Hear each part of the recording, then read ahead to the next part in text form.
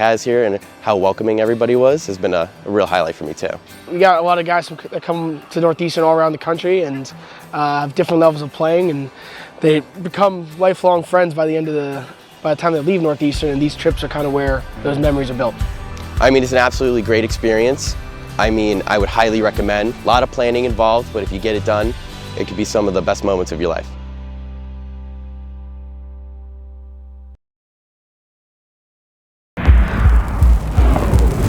In a sport of power and precision, you need a powerful and precise camera. Analyze your game. Build your team. Grow together. Ready, up.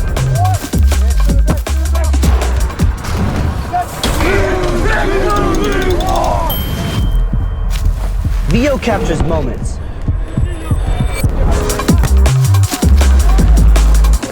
A powerful camera for a powerful sport. Rugby! If you're on the fence of going on a tour, get over the fence. Go on the tour, reach out to Rugby Travel Ireland. They've been incredible to work with. They've been so kind, so knowledgeable, and just so professional throughout the whole process. So I cannot endorse them enough. It's been an incredible experience here on the ground. The girls are having an amazing time, and so am I. So if you're thinking about it, just make the commitment, do it, and we'll see you here.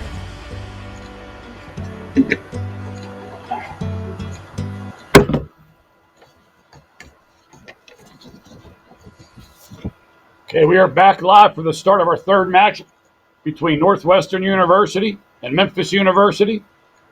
Northwestern moving right to left in the purple jerseys, and Memphis in their traditional blues. Northwestern in possession. Fumbling around their base of the ruck. Referee blows up the whistle. We got a knock on Northwestern. We're going to get a scrum down awarded to Memphis. Memphis is coached by David Hill and Phil Beck. Obviously, Memphis from Memphis, Tennessee. Northwestern from the Chicago, Illinois area.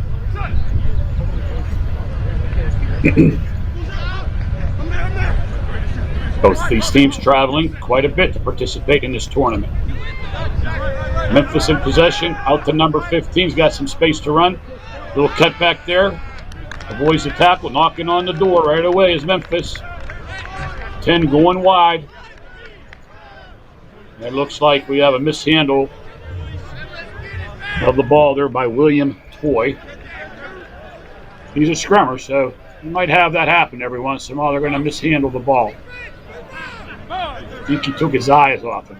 I think he saw himself getting a try.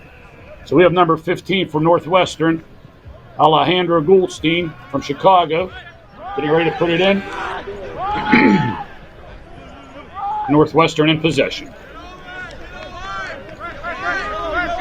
Nice tackle there by Memphis. Memphis wants to try to keep the ball down in their end.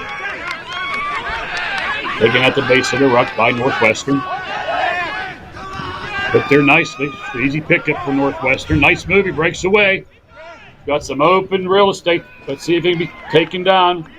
We got a big guy against a little guy. Nice stiff arm. Nice tackle there by Memphis. Northwestern back up. Northwestern's going to take it in, I believe, for the first try of the match. Nice effort by both players there.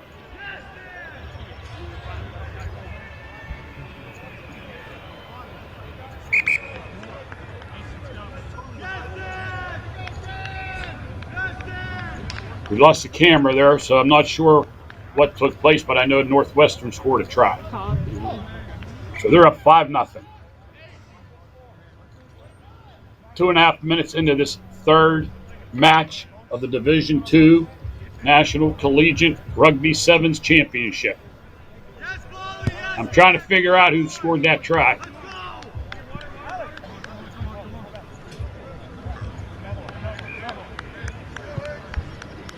Okay, the conversion was missed, so we'll have Northwestern restarting, kicking right to left to Memphis, the Tigers of Memphis. Number 9 getting ready to restart. Number 9 is Evan Barnett, Kansas City, Missouri. He's an applied math major. He must be smart. I don't even know what applied math major does.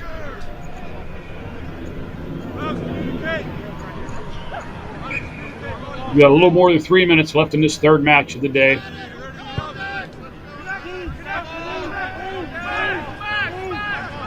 Restart taken cleanly by Memphis, looking to get it out. Good take by number 1, nice offload. Nice take by Jabil Zoya. We got a knock on Northwestern. So we're going to have a scrum down awarded to Memphis. Looks like we got some heavy breathing going on down there in the pitch. A lot of running in 7's. Number 10 getting ready to put it in for Memphis. That's Dorian Gerard. He's from Kane, Tennessee. You got a stoppage of play here. Something went on in the scrum. I think the hooker had his foot up, so that's going to be a free kick awarded to Northwestern. Northwestern is coached by James Hepson and John Perkos. Northwestern in possession of the ball, moving right to left. First half of our third match. Picked up cleanly there by number 1, Jabali Zoya. Northwestern trying to make something happen.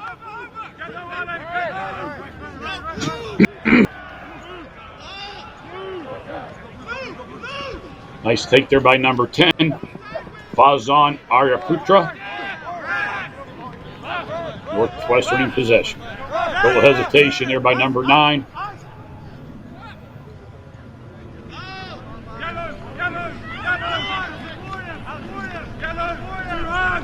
Northwestern still in possession, going out right. They had back split. Trying to make something happen. Little lazy pass there by Northwestern. We got number 3, Alexander Dill, with the ball, the big prop. Northwestern has some nice possession here. They just can't gain any ground. Going to go out wide here left, out to number 7, Ethan Hawes. Ethan looking to get it out, fake scissors, offload to 15. 15 going out wide. The 13, that's Dina Solomon. Dina Solomon with a nice move. Offload out right to number 10, Fazan Ayaputa. Once again, Northwestern knocking on the door. They just can't seem to gain any ground. Memphis bending but refusing to break. This first half is ticking down. This is a low-scoring third match here. Out to the wing here to number 1. A lot of real estate to run. It looks like he's going to take it in for the try. And that's Jabali Zoya with the try. He's going to touch it down right underneath the post. And Jabali, he's been very active in the first half. He's a big boy. He can move. Conversion is good. So, with the first half running out, it's Northwestern at 12 and Memphis at 0. In fact, that concludes our first half. We'll be back shortly for the start. Oh, spoke too soon. We have a restart here. Looks like time expires, so the next stoppage of play will conclude our first half. Restart taken by Northwestern. By Memphis. Memphis still has time to make something happen if they can keep the ball in play. It'd be a big boost if they can put some points on the board as time has expired. Nice take there by number 9, Evan Barnett. He loses possession. Referee letting it go. He has advantage. A little sloppy right now. Northwestern trying to put some points on the board as the first half has ended. But possession and play is still in. Offload to 15. 15 out, and we got a knock on it. I think that should end the first half. And the referee blows the whistle. The first half has concluded, and we have Northwestern at 12 at 0. See you back in a minute. If you're on the fence of going on a tour, get over the fence. Go on the tour, reach out to Rugby Travel Ireland. They've been incredible to work with. They've been so kind, so knowledgeable, and just so professional throughout the whole process. So I cannot endorse them enough. It's been an incredible experience here on the ground. The girls are having an amazing time, and so am I. So if you're thinking about it, just make the commitment, do it, and we'll see you here.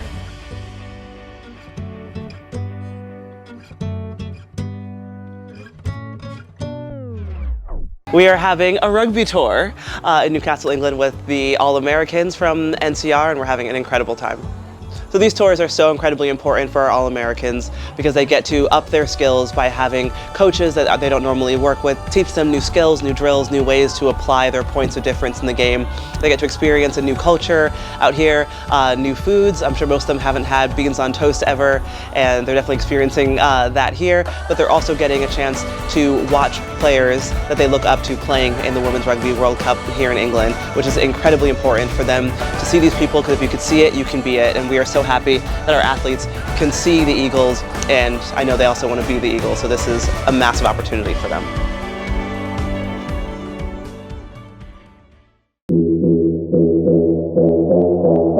Consistency on 3. 1, 2, 3.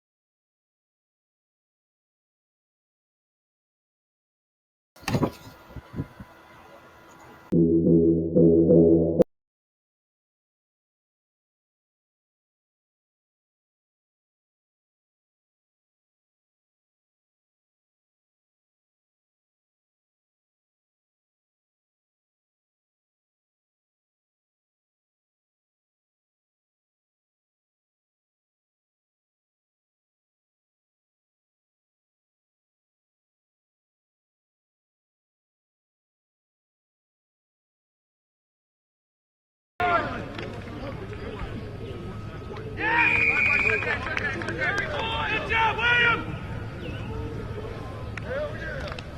Heads up! Attack! Try!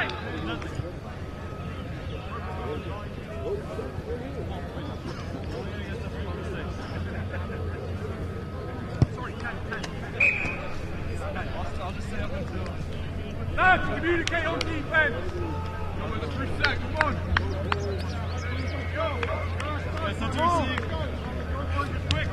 Lads, set up, let's go! We're right! Good set up, Harry! Cruz, get there! Cruz! Get the ball, let's go, boys! Let's go, boys! It looks like it. Run, come on there!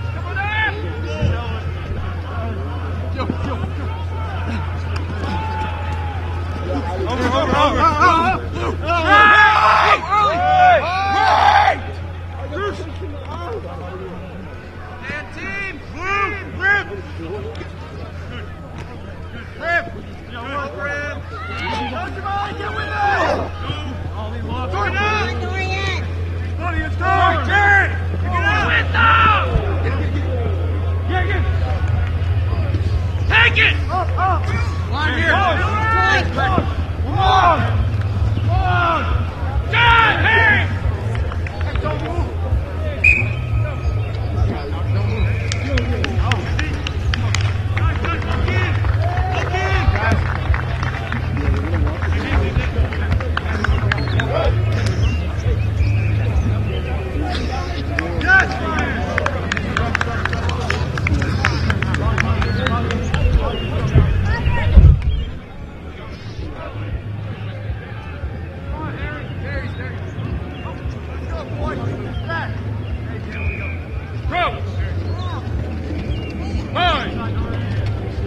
Yes, it does.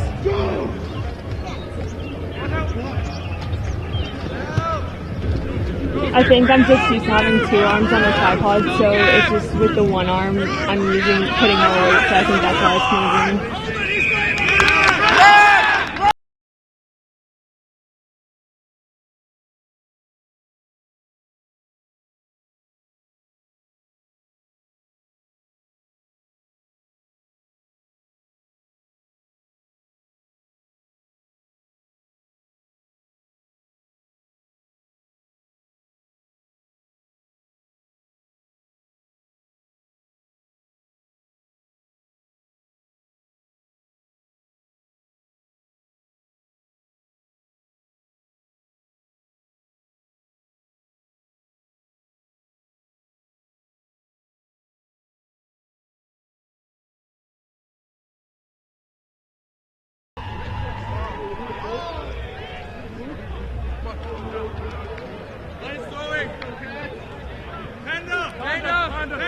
Hand up. All right, boys.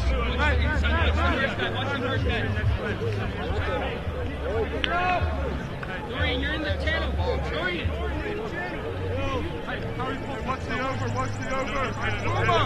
First man, second man. Let's go. Time. There we go. Good. Somebody crash. Right now. Come on. Help him. Come on!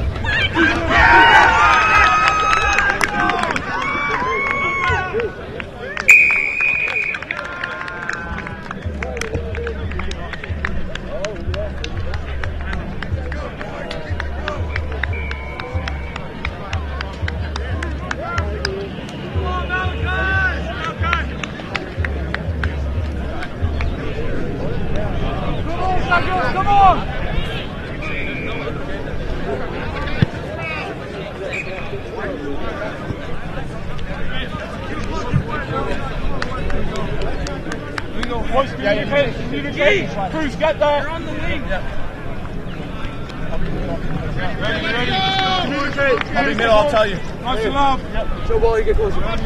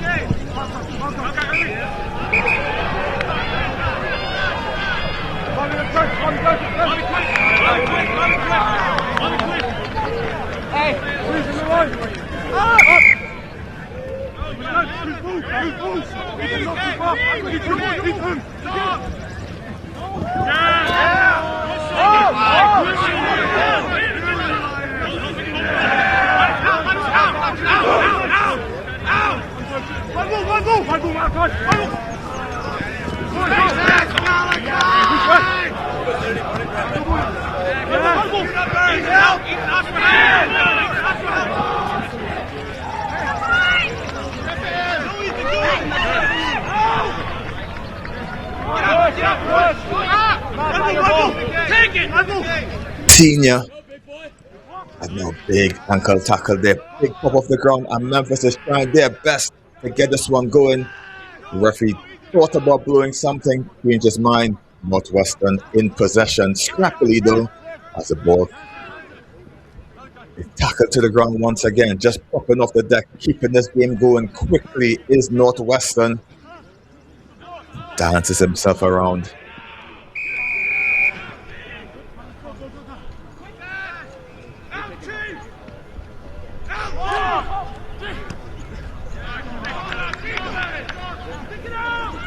Referee plays the advantage here. They knock on in the contact.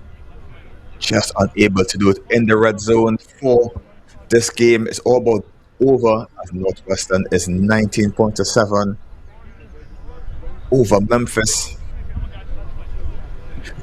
Up next is Grand Valley State versus Montana State. End-to-end stuff here.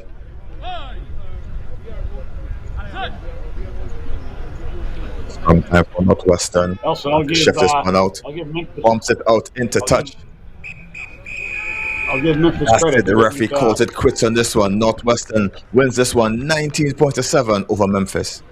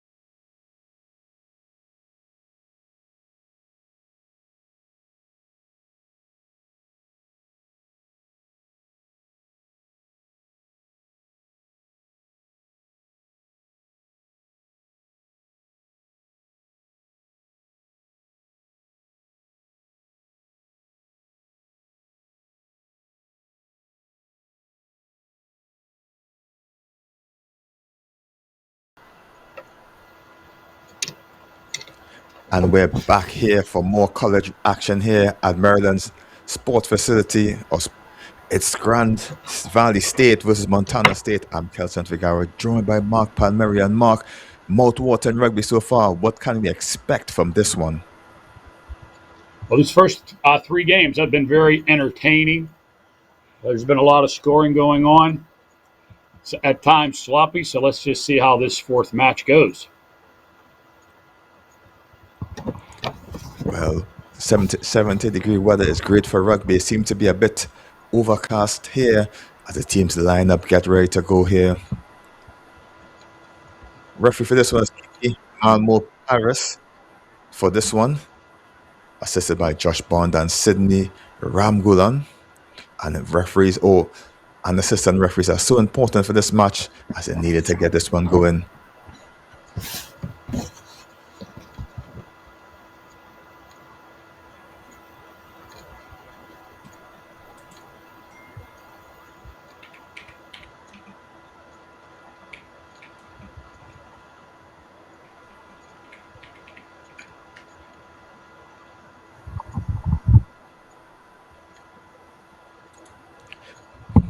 As we get this one going here. Taking on the halfway mark there. Great rugby here by these two teams. Shifting the ball out wide, looking for the room if he can. Shows a dummy on the outside, using that speed as he can, trying to almost celebrate, but just flirted with the touchline and out to the touch. Next team's ball.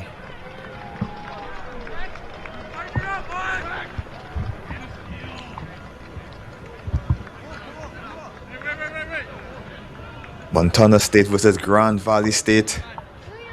4th match of the day as excellent set piece comes in, shifting the ball. Great pass by the scrum half, just moving just outside the 22-meter area, just brushing off one tackler, moving forward.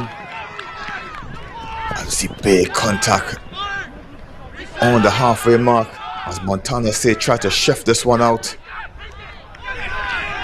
Beats a defender, skipping all the way, and it seems to be going all the way for Grand Valley State as they go over for the first try of this one.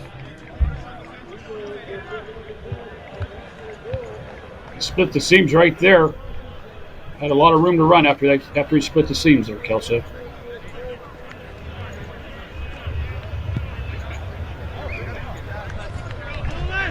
So sorry, that's Montana State who just got themselves on the scorecard there. And we see excellent work there, just backing themselves, pushing themselves and testing the defense of Grand Valley State. And Montana has get themselves on the board.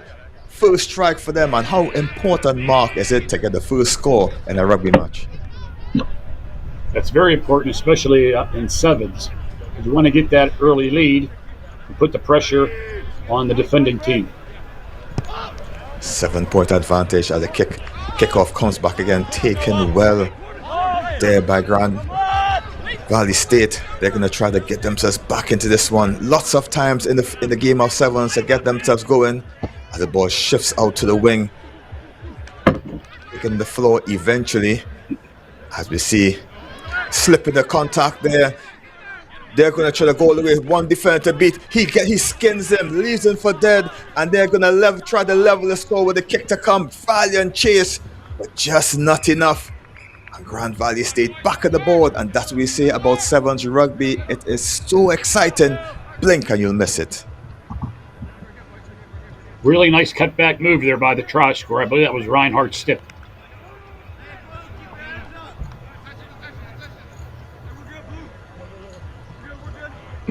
Conversion to come to level it. Successful kick by Joseph Petts. Evens it up. Grand Valley State, Montana State 7-all.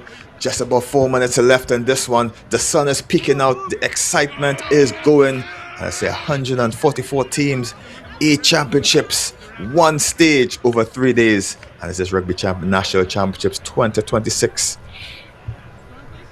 As Montana State gonna get us back. Sorry, Grand Valley State get us back and going. Taps it. Unfortunately, it falls into the hands of Montana State, and they're gonna have this one. The referee says holding on is the call, and they're gonna give it back. As we see step Pets signals he wants to scrum, and smart decision at this time of the game. They got the ball right in the middle of the pitch. A lot of opportunities to go either way here, Nelson. Yes, that's right. A scrum center pitch is going to be difficult for everyone to get this. As we see Lucas Francis pulling to our near side, he's going to try his luck if the ball comes his way. Switch play, and as I said before, he's looking for the room if he can. Big run there by the number 10 as they shifts it back out wide, looking for that room, and they're going to try the big channel there, but the big number 8 as Pets swings around, gets it to the try scorer, and he shows and goes. The ball just not taken cleanly, and he seems to be bundled close to touchline, about almost manhandled, we can say, but they still hold possession ever so slightly. I see great defense coming in there by Montana State University, but it's Grand Valley State who's trying to get themselves going. The ball just didn't go where it needs to go and into touch, but we can see what Grand Valley State can do, just putting Montana under loads of pressure, Mark. Yes, they are. That was a little sloppy there, though, at the end there by Grand Valley State. Montana gets it, just flirting with danger, juggling the ball as he gets this one going. Picked his pocket, we can say, as Grand Valley State just seemed to want it a bit more. Rock time, what can happen here? Spins around, pirouettes, but the defense snatches him at the last second. He's going to get this one to the big number 8, a bit too low for him, and Aiden Riley just can fish that one from by the bootlaces.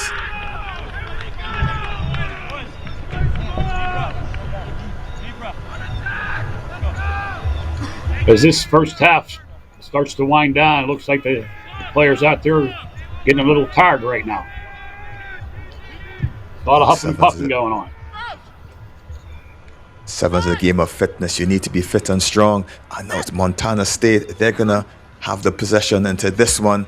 Run out of their 22-meter area.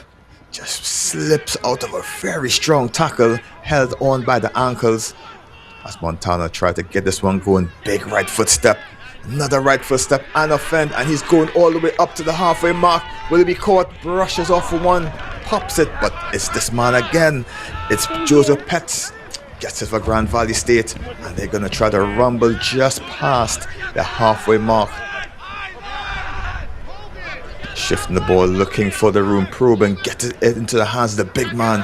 He ups to shift it out to the try score from before, and he's streaking down the line. He's going to have a second. It's all smiles on his faces. Oh no, he's caught. Thought he was all for the races. He ran so confidently that he's sure that he was going to score. This man, Joseph Petts, just tries to pull it down, and Montana now, there's their opportunity to get themselves going. A player almost in a blocker type role. And it seems to be tit for tat. The ball seems to be bobbling everywhere. And now Grand Valley State has this one going. Brushes off one, but great tackle eventually. A bit of tired bodies out there as we come to the end of the first half. Grand Valley State in possession. The score's all locked. As we see lots of tired bodies on the floor looking for support. Doesn't know where to go. He takes the contact and gingerly comes into for possession his Pets as he shifts the ball out wide, looking for something to happen. Backdoor pass, he's smashed, but we see Grand Valley trying to go around the fringes, loses the possession. The referee seems to say play on. Bit of confusion by both teams, lots of tiredness. But the referee is still having a go as Montana State has possession. Big smash there by Grand Valley State. And there's really long busting stuff here trying to get this one going. The referee signals forward pass. That's not going to happen. And that could be Towson, it for this first half. Towson's unbelievable back and forth action that last minute of this first half.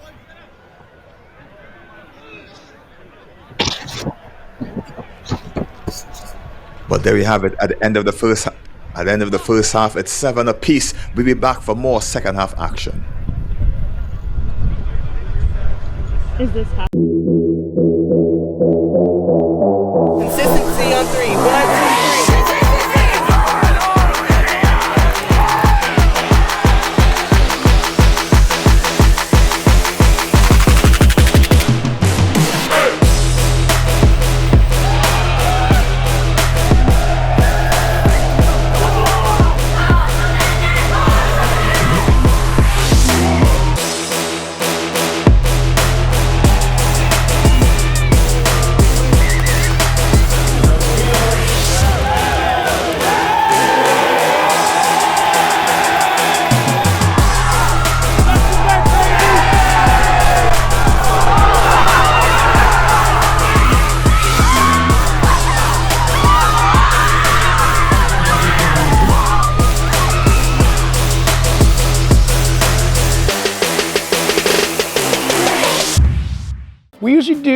a shorter sevens trip in the spring, but nothing abroad that I've been a part of.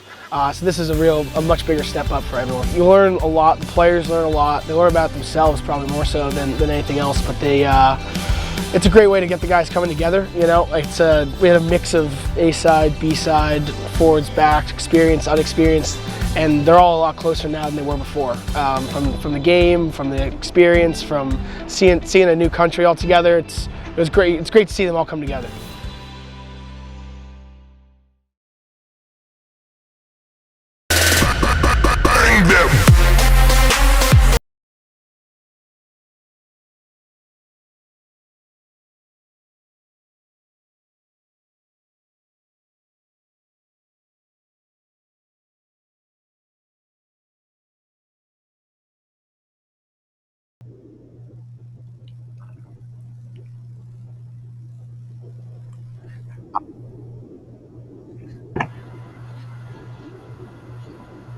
And we're back here for second half action. It's Grand Valley State versus Montana State. It's 7 apiece. Grand Valley State really looking the better to come two right now. I'm Kelson Figueroa, joined by Mark Palmieri. And Mark, end-to-end stuff so far in this match. Great first half, and I think we're going to see a very entertaining second half, and I think this match is up for grabs. Montana State in the blue and white pants. Grand Valley State in the white and blue striped top, as I get this was back going. Grand Valley State trying to be a bit more aggressive in this one, ripping it to the wing, bumping into the contact is the boys from Grand Valley State. And they seem to be using the ball expertly in the hands. No heavy pressure so far. And he's dancing, weaving his way around this Tyler Costello. Taking on the 10-meter mark, looking for some room. All the possession so far at the start of this one, just about 6 minutes gone. Tackle, back on his feet, great skill by the young man as they push their way closer to the halfway mark. Possession is key sometimes, big bump. The number 8 there, that's Aiden Riley. And he's taken down just inside the 22-meter area. Just need quick possession as the ball spills out the back. Scoop up there by Whitmore. Goes around and is try for Grand Valley State.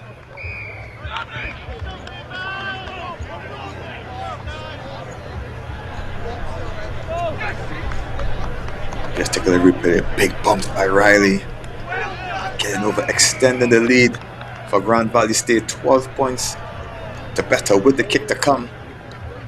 And you can see the big men doing the big work up in front. Great possession there initially for Grand Valley State.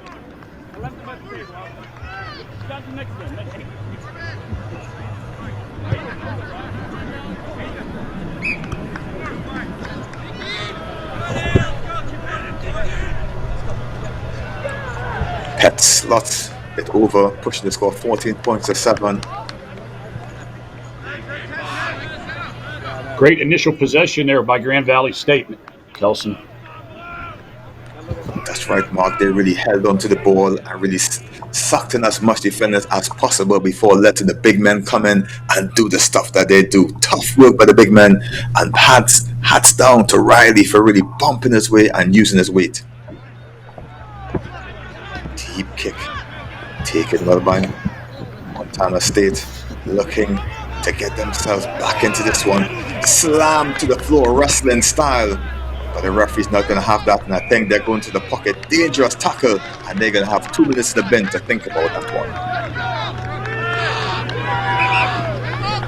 one. Montana State with the advantage now, 7-6. See what they can do with it, Kelson. Matteo Scipione smartly calls for the scrum. He's going to try to suck in as much players as possible with the man advantage. They're going to try to use the extra numbers out wide to get themselves back into this one. They're going to have this extra player for 2 minutes. Let's see what Montana can do.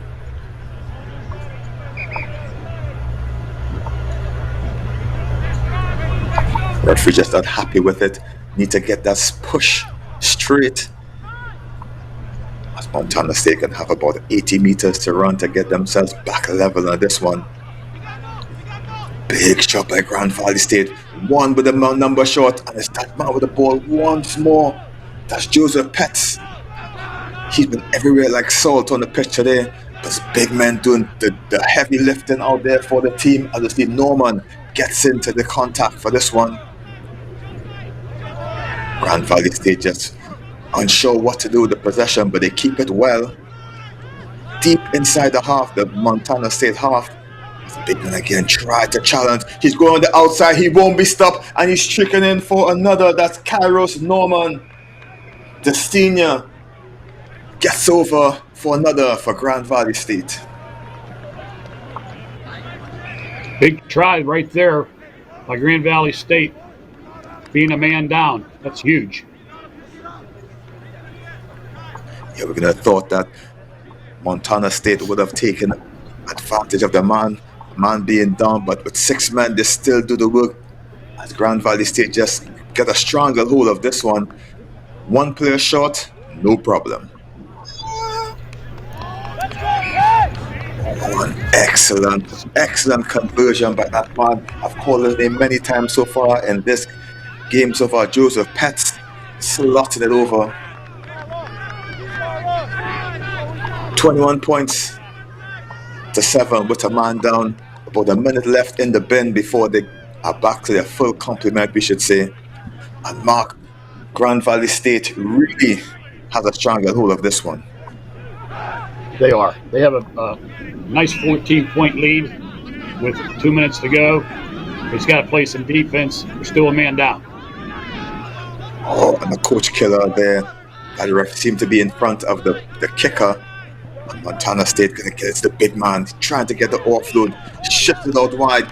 They have room if they can, but it seems the referee's calling it back. We'll see what the call is, but Grand Valley State player is down, unable to see what that was, but he seemed to be a bit hurt. The ribs probably tickled in some of that contact.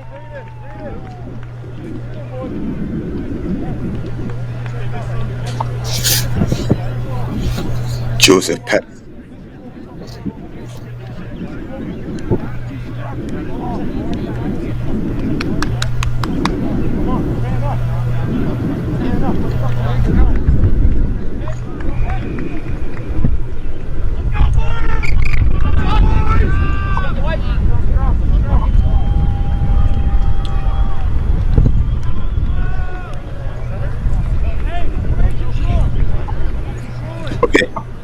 Okay, no. I know what it is right now. So let's throw me back on.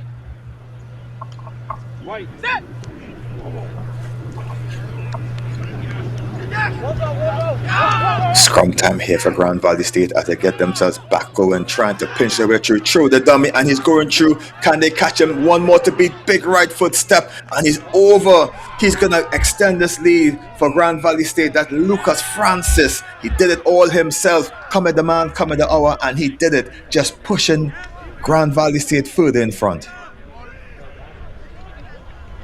2 really nice cutback moves there by Lucas Francis.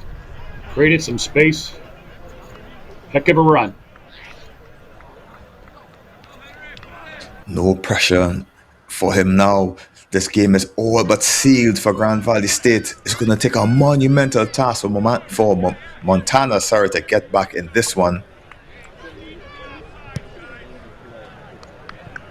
Conversion off the left. The score remains 26 points to 7. Grand Valley State over Montana. And that was a great solo effort there by Francis. It's huge. They put those points on the board, a man down. Grand Valley State back up to their full complement as they ding this one back forward. Montana, tons of work to do. A bit of pride to play for now. As the solid defense by Grand Valley State, pushing them back further. One bounce into the hand. Montana need to get something going here. Shifts it out wide, passes to the winger, almost popped into touch, but the ball just falls out into the hands of Tyler Costello, and he's just gonna bob, weave, and dance his way forward towards the light and extend the lead for Grand Valley State.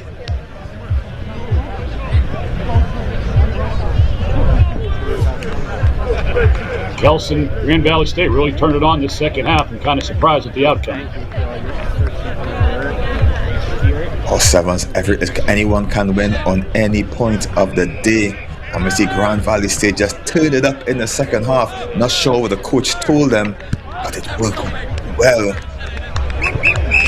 Cartercraft unable to slot this one over, and that's it, done and dusted. Grand Valley State 31 points to 7 over Montana. Bang them.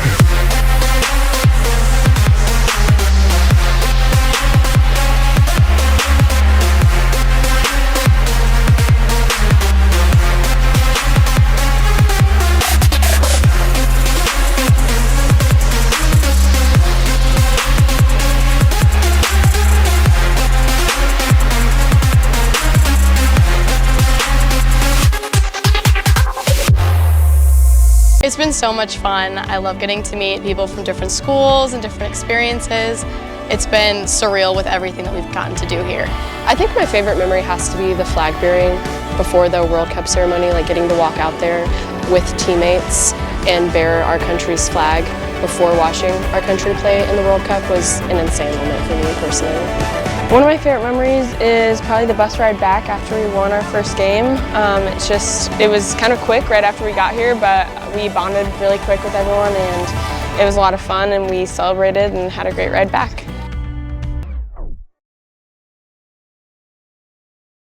Hello and welcome back to the College Rugby Show. The fall season is upon us. We have a brand new division, now 4 men's divisions, 4 women's divisions. We've had that in 7's. We're going to be coming to you once every other week here in this video podcast form. I'm excited for a season of telling college rugby's best stories. We deserve to be here. We're going to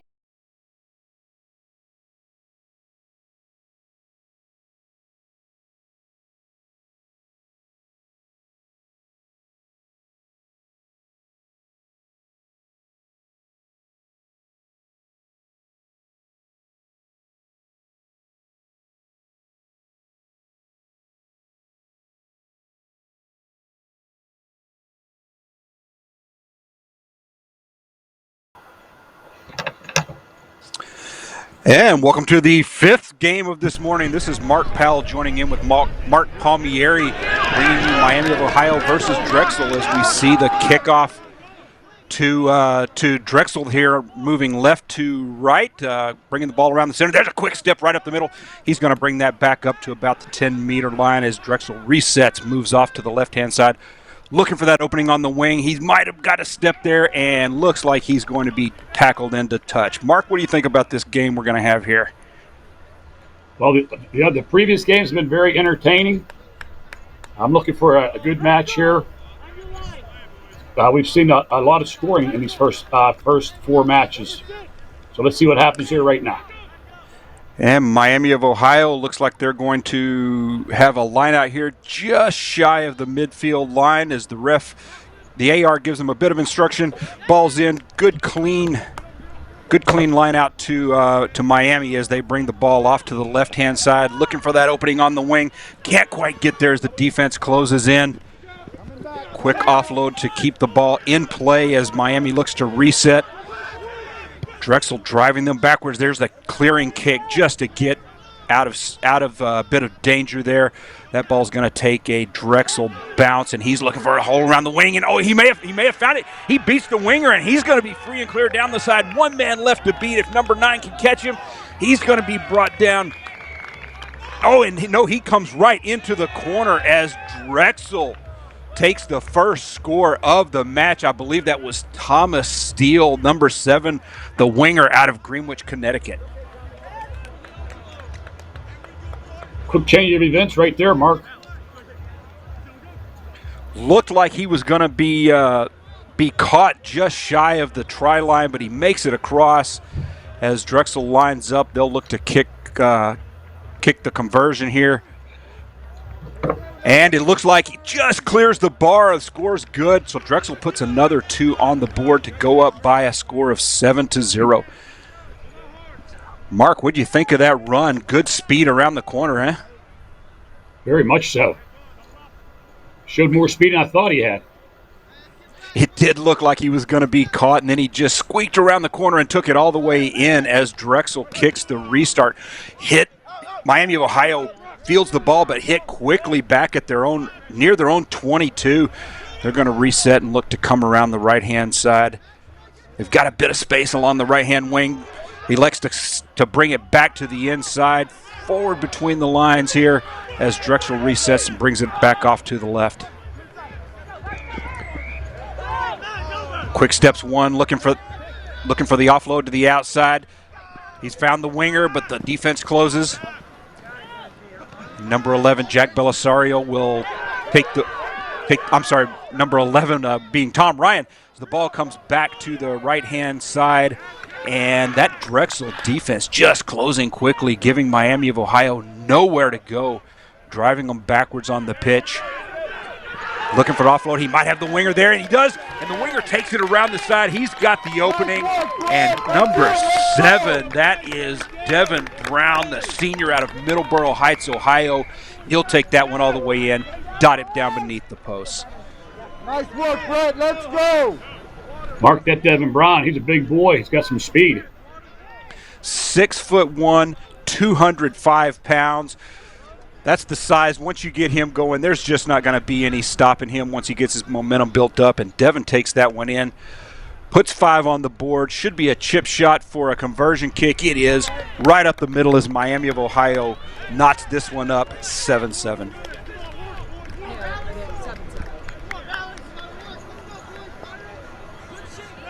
The lads making their way back to midfield as Miami of Ohio looks to restart.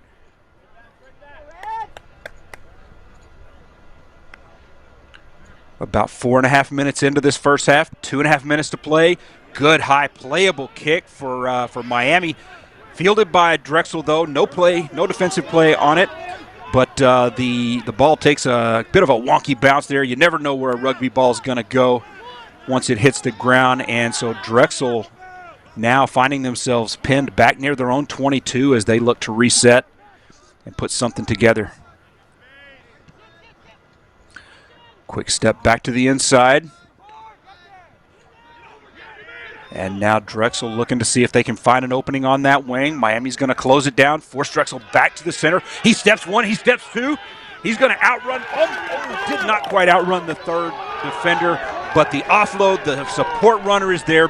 Beautiful line by Drexel's support runner, and he'll line break and take that one all the way in. That is number 9, Max McCoy, scrum half out of Manahawkin, New Jersey. The sophomore showing some speed and some good line running right there to break through for the try. It's a nice ball movement there by Drexel. They were pinned back in their own end, took it all the way down the pitch. Drexel truly did look like they were going to be pinned deep, but a great line break up the middle and a superb support run there by Drexel for the offload. Springs them. They take that one in as the conversion kick is good. And so with just under 3 minutes left in the first half here, we've got Drexel up by a score of 14-7. Good high playable kick by Drexel, and they do. No, that ball doesn't make it the required 10 meters, so just a quick restart on the behalf of Miami here. They'll get a quick tap from the midfield line to restart. It's a bit of a lucky break by Miami as it looked like Drexel might be about to steal that kickoff, and Miami now takes it around the left-hand side. Winger forced back in. He's going to be hit by 2 Drexel players, brought down just inside the 10. Miami will reset. Off to the right-hand side is Brett Hogan. He's looking for the winger. Nowhere to go. And looking for a ref signal here. Mark, did you catch the infraction there? I didn't catch the infraction. I thought it was a knock. I believe it's halftime. With everyone walking off the field. So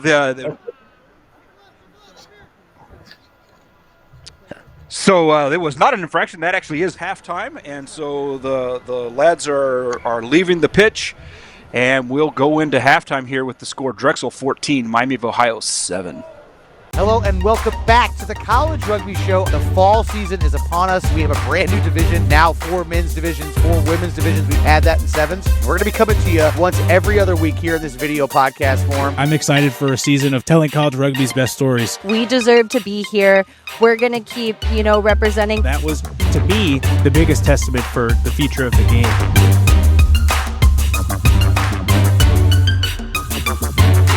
We wanted as a team to get experience. It was something that we sat together last semester in the fall, and we decided, it would be beneficial getting to see different parts of the culture that everybody has here and how welcoming everybody was has been a real highlight for me too. We got a lot of guys that come to Northeastern all around the country and have different levels of playing, and they become lifelong friends by the time they leave Northeastern, and these trips are kind of where those memories are built. I mean, it's an absolutely great experience. I would highly recommend. A lot of planning involved, but if you get it done, it could be some of the best moments of your life.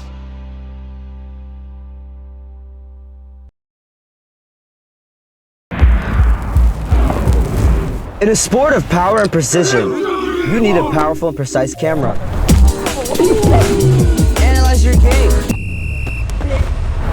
Build your team. Grow together. Ready? Up.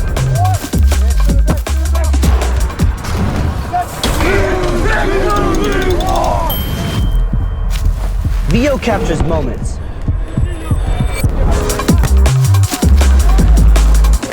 A powerful camera for a powerful sport. Rugby!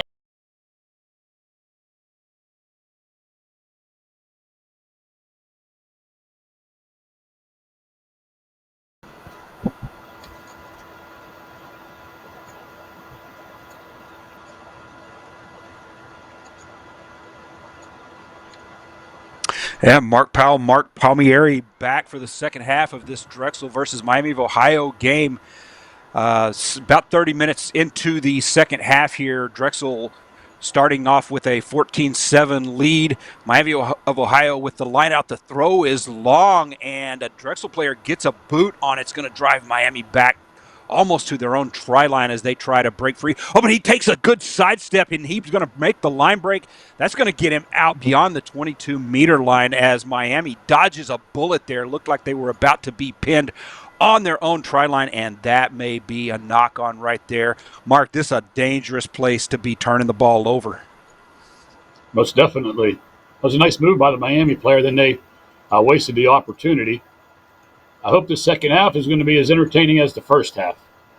First half, an absolute banger of a match with Drexel just eking ahead there near the end of the first half to go up 14-7. The current score, and Drexel now with the scrum look to be about Miami's 22-meter line. And the ref sees something he doesn't like there in the scrum, and so Drexel will get a quick restart. And they're looking for that left-hand side as number 8 takes a bit of a step, but he's caught, gets back up, gets the offload, and Drexel looking to drive it in from just beyond 5 meters out, but a pass intercepted by Miami of Ohio, and he's got some speed. There's nothing in front of him but grass at this point as Miami of Ohio, number 11, Tom Ryan, the winger, he's going to take that one all the way coast to coast for the try. Miami with 5 more on the board. What a change of events on that possession there. Really looked to be all Drexel there, just meters out from the try line, having pinned Miami deep in their own territory. Drexel looked like they were about to put another 4 on the board, but you never know what's going to happen in 7's as the pass interception, and Miami of Ohio takes it coast to coast, scores the try. The conversion is good, and that's going to put them up by that's going to bring the score back to a tie game, 14-all. Miami with the restart. High kick, going to be too deep to be playable for the defense, but the Drexel lets the ball bounce, goes to ground. It takes a Miami bounce, so Drexel starting deep in their own territory now. Looking to get back out of the red zone, out beyond that 22-meter line. Drexel resets. There's the clearing kick just to get out of danger, and it's going to take a excellent bounce if in Drexel's favor. Not so good if you're a Miami player. So Miami now beyond their own 10-meter line, starting deep in their own territory. But there's that line break in the step again. And Miami, number 15, Joe McBride is going to take that one all the way in. So back-to-back line breaks all the way in for a score for Miami as they're now going to go up in this match. 19-14. What a change of events there. You got I think some sloppy tackling going on there by Drexel. A missed tackle in Miami showing the speed that allows them to take advantage of any mistake Drexel makes. That's two small mistakes, and Miami pounces on them and goes up 19-14. Conversion is up and through the middle, 21-14 Miami with just under 3 minutes left to play.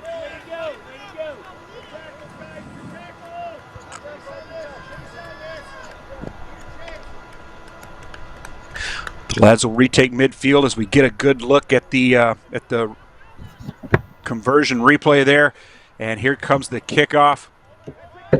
Good high kick. Again, a bit deep to be playable for the defense. This time fielded clean by Drexel as they're going to look to bring the ball up the middle here. Looking for that line break. There's a good offload. They've got a little bit of space on the corner if they're able to capitalize on it. Good job by Miami to close down the opening there, but Drexel looking to show some speed as number 8 looks to take the corner. Can't quite get there. Miami up 21-14 now, under 2 minutes left to play as Miami takes possession in Drexel's half of the field. Tap, the reset. Miami will bring it off right there, Mark. To the right. Big penalty. Giving Miami again the possession on Drexel's half of the field. Up by 7. Bit of a scuffle for the ball, and it looks like Drexel sided for hands in the ruck. Miami restarts at midfield. Looking to come off to the right hand, or to the left hand side here is Drexel. And we may have almost had a hands in the ruck. Ref tells them to leave the ball alone. They let go quickly. The ref allows play to continue. Miami now rumbling forward, pushing up against Drexel's 22. Miami now again looking for the line break. Can't quite get there. Support line wasn't quite there when he looked to offload.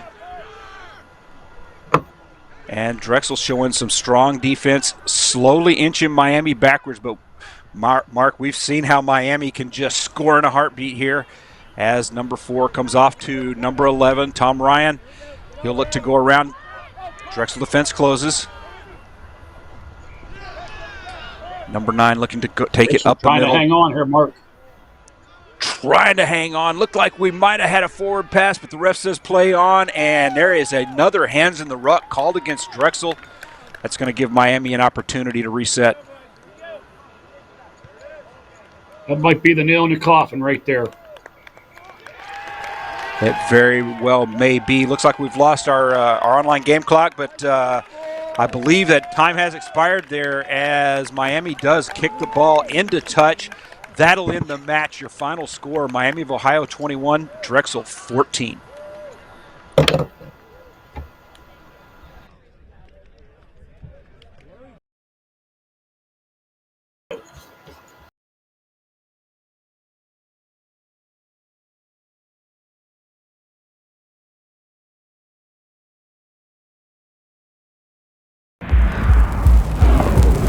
In a sport of power and precision, you need a powerful and precise camera.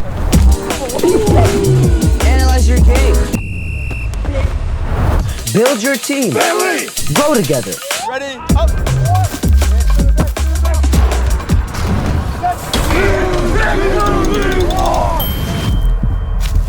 Video captures moments.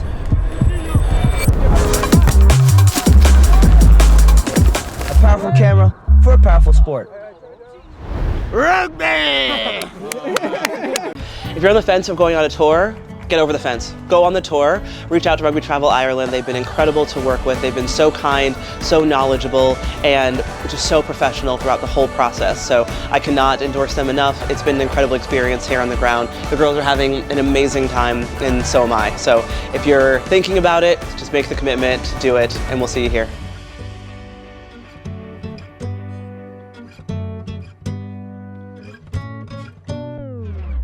We are having a rugby tour in Newcastle, England with the All-Americans from NCR, and we're having an incredible time. So these tours are so incredibly important for our All-Americans because they get to up their skills by having coaches that they don't normally work with, teach them new skills, new drills, new ways to apply their points of difference in the game. They get to experience a new culture out here, new foods. I'm sure most of them haven't had beans on toast ever, and they're definitely experiencing that here, but they're also getting a chance to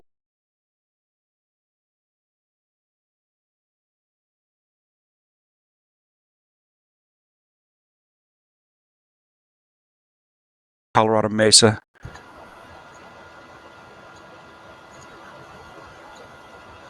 Okay, I don't see action on the field here.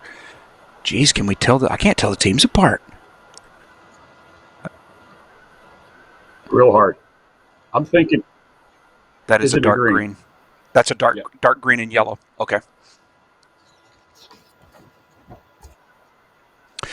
And we're back for Colorado Mesa versus Vermont. Mark Palmieri on the mic here. We've got University of Vermont in the dark green, yellow text moving left to right. Colorado Mesa in the dark blue, red text moving right to left. So looks like we've got just a bit of a break in the action here as the ref handing something off to a coach here, and you can see the teams getting ready to scrum down. We're going to have a Colorado Mesa scrum here well into Vermont territory. Mark, you're going to have a challenge with these uniforms. This one is indeed going to this one indeed is going to be a challenge with two dark colors on the field like this. Vermont now taking the ball off to the left-hand side about their own 10-meter line. Pardon me, right-hand side as they look to find that right-hand corner, but Vermont closes them down pretty quickly. Colorado now going to try to come back to the left, and there's the line break, and number 10, Parker Norton, the center out of Parker, Colorado, takes that one all the way in. He'll dot that one down, and Colorado Mesa on the board first. Quick start by Colorado Mesa. Just a great step there demonstrated by Parker Norton as our conversion kick looks to go wide right. So 2 minutes into this match, Colorado Mesa up by a score of 5-0, and they will take the center field line to restart.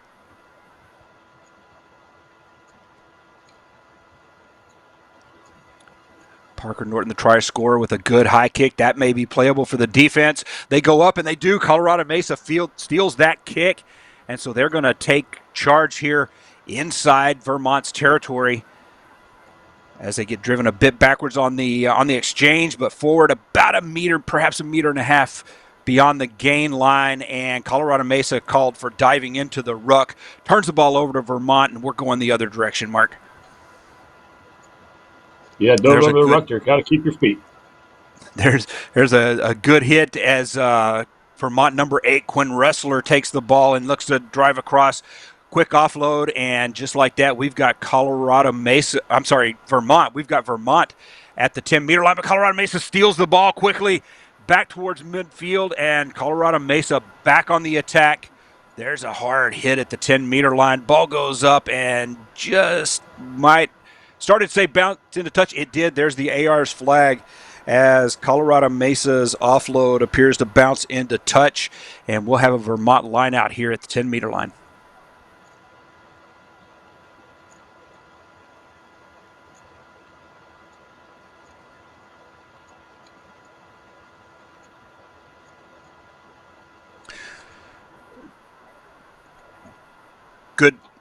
Good line out there to Vermont as they look to come to the right. Oh, and the slip kind of messes him up there. Looked like he had some open space, but the grass just went out from under his feet. Vermont keeping the ball alive, resetting about their own 10-meter line. They'll look to go off to the left. There's a defensive overload that direction. They change their mind. They're going to bring it back the opposite direction. Quick step looking to go back up the middle, goes nowhere as Colorado Mesa closes that hole up quickly. Vermont with the recycle. Bit of a bobble on the pass there, slows him up a bit. The behind the back offload, and the ref is going to call a forward pass to Vermont. So now at the 22-meter line, Vermont turns the ball over to Colorado Mesa. It could be a costly turnover right there, Mark. Always dangerous in rugby, and particularly in sevens, to be on offense down near or inside that 22-meter line as Vermont turns it over and sets Colorado Mesa up with just an outstanding scoring opportunity here in the red zone. Colorado Mesa, good scrum. They go back off to the right, now back to the left. Number 9 looking to make the quick step, can't get there, back to the original gain line, and Vermont steals that ball back. They may be able to get themselves out of the danger zone here with that ruck steal. As number 8 Quinn Ressler goes to ground and is cited for not releasing the ball. So there's another turnover. Colorado Mesa again on the attack near Vermont's 22. Nowhere to go there as he's hit quickly by Bergen Roth, the center. Ball goes to ground. Nice bounce if you're a Vermont fan as Vermont recovers the possession, and they're going to look to reset. We're coming down, minute and a half left, and there's a line break for Vermont. He takes that one through. He's got one man to beat, but that winger's got speed. He's going to be run down just beyond the midfield line. Is Vermont, and Colorado Mesa looking to jackal that ball. Vermont called for not releasing, and Colorado Mesa gets away with what looked to be a line break that would go in, but some great defensive speed, and they recover the ball, but they probably lost about 60 meters on that exchange there as they're back in their own end of the field. But there is Colorado Mesa. I believe that's number 1 Simon Cepedes, and he breaks the line, and he's got the speed all the way in, puts that one down under the post as he gets hit hard under the post, and Colorado Mesa another 5 on the board. That's a big try right there with time running out in the first half.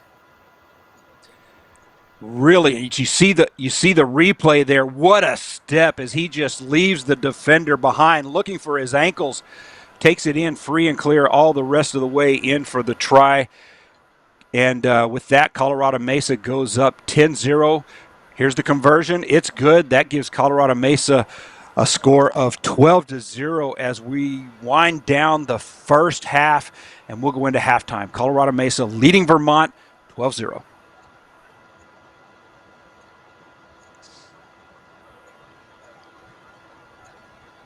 My mistake, folks. I'm going to bring it right back. There were a few seconds left on the clock there. I thought the players were walking off the field, but just enough time for Colorado Mesa to kick to restart. And we'll see where this sequence goes, but a bit of a bobble by Vermont, and so that infraction is going to end the half as you hear the referee's whistle there. And so now we will go into halftime. Colorado Mesa 12, University of Vermont 0.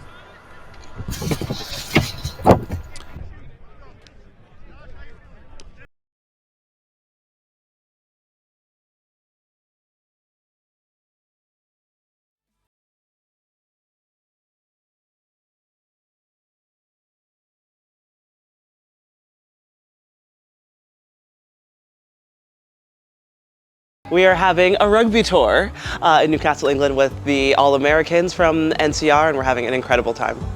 So these tours are so incredibly important for our All-Americans because they get to up their skills by having coaches that they don't normally work with, teach them new skills, new drills, new ways to apply their points of difference in the game.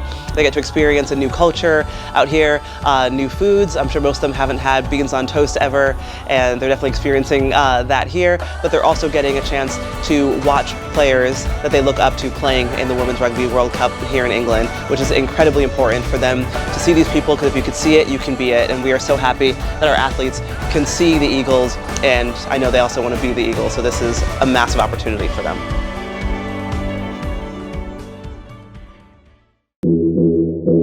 Consistency on 3. 1, 2, 3.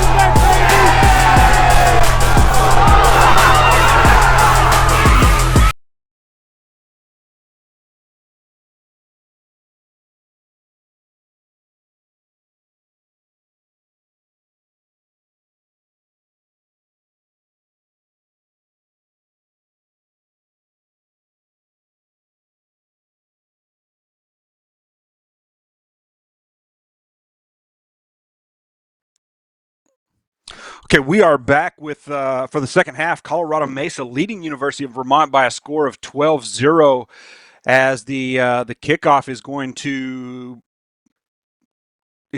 lead us to a scrum down deep into Colorado Mesa's territory, Vermont with the scrum. So an opportunity here for Vermont to step up the offense here, put some points on the board, and get back in this game. Number 11, he's going to take the ball off to the right. Looked like he might have some space. He does. He fends off the one player, but a secondary defender brings in, hits him hard. He stays on his feet, takes it forward, and Vermont inches away from the try line as they pass it out to the left-hand side. Diving across the try line is Vermont, and that will put 5 on the board for them. Vermont capitalizing on the deep scrum as number 3, Roman Laguerre, the second rower out of Belmont, Massachusetts, will receive the pass along the left-hand wing, and he'll dive across the last couple of meters and put that one in. And University of Vermont now on the board. Tom Burnett, the fullback, lining up for the kick, and the kick's going to be just a hair off to the left-hand side. No good, and so Vermont now on the board. Colorado Mesa 12, Vermont 5, 1 minute to go. Mark, what do you think of that try? Well, that was a big try right there. It puts Vermont back in this match. Back in the match indeed is Vermont with a good high kick, perhaps a bit deep to be playable, but it's going to take Colorado Mesa deep into their own territory as that ball gets away, and Colorado now back at their own 5-meter line, starting in the danger zone here, of a hard, dangerous place to be playing offense, as one mistake will turn the ball over to Vermont. Colorado now back out about 10 meters out as they're driving forward, trying to work themselves out of this red zone, and it looks like Vermont, as said, Vermont steals the ball, takes possession, rumbling forward just inside the 5. Vermont threatening to put another 5 on the board here. And the ref's going to blow it up. Vermont sided for not releasing the must have been Colorado Mesa sided for not releasing the ball. Vermont picks it up, dives across, but the ref signaling held up. So that, I believe, will bring us back out for a 5-meter scrum to Colorado Mesa. Tough break there for Vermont. Let's see if they can punch it in now, though. A tough break indeed, as it looked like Colorado Mesa was going to quickly strike with their second try of the second half, get back within 2 points perhaps of Colorado Mesa and close down that lead. But the held-up penalty leads us to a Colorado Mesa scrum, as number 9, Heath Norton, the scrum half out of Parker, Colorado, gets them restarted, and Colorado Mesa looking to go off to the left-hand side, steps it back towards the middle, and he's going to be wrapped up quickly by a couple of Colorado defenders. Nowhere to go for Colorado Mesa as they look to try to reset, and a lot of folks with a hand on that ball, but Colorado Mesa comes away with it, manages to maintain the possession. Now looking to come back to the center, looking for an opening, looking for space, trying to find somewhere to go. Runs over a defender. He's going to be finally brought down by number 13, Tom Burnett. But bit of an infraction there as Colorado Mesa Quick tap to restart, and there's the little pooch kick. If giving chase is Vermont, looks like they're going to win the race to it, so Colorado Mesa gets himself out of that red zone with the clearing kick, but turns the ball over to Vermont, and you see Colorado Mesa sighted for the high tackle. Quick tap by Vermont to restart, and they're going to look for some space along that left-hand wing. The winger's got the ball. He's going to fend off the final defender. He's got the corner, and he looks to take that one in, and he does. Vermont now putting another 5 on the board as he sprints around the wing. Vermont not giving up, and they're right back in this one, Mark. Yeah, big try right there by Vermont. They're back in this. He's got a tough conversion. Let's see what he can do with it. And I just missed catching the jersey number on the player, so my apologies for the player to not be able to give you a shout-out on the excellent run, the excellent try there, as the conversion kick is up, and it's good. And so Vermont is going to tie this one up with about 2.5 minutes left in the second half. This has been a banger of a match. Great match so far. Huge conversion kick right there. Let's see what happens in this next 2 minutes and 20 seconds. Vermont with the kick. It's going to be too deep to be playable for the defense. Fielded clean by Colorado Mesa. That's number, I believe that's number 1. Simon Cepeda, the speed demon, as he looked to find a hole. Couldn't find one quite up the middle, and Colorado Mesa will reset. Taking their time. Showing great patience, looking to see if Vermont will perhaps crack open the door for a line break. Colorado Mesa now resets. There's Cepeda. He's going to take a quick step to the right. He's got a great step. He's past one. He's going to try to put a step on the number 8. Quick offload. And Vermont looking to open up the field as they cross the midfield line into Vermont's half. There's the behind-the-back pass again as Colorado Mesa's got some space out on the left-hand side if they could take advantage of it. Oh, my mistake. The dark jerseys threw me off there a bit. I thought that was a Colorado Mesa player. It was actually a Vermont defender, and so Colorado Mesa brought to ground. A failure to release by Colorado Mesa turns the ball over, and Vermont now with a minute to play is going to go on the offense here, starting from well within their own half of the field. Vermont over to the left-hand side. Hit hard about the 10-meter line. And being sighted, not releasing the ball. So at their own 10-meter line, Vermont turns the ball over. Colorado Mesa, 45 seconds left to put in one more attack and perhaps put the winning points on the board. That obviously could be a huge turnover there by Vermont. We'll see what happens. So Colorado Mesa taps to restart. And again, Colorado Mesa just showing that patience, that willingness to kind of just drift there in a little bit and see if the defense will open up an opportunity for them. Nowhere to go on that sequence there, but Colorado Mesa again looking to restart. Almost found himself a hole along the left-hand side. Defense closed it up too quick for him.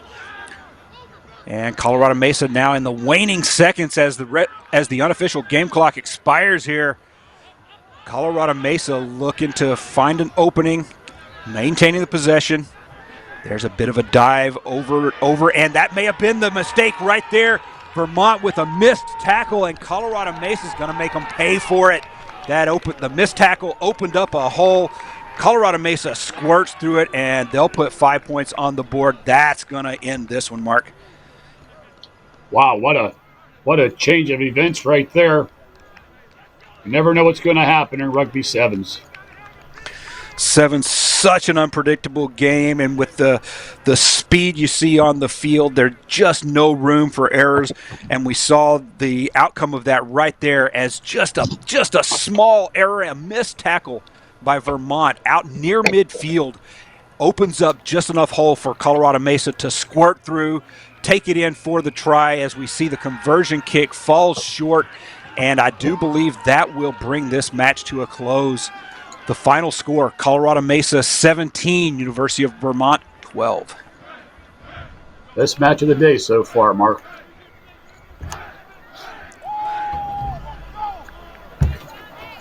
One more and then we're supposed to go.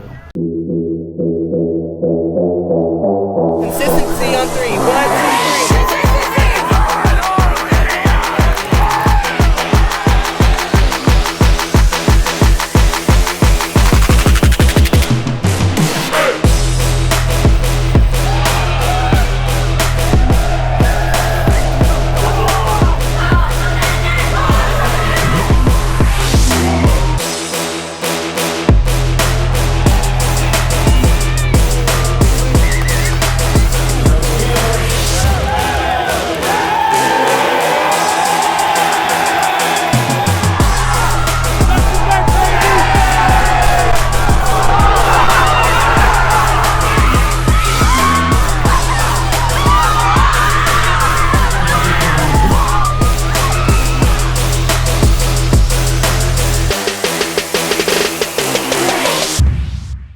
usually do a shorter sevens trip in the spring, but nothing abroad that I've been a part of.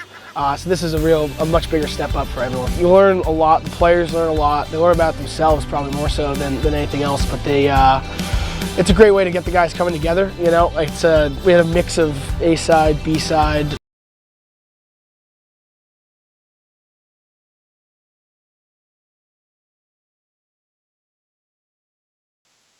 I'm in as well. And we're back. Mark Powell, Kelson Figaro on color commentary, bringing you the University of Northern Iowa against IUP as North Iowa kicks off right to left. And we're going to have a North Iowa scrum here, I believe, at IUP's 10-meter mark.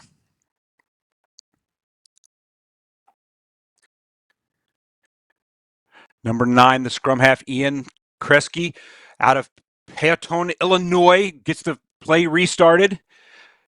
UNI looking to go to the left, nowhere really to go. Back to the gain line, quick tap to restart.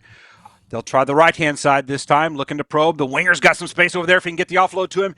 Can't quite get it there. Goes to ground, but number 2, that's Lane McDonald. He picks it up. He finds a seam around the corner and steps the final defender. And Lane McDonald, the Waverly, Iowa product, the senior number 8, he'll take that one all the way in between the post as UNI goes up on the board. First score, UNI up 5-0 with the conversion to come. As you see the big man there, the number 2, McDonald, using all his 210-pound frame to muscle his way over the line. That's a great score. First up for University of Iowa. Camden Kramer, the freshman fly half out of Waverly, Illinois, slots it through the post. UNI up 7-0 as the lads retake midfield to restart. Oh, that's a great feeling to get this one going early. Getting the first score is great for the confidence, and they're gonna try to get another one quickly here. Good high playable kick. That one's eminently playable. They're fighting for it up in the air. Comes down. We'll see who comes away with it. And it looks like IUP is going to come away with the ball there. A fortunate break for them as they look to rumble the ball back towards the middle. Nowhere to go. Back to about the original gain line, and it looks like a nice sprint through the line by UNI is going to lead to a couple of meters of loss there as UNI slowly driving IUP backwards on the line here. IUP now back approaching their own 22-meter line at this point, looking to try to get that ground game fired up, get it moving forward. There's a good run, more up the middle, back to the 10. Good gain on that run. And the ref's going to signal a high tackle to UNI, so IUP will get an opportunity to reset, get a quick restart. Not quite sure if that ball was passed or just knocked loose, but fielded by IUP in the offload pass, intercepted. Good anticipation by UNI as they intercept the offload pass, and they'll take possession now, taking us back right to left. There's a bit of a line break. One man to beat. Can't beat him. Brought down at midfield. UNI still on the attack. Midfield. Off to the right-hand side. Couple of meters gain on that run. UNI resetting. Looking to reset their formation. They'll come off to the left-hand side there, looking for a step up the middle, and he runs over the defender. And number 7, that's going to be Elston Lindner. Elston Lindner, the flanker out of DeWitt, Iowa, is going to take that one in, and he's going to put his points on the board. UNI up by 12, Kelson. Oh, Lindner just barreled his way through. As we take a look at this replay here, he looked up, saw the mismatch. Eyes lit up when it touched his hands, showed on good, and just bumped over the defender, just used him as a doormat, and he knew he was going to score this one-on-one with the defender. Super unable to catch him, and splashes down with a big swan dive to push his team further in front. We line up for the conversion here. Kicks up. It's got the distance, but perhaps not the angle. That one's going to be wide right. So UNI 12-0. And Lindner, the sophomore, only 185 pounds, running like the 235-pound number 8. But he's a 185-pound flanker, showing some power there. And UNI up 12-0. It's all about the intent, Mark, and he knew what he wanted to do when he got the ball in hand. He just had more perseverance, just a bit more energy than the defender as we get this one back going here for UNI. There's a deep kick by UNI. It's going to take a UNI bounce. That one's going to pin the IUP way back in their own territory. They're just meters out from their own try line. Kelson, this is a dangerous place to be, and there it is. The turnover, the knock-on is going to give UNI a scoring opportunity just 4, perhaps 5 meters out from the try line. Oh, the Hawks are under all sorts of pressure. UNI really putting it to them. Two tries, the better, just about 3 minutes gone, and that was confident booster there. Great kick, great chase, and now they're on the front foot now to really get themselves a third score in this one. And the rugby ball again showing us why it is the 15th player on the field. You never know where that rugby ball is going to go once it goes to ground. And that one taking a severe UNI bounce leads to a UNI scrum. But look at that, Kelson, stolen out of the scrum by IUP as they're going to deny the opportunity for the try. But a bit of an infraction there as the failure to release gives UNI the quick tap and go over to number 2, and Lane McDonald, the big number 8, 210 pounds. He's going to take that one across. UNI's third try of the day. Oh, McDonald getting the second of the game as we look at this one here. Penalty advantage, quicker to it. McDonald lined himself up on the wing looking for the offload just off his shoulder of his teammate, and that's how you support a line close to the try line, and he's going to get it over. Third try for UNI in this one. Third try indeed, and the conversion kick is up. He looks like he's going to fall a bit wide to the right, and so the conversion is no good. And here as we come up on 1.5 minutes left to play, UNI 17, IUP 0. UNI, the aggressor out here today, really using their territory possession to their advantage, putting them under loads of pressure, and the Hawks really need to get themselves back up and going. Northern Iowa with another high playable kick, stolen on the kickoff by UNI as they're showing the ability to place those restart kicks exactly where they want it. And UNI back on the offensive now inside IUP territory. Restart from the ruck there. Back to the left-hand side. Number 15 is going to put a step on the defender. Back over to McDonald, the number 2. And nowhere really to run. UNI will slow things down. Look to reset. Test that right-hand side. See if they can find some space over there. But the IUP defense closes up. Nowhere to go on the right. That pass just almost gets away as Kramer, the fly half, looks to go up the middle. Nowhere to go. They're back about to their original gain line following the kickoff steal. And number 9 takes a step. He steps 2 players. And number 9, Ian Kresge, the scrum half out of Panton, Illinois, he's going to take it in. And he'll put UNI's 4th try of the day on the ground just beneath the post. Oh, Kresge looked up, had the ball in 2 hands. Key to watch, so all you youngsters watch at home, keep the ball in 2 hands. You'll have the defenders just guessing what's next. I just showed him, sell him dreams, and he bought it over for the 4th try for UNI. Kresge, the dream warrior, scoring that one as the conversion kick is good. You hear the ref blowing the whistle there, marking halftime. So UNI going into halftime with a dominant lead, 24-0 over IUP. One more half. I got one more game and then our 20-minute break. Woohoo!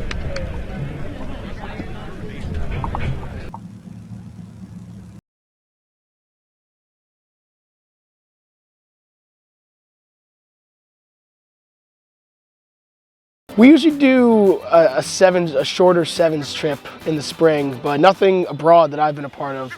So this is a much bigger step up for everyone. You learn a lot, the players learn a lot. They learn about themselves probably more so than anything else, but it's a great way to get the guys coming together. You know, we had a mix of A side, B side, forwards, backs, experienced, unexperienced, and they're all a lot closer now than they were before. From the game, from the experience, from seeing a new country all together. It was great. It's great to see them all come together.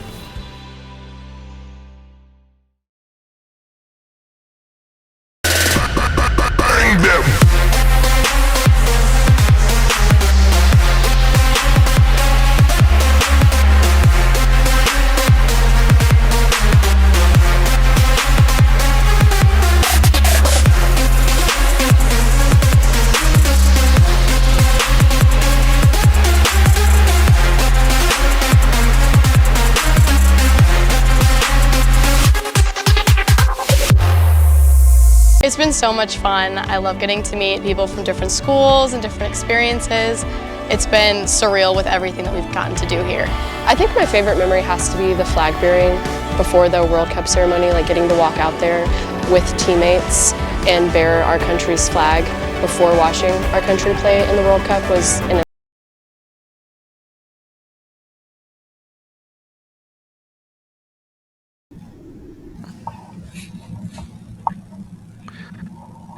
And we are back for the second half. UNI leading IUP 24-0.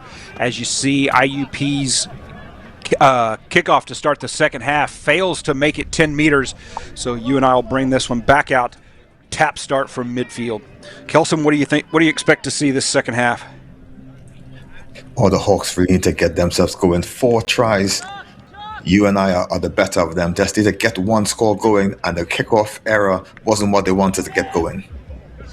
And you see UNI already putting the pressure on with a good run there, finding themselves now deep into IUP territory. Oh, but the knock on IUP with a bit of a lucky break there, as the knock on will turn the ball over for an IUP scrum. Yeah, the Hawks have lots of time left to get themselves some scores on the board. One score will raise the confidence of the team, and I'm sure the staff of Murphy and Irwin will be encouraging the boys to get themselves going and get a score on the board quickly as possible. You hear the ref blowing the whistle there, a scrum infraction. I believe the ball may have come back out the tunnel, so the ref is going to reset the scrum. We'll get a restart here as IUP, plenty of time on the clock at the moment, but needing to put some quick points on the board because they need 4 tries to get back in this match as they look to move off to the right-hand side. Nowhere to go as that UNI defense closes that corner down. IUP maintaining possession, look to be about the 10-meter mark, perhaps a bit beyond. They'll test the left-hand side now. Nowhere to go as IUP turns them back. Pardon me, as UNI turns them back, and now IUP again looking for another run. Pretty good run up the middle, just brought down by the ankles as IUP makes it back to midfield, looks to reset and moves the ball briefly into UNI territory. But that UNI defense playing strong, looking hard counter ruck there, keeping IUP on their toes. Bit of a rumble forward, perhaps a meter, perhaps 2 beyond the gain line. And UNI cited for off the feet in the ruck. Restart by IUP. And that ball got away. That is going to be called for a knock-on. And so that will shift the momentum, turning the ball back over to UNI, Kelson. All right, IUP really playing a bit too narrow, making defense very easy for the UNI team to really just get them in. And those little handling errors is really not going to help your cause, as we see a couple of substitutions being made, and they really need to get this one back if they can use the width more and spread a bit wider, run a bit deeper, just to allow the plays and the phases to happen.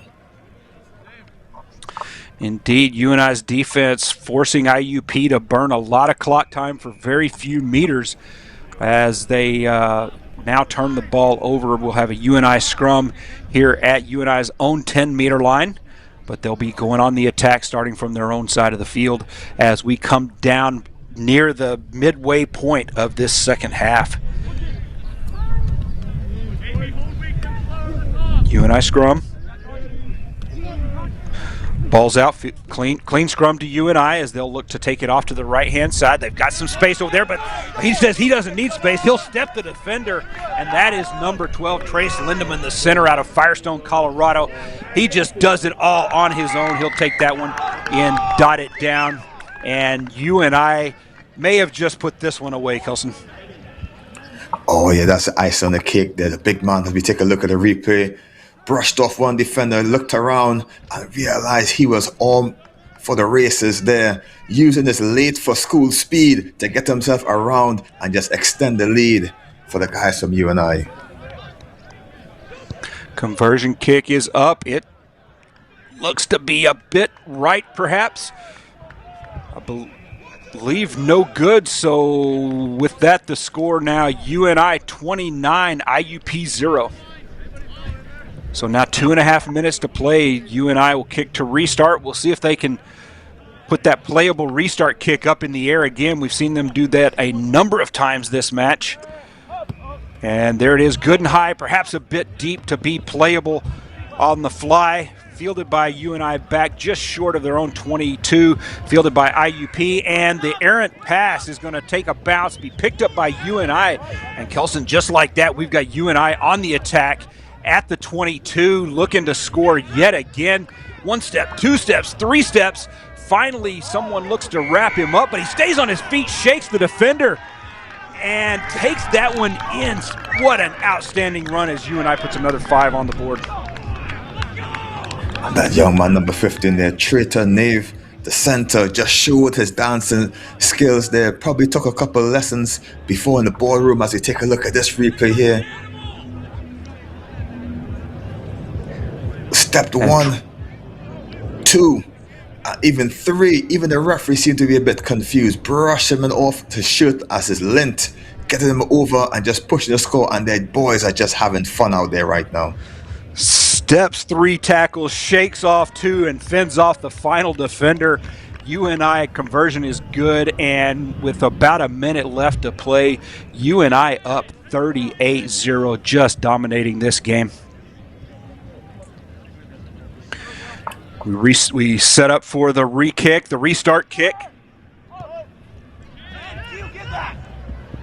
And the score now 36-0 as IUP gets a good line break, and he's going to step a defender, and if he's got the speed to get around the corner, he does, manages to get by, and number 14 refusing to give up, brings him to ground, but not before he crosses the try line as IUP on the board, about 30 seconds left in the game.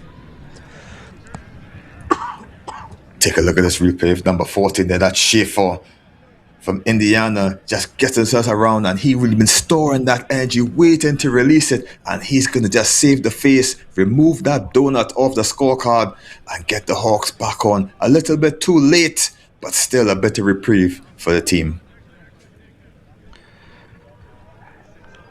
In rugby, as in life, you never give up, even when the chips are down, and IUP fighting this one all the way to the end, and they'll put 5 points on the board as the conversion lands wide.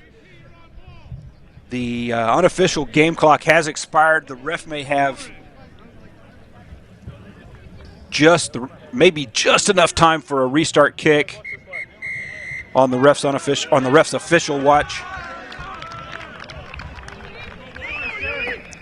And you hear the whistle there. You see the lads begin to walk off the field. So that will be the final for this match.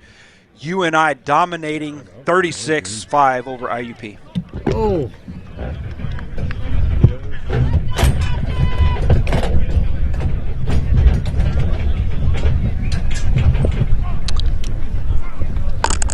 It's been so much fun. I love getting to meet people from different schools and different experiences.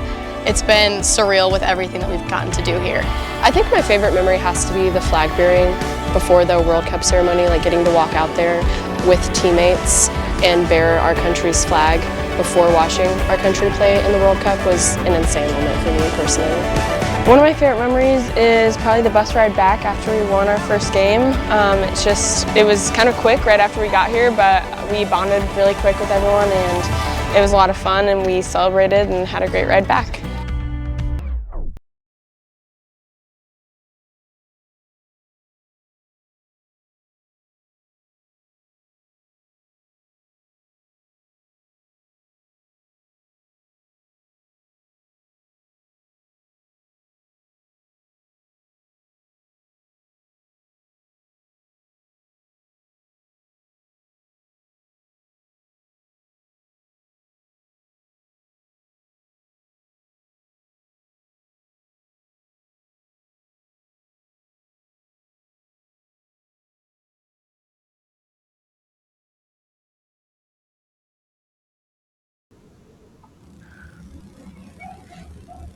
We are back for the kickoff of Coastal Carolina versus Towson. Coastal Carolina wearing the white and sea blue trim.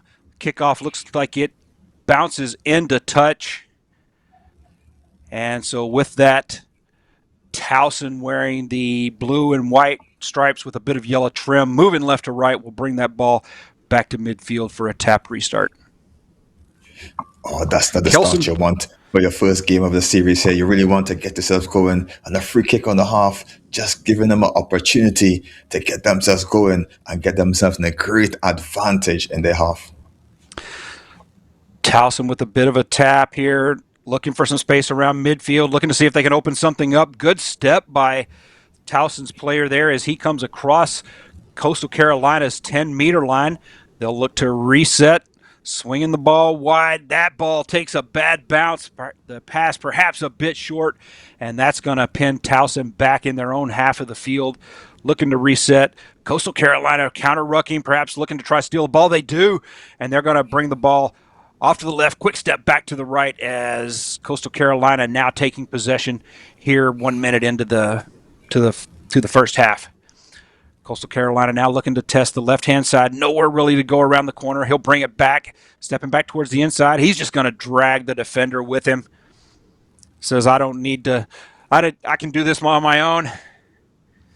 And Coastal Carolina now, again, just looking step back and forth. There's a good fend. Steps one off to the support player. He fends off the defender, and that looks like, is that a 22 or a 77? I believe that's a 22. Daryl Johnson, the fullback out of Washington, D.C., fends off the lone defender and takes that one in for the try. Here, as we take a look at the replay there, great support line, just waited for his time. Basketball chest pass, and he just needed to dispatch one defender before going over. Seems to be number 11. I see him get himself over, and he gets his team in front early in this one. And 11 it is, fooled by the font. That was an 11, not a 77. Damian Carter, the wing out of Glen Rock, Pennsylvania. And the conversion kick good. So Coastal Carolina strikes first, up by 7-0 as the lads take midfield to restart.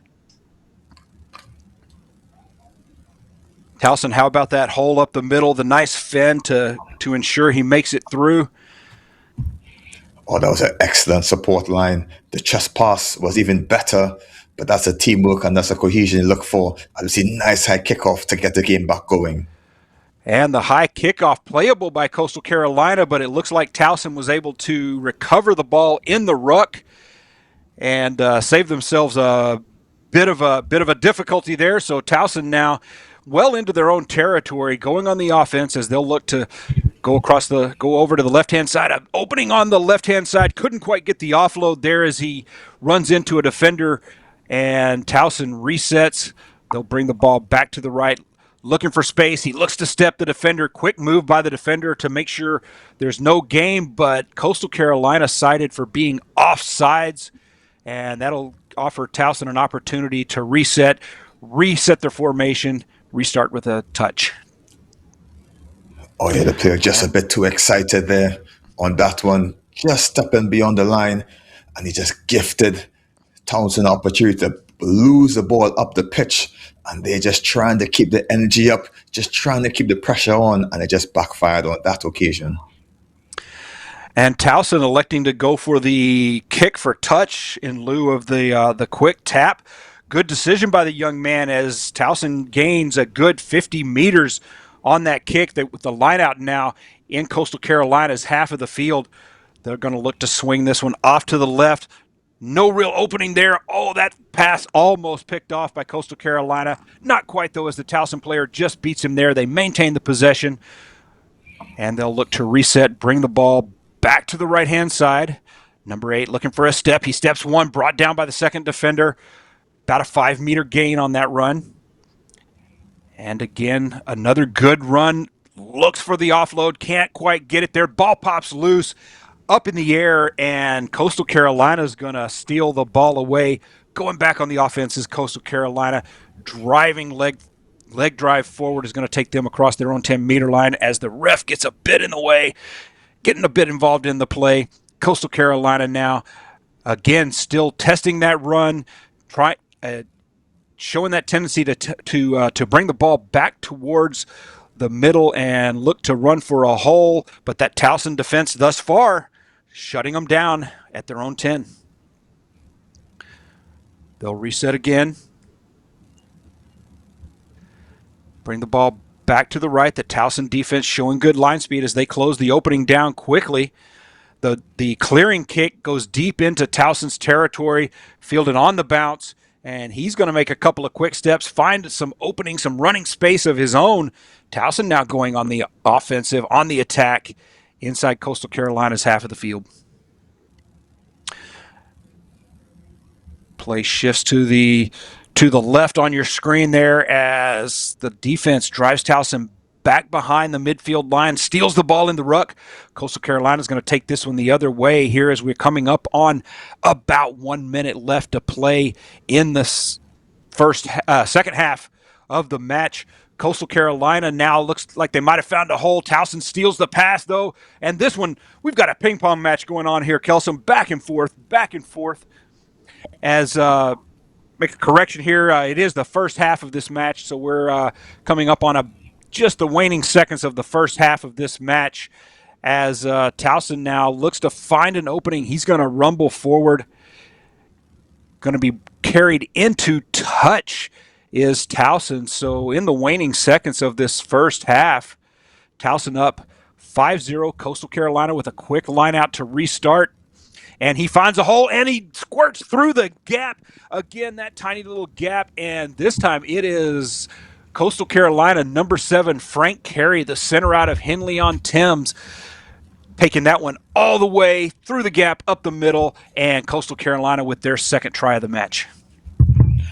All smart play. It all started with a quick line out through, caught Towson napping. They didn't know what happened. By the time they realized, they were up in their faces, running into very difficult, successful conversion just before the half. And that's what they talk about, thinking quickly on your feet. And with the conversion, that brings our score to Coastal Carolina 14, Towson 0. Here as we are in the final seconds here. It looks like the referee did indeed blow the halftime whistle. So we'll go into halftime. The halftime score, Coastal Carolina University 12, Towson 0. It's been so much fun. I love getting to meet people from different schools and different experiences. It's been surreal with everything that we've gotten to do here. I think my favorite memory has to be the flag bearing before the World Cup ceremony, like getting to walk out there with teammates and bear our country's flag before watching our country play in the World Cup was an insane moment for me personally. One of my favorite memories is probably the bus ride back after we won our first game. It was kind of quick right after we got here, but we bonded really quick with everyone and it was a lot of fun and we celebrated and had a great ride back. Hello and welcome back to the College Rugby Show. The fall season is upon us. We have a brand new division, now 4 men's divisions, 4 women's divisions. We've had that in 7's. We're going to be coming to you once every other week here in this video podcast form. I'm excited for a season of telling college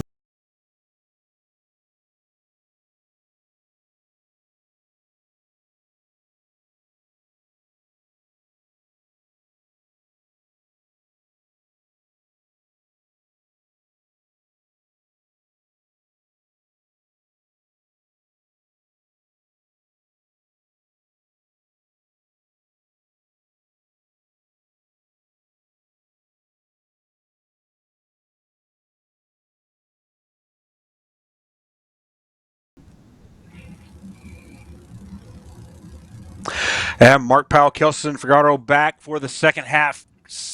Coastal Carolina leading Towson 14-0 as the kickoff is going to be fielded by Carolina, and he's going to find another hole.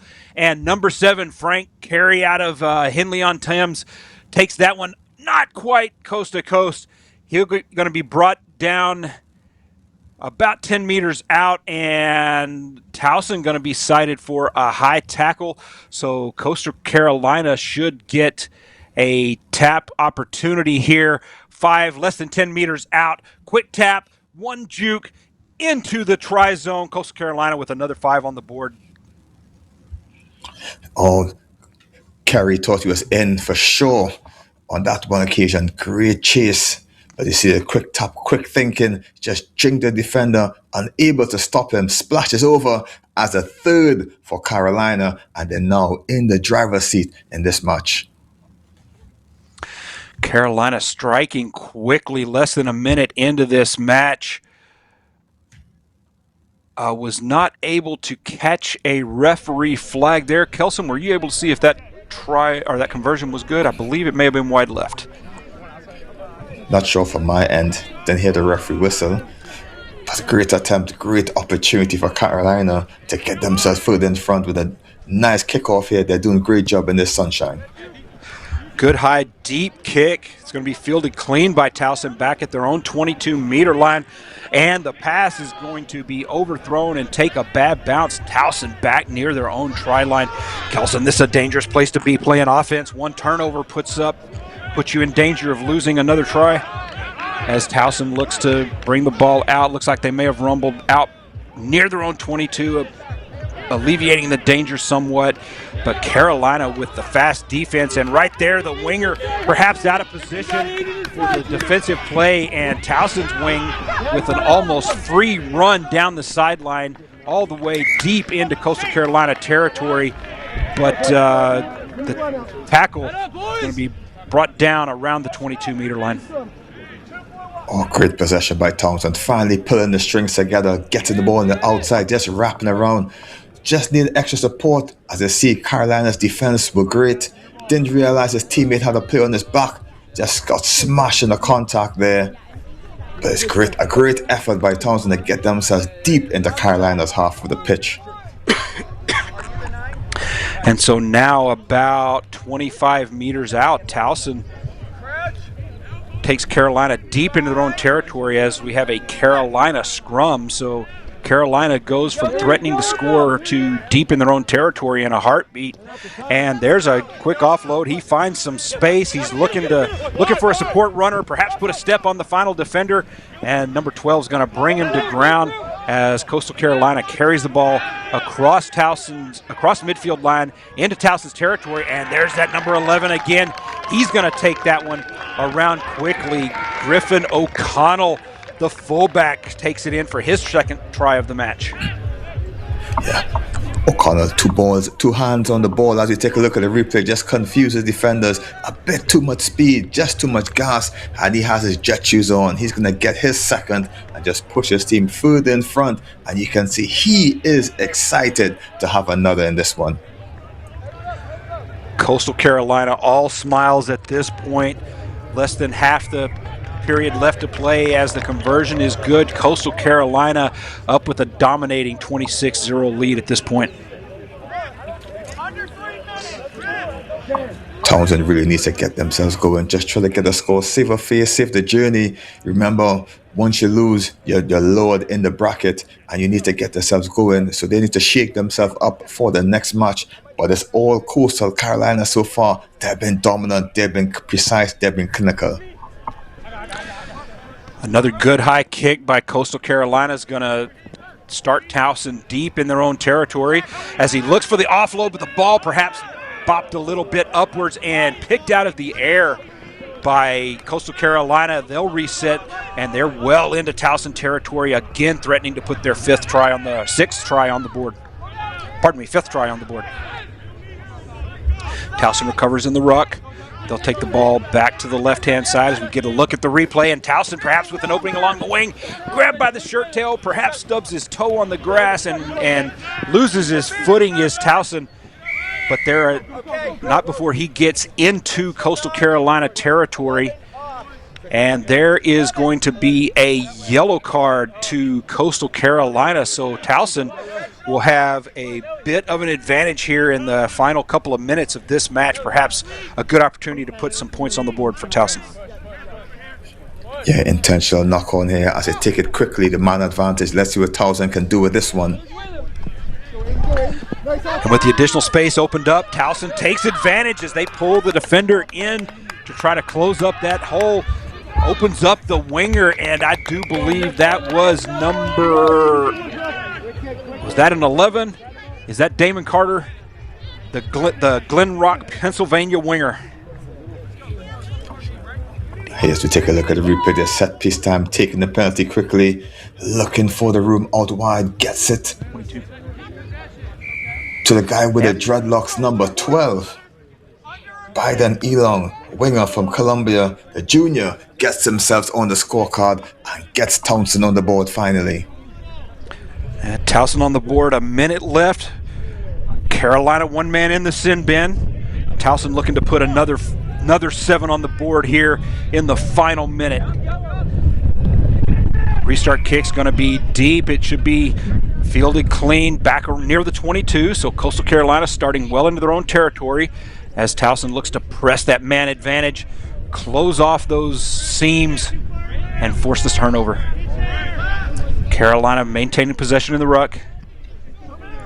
And Carolina at this point just looking to keep the ball moving, maintain the possession, run down the clock, nurse that dominating lead as we're down into 10 seconds left to play. This may be the final sequence of the game as Coastal Carolina just pushing the ball on the ground, running down the clock, finds an opening around the corner, but the ref blows the whistle.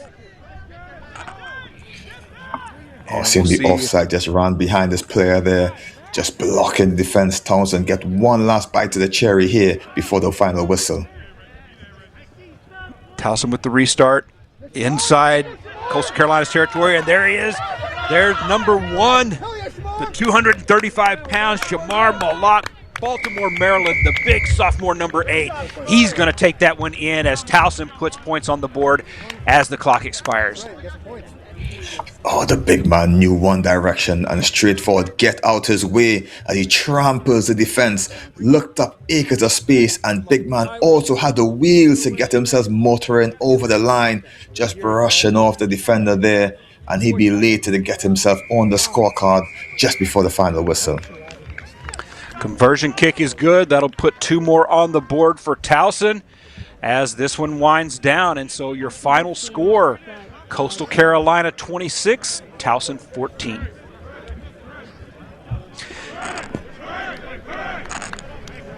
And we will now move into a scheduled break, and we should be back for the next, for a bowl quarterfinal match coming up at 12 p.m. Hello and welcome back to the College Rugby Show. The fall season is upon us. We have a brand new division, now 4 men's divisions, 4 women's divisions. We've had that in 7's. We're going to be coming to you once every other week here in this video podcast form. I'm excited for a season of telling college rugby's best stories. We deserve to be here. We're going to keep, representing. That was, to me, the biggest testament for the future of the game.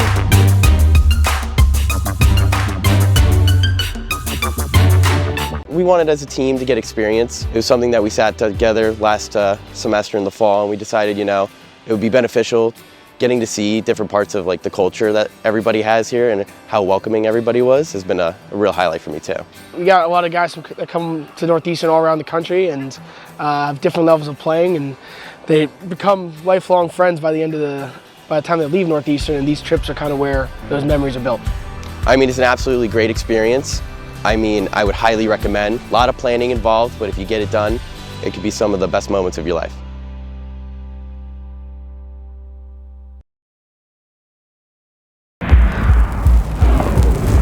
In a sport of power and precision, you need a powerful and precise camera. Analyze your game. Build your team. Grow together. Ready? Up.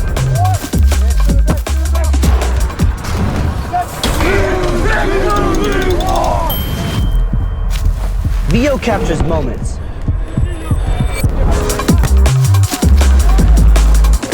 A powerful camera for a powerful sport. Rugby! If you're on the fence of going on a tour, get over the fence. Go on the tour, reach out to Rugby Travel Ireland. They've been incredible to work with. They've been so kind, so knowledgeable, and just so professional throughout the whole process. So I cannot endorse them enough. It's been an incredible experience here on the ground. The girls are having an amazing time, and so am I. So if you're thinking about it, just make the commitment, do it, and we'll see you here.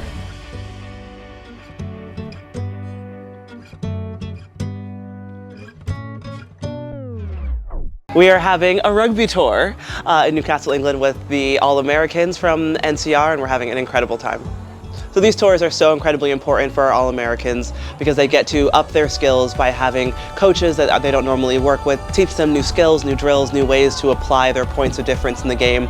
They get to experience a new culture out here, new foods. I'm sure most of them haven't had beans on toast ever, and they're definitely experiencing that here, but they're also getting a chance to watch players that they look up to playing in the Women's Rugby World Cup here in England, which is incredibly important for them to see these people, because if you could see it, you can be it, and we are so happy that our athletes can see the Eagles, and I know they also want to be the Eagles, so this is a massive opportunity for them.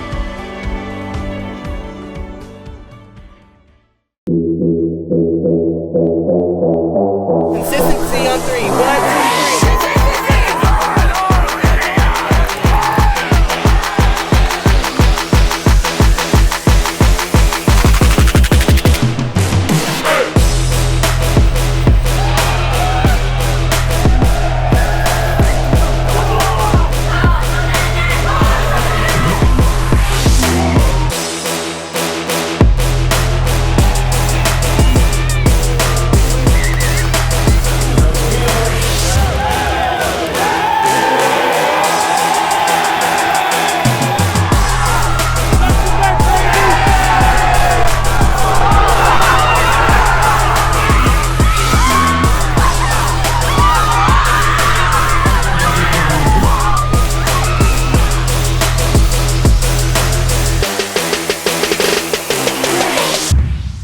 We usually do a shorter 7's trip in the spring, but nothing abroad that I've been a part of.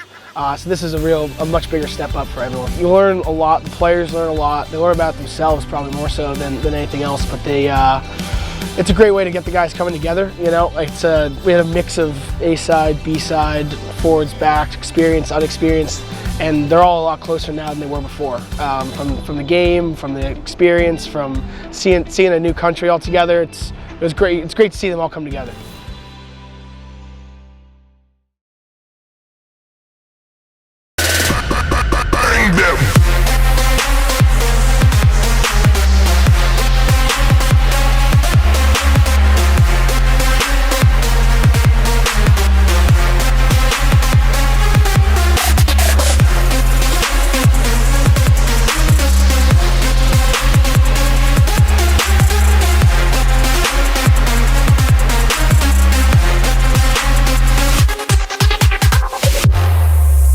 It's been so much fun. I love getting to meet people from different schools and different experiences. It's been surreal with everything that we've gotten to do here. I think my favorite memory has to be the flag bearing before the World Cup ceremony, like getting to walk out there with teammates and bear our country's flag before watching our country play in the World Cup was an insane moment for me personally. One of my favorite memories is probably the bus ride back after we won our first game. It was kind of quick right after we got here, but we bonded really quick with everyone and it was a lot of fun and we celebrated and had a great ride back. Hello and welcome back to the College Rugby Show. The fall season is upon us. We have a brand new division, now 4 men's divisions, 4 women's divisions. We've had that in 7's. We're going to be coming to you once every other week here in this video podcast form. I'm excited for a season of telling college rugby's best stories. We deserve to be here. We're going to keep, representing. That was, to me, the biggest testament for the future of the game.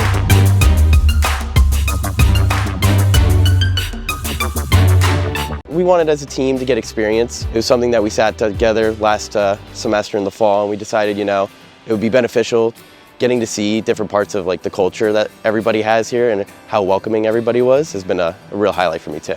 We got a lot of guys that come to Northeastern all around the country and have different levels of playing, and they become lifelong friends by the time they leave Northeastern, and these trips are kind of where those memories are built.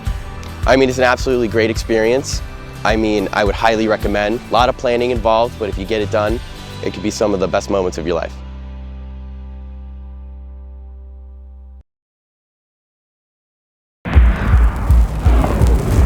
In a sport of power and precision, you need a powerful and precise camera. Analyze your game. Build your team. Grow together. Ready? Up.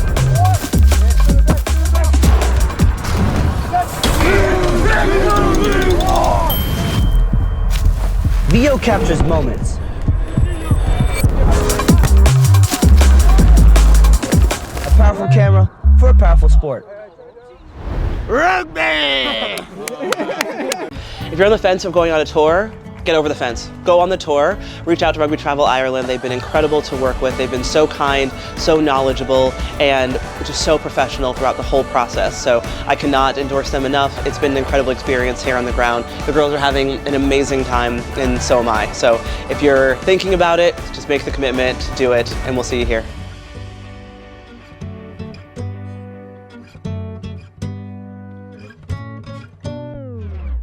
We are having a rugby tour in Newcastle, England with the All-Americans from NCR, and we're having an incredible time.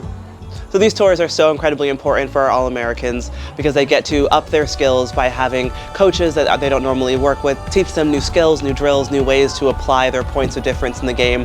They get to experience a new culture out here, new foods. I'm sure most of them haven't had beans on toast ever, and they're definitely experiencing that here, but they're also getting a chance to watch players that they look up to playing in the Women's Rugby World Cup here in England, which is incredibly important for them to see these people, because if you could see it, you can be it, and we are so happy that our athletes can see the Eagles, and I know they also want to be the Eagles, so this is a massive opportunity for them.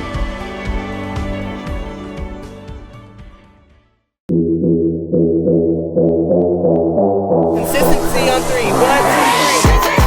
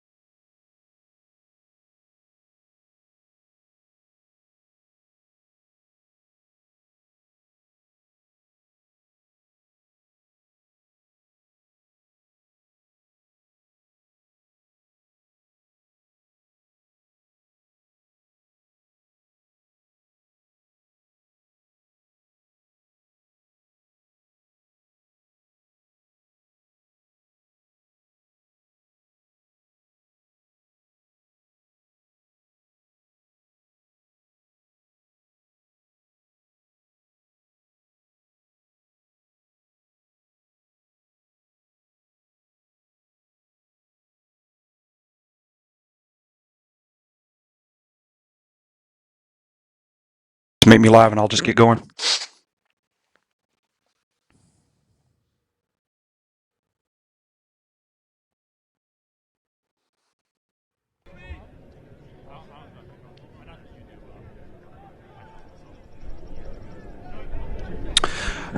Yeah, welcome back from the break. We're back here in CRC 7's Norwich versus Albany, just about to kick off.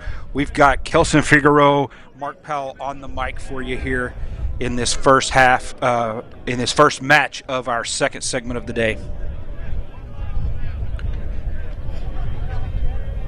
And looks as if perhaps we might be just a couple of minutes here ahead of kickoff time, as you see the lads walking off the field.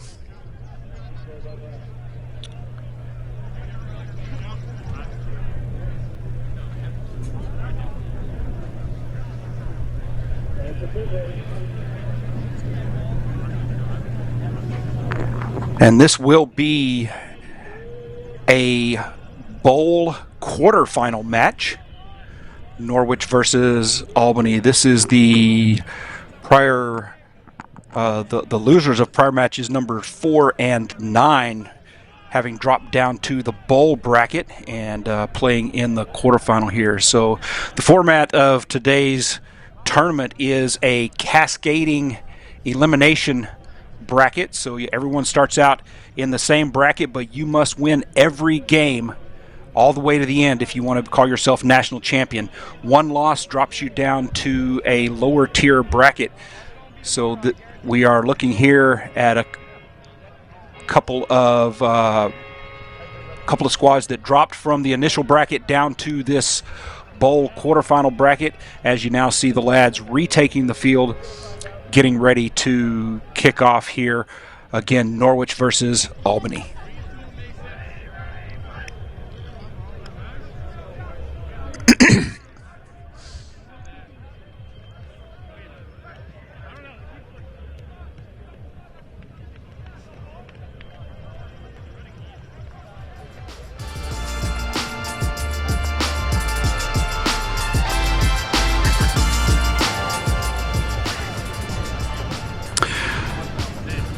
Referee checking the watch.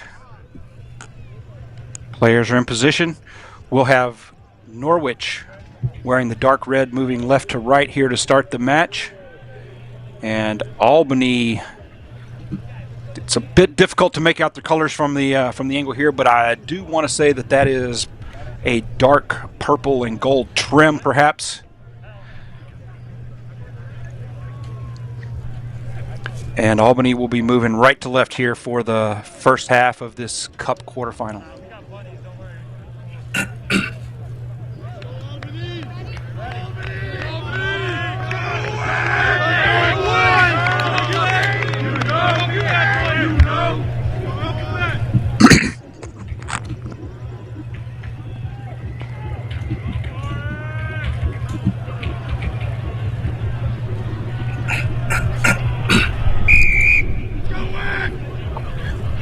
And we're back to start going in for the bowl quarterfinal. Big high kick and big smash in the contact here.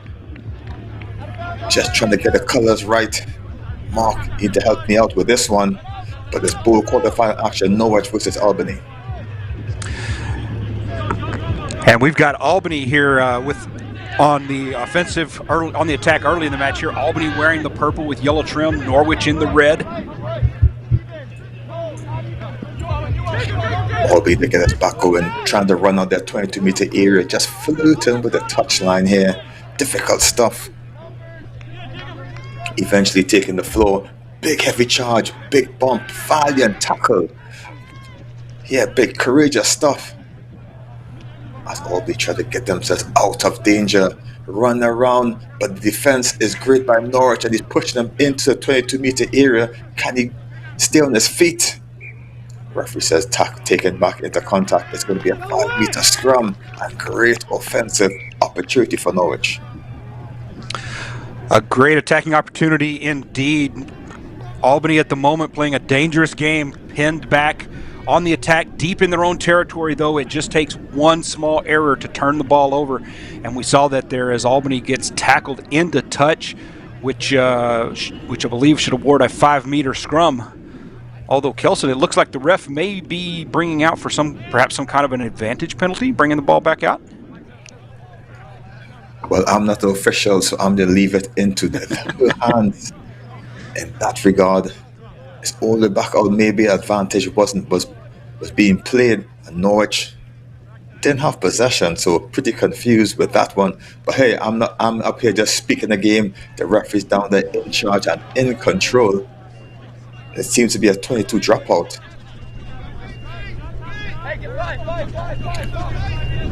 It does indeed. So I'm trying to think what might happen there. But anyway, we do have Norwich with the 22 dropout here. So restarting the play. Norwich with the ball in hand. They're going to make a strong run coming back through. Backdoor pass, and they're driving their way through. Albany just trying to get this player to the deck. He's still on his feet. They're still pushing him. He's just right back where they started with the kick. And he's going to look for room out wide if he can. The big man trying to wrap the pass around. Pops it off the deck. Has one more pass if he can get it. Flicks it into the hands of the big number 6 there. He pops it back to the guy who started it. And he splashes over. And Norwich gets the first try. That's Janda, the senior from Zimbabwe, who gets us on the board. And Norway really showing the importance of running those strong, crisp support lines as 2 players in a row get caught up by the defense, but the third support player is there. Norwich just running excellent lines, leads to a try as we see the conversion kick go a bit wide. Whiteside unable to convert on that excellent try there by Janda, but we can see the work and the work rate of the guy from Zimbabwe there, just really putting in the shift there on the rugby pitch, and Norwich is 5 points or better thanks to that.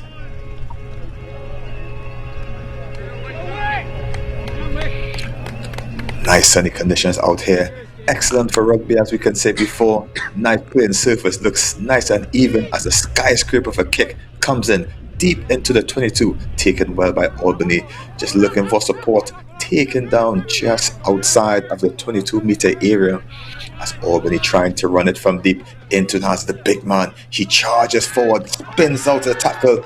That's Brusmeyer. He pops it to the little guy and he's on the deck. Plays it very well. Coaches, take a look as Albany try to get back on the feet. Penalty advantage being given by the referee for the tackle, not rolling away. So just a little bit of an error there by Norwich opens up the opportunity for, by Albany, opened up an opportunity for Norwich to slow things down, reset their formations. Oh, big high tackle there around the neck. The referee says play on is the call as Albany trying to get themselves into a good position, a good attacking platform. Norwich showing good line speed, driving Albany backwards here. Taking over just outside the 22, haven't moved a lot, just moving side to side, not enough to go forward. Norwich defense a bit stingy right now as the big man on the outside smashed in the contact by the try scorer there. Janda pushes him to the floor, but they still have possession. Take a look at that hit. And that was a textbook rugby tackle right there. Hit him low, wrapped up the legs, drove him backwards. Excellent tackle for him by Norwich there. You see, referee just giving Norwich a penalty. They're going to take their time, just eat away some of the clock. They're going to kick it into touch and just gingerly walk their way to that line out. So this half moving quickly as you take a look at the clock. We're already below a minute and a half left in this first half. Only a minute and a half left in this first half, Kelvin, as Norwich takes advantage of the penalty opportunity, and that kick for touch is going to set them up with a line out that looks to be just slightly over 5 meters out. So Norwich with an outstanding attacking opportunity here in the closing minute. Excellent set piece. Takes it short, attacks where I think Albany wasn't looking, but he eventually is wrapped up just about 5 or 6 meters short from the line. Gives us the big man. The big man finds Whiteside. Whiteside slips out of one tackle, gets to the floor, and it's John that he's over the top, but Albany illegally leans over to get it, but the referee just seemed to signal knock on as a call. Thought the penalty would be gifted. It'd be scrum time to Norwich.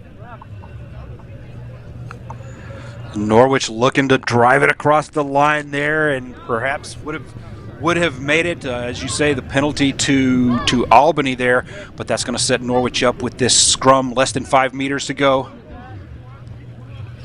Picked by the scrum off, gets it to try score John that he's sent back like reverse mail, and he's going to get himself going, trying to get the ball going. The tackler seems to be on the wrong side, and the referee says penalty, maybe for not staying on his feet, and Albany takes a quick tap, trying to run themselves out of danger. Gets it out to the wing, wrapping around on the outside. He eludes one, number 14, trying to get another, just waywardly, throws the pass around. Scooped up by the big man there, that's Brusmeyer. He picks it up, but the referee calls back for an infringement, and it's going to be a penalty as Norwich takes it quickly. Whiteside takes it, goes himself, leans over for the line, and it's try for Norwich.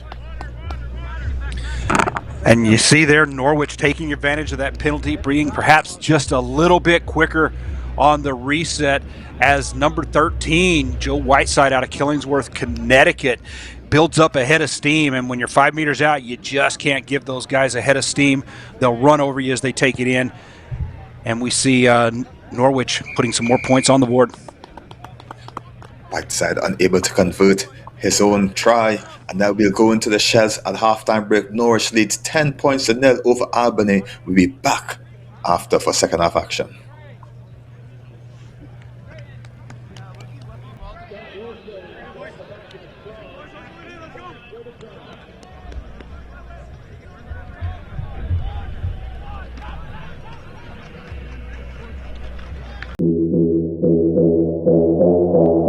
Consistency on three. 1, 2, 3.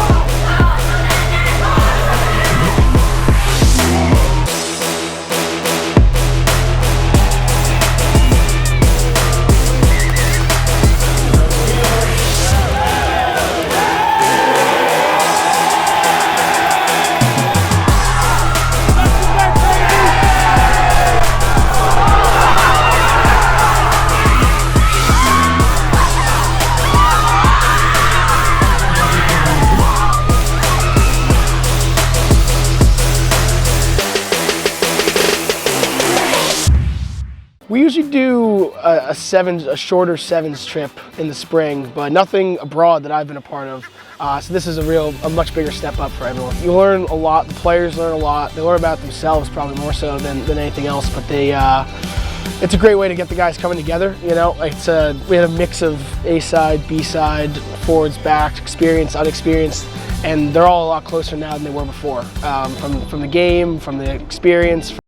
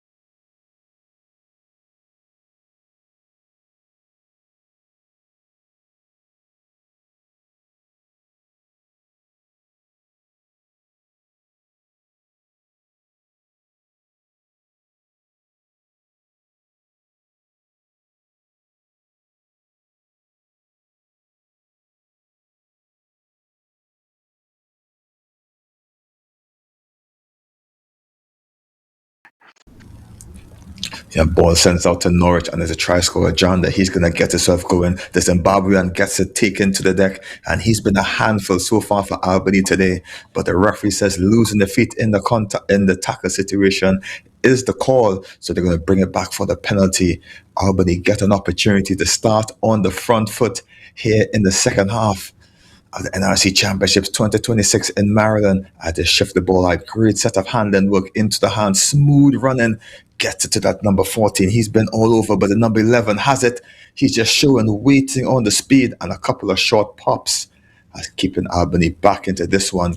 Silky soft, big bumps, everything is happening here as Norwich tries to defend the contact. As they see the referee signal, tackler not rolling away is a call. And she wants it back on the mark. Exciting stuff as Albany tried to start the second half off with a flurry.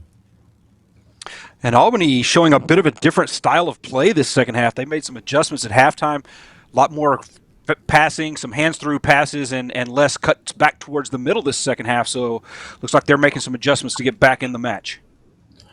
Robinson acts as scrum half, shifts the ball out wide, bounce through the legs of the player. They're unable to gather it there. That's DiPieri. Dangerous pass. They just push back to their half of the pitch. As you see the big wraparound play there by Jean-Loup. Keeps possession. And a nice left foot step, just jinking past one, keeping possession as Albany. And they're striding down, just looking for some sort of effort as the ball is taken in by Ronaldo. Penalties to Norwich, and they're going to take it quickly, head back the other way into the hands of Janda. He's smashed there by Robertson. Norwich with the possession, bumping the way back. The referee just scoots out of the way as Norwich takes control of this one, looking for the try score. Janda popped it off the deck, and he's going to try to take this one on. Great offload, skipped out of one. Can he skip out the second? Unable to, but great offload, picked up and scoot away, and Norwich is going to get another in this one. It's that man, Tariq Green from Shirley, New York. He's going to get himself on the scorecard as we take a look at his replay.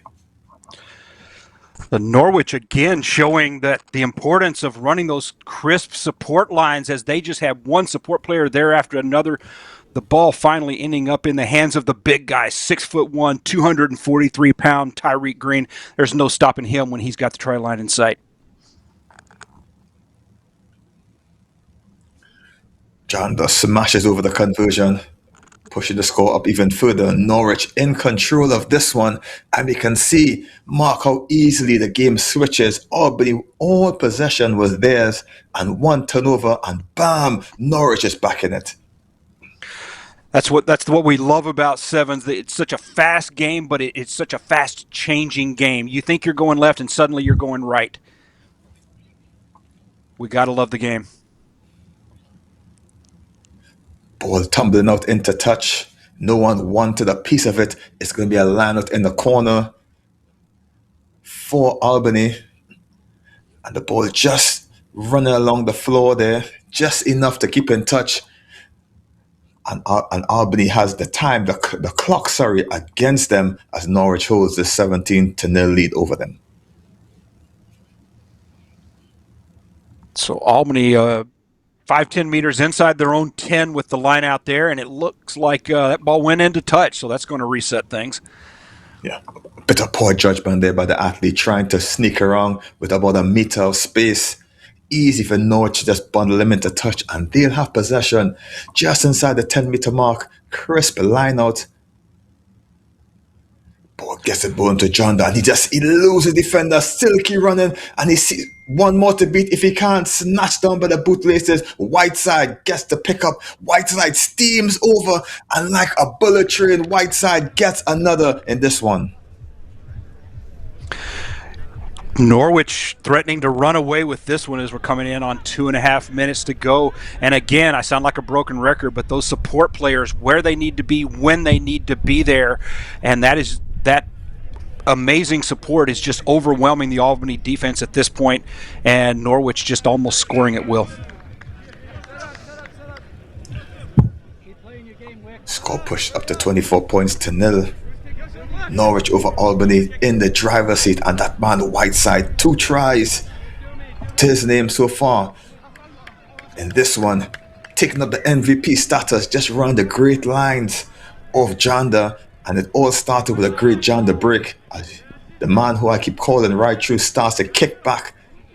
For Norwich gets it into the hands of Albany, and it's that man Gessler just weaving his way through, trying to pick it up. Off the contact seemed to go forward from our eyes, but the referee didn't see it and goes on, play on. Albany with the ball. Robertson tries to wrap around play, gets it back, tries to shrug off his defender. And Albany is trying their best to go down the touchline here as Winkler tries to get himself into the action here.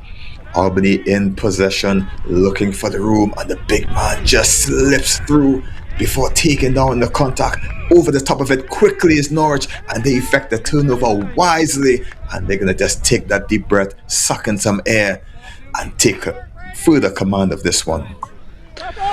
Norwich with some strong defense there as Albany looked to be putting on a strong attack, taking it off to the right to the replacement winger, bringing it back left, but Norwich coming away with the ball. Norwich in possession, big run by Brandon Smith, smashes it up the center. Albany with a strong counter ruck. Eventually taken by Norwich, takes a short side, snaps it to number 11, and he shows how quick he is. He's going to get around the outside. James Fagley, he's going to add another for Norwich, and Norwich just seals the deal, cuts it down, 30 seconds or less on the clock. Say goodnight, Norwich, you're the winners. James Fagley, outstanding run there. Number 11, the 170-pound winger out of Brattleboro Union High School in Brattleboro, Vermont. Takes that one in. As you see him swing around the corner, he'll take that back up to the middle, right under the post for the easy conversion. Conversion successful, as we see hands shaking all over. And the referee seems to have called it. Norwich dominant performance over Albany. Norwich really running away with this one. This is one of the more dominant performances that we've seen on this field today. Norwich taking the big win, Kelson. So that's it for this one in this bowl. Quarterfinal, Norwich 31 points to nil over Albany. We'll be back for more rugby action. We usually do a shorter sevens trip in the spring, but nothing abroad that I've been a part of.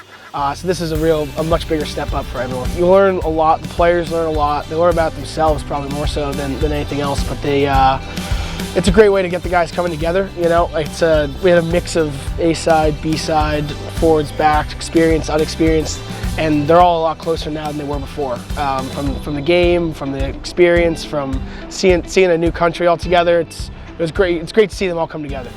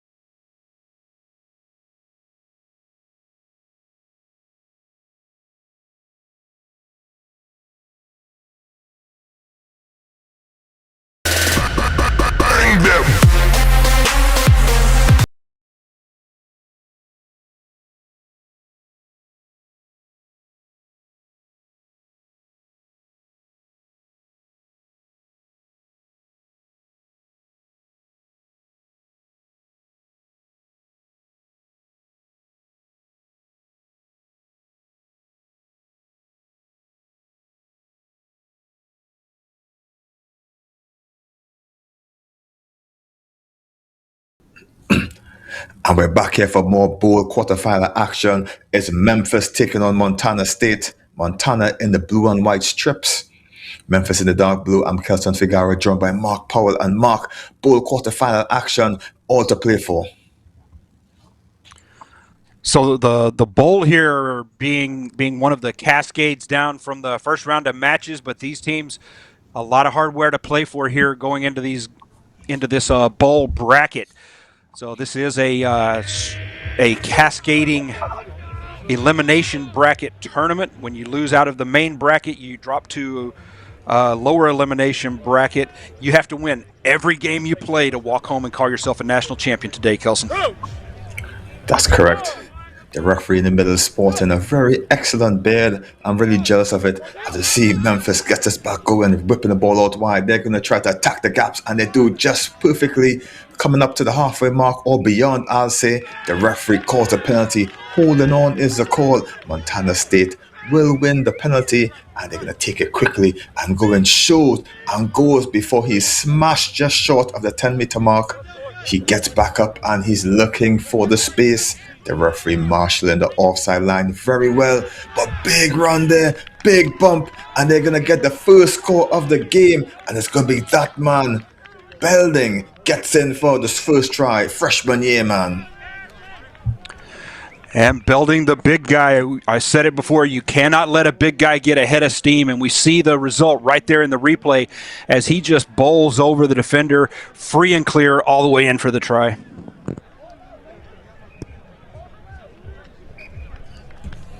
Conversion doesn't seem successful, so the score remains 5 points to 0, and that's what happened. Or was it? I couldn't say, so I won't judge just yet. But that's what happens when a quick turnover on the ball mark, you give it away, you give up a try. Rugby 7's very unforgiving of the slightest mistake. With only 7 men covering the field out there, there's a lot of open space, and just the slightest defensive error opens up those gaps that a smart attacking player will exploit, and we saw it right there as the big man Belding took advantage of an opening, bowled over the one defender in his way, and took that one in. Deep kick by Montana State pushes Memphis deep into their 22-meter area. The wraparound play doesn't go to hand, and the ball is picked up, but double knock home by the players, and it's going to be a scrum to Montana State in a very excellent position. Montana State set up well deep into Memphis's territory here. Looks like they're a good 5 meters inside the 22, so a good location for Montana State to exercise this scrum and put together a good attack. Picked up, goes on this near side, loads of numbers, the ball just doesn't go to hand, and they're going to try to send it the other way. Fire feet as the ball gets in the hands on the far side, and they're going to try to run in for a bit of showboat in there, and he gets it done. Montana State adds another try. And Kelson, if I'm not mistaken, I believe that is Belding again, the center out of Bend, Oregon, decides that he's more than just a powerful run up the middle. He can take the wing as well and got the speed to do it. So Belding, second try of the match. And that's what we talk about. Scrum time here. Memphis with the ball, trying to shift the ball out wide.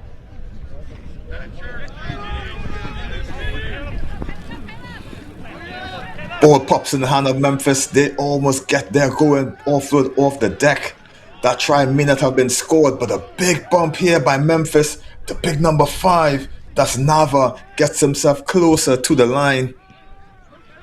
I would see Memphis on their counter, trying to reach over. The referee signals try, and he gets it back. He just tried to level the score. Memphis back in this one.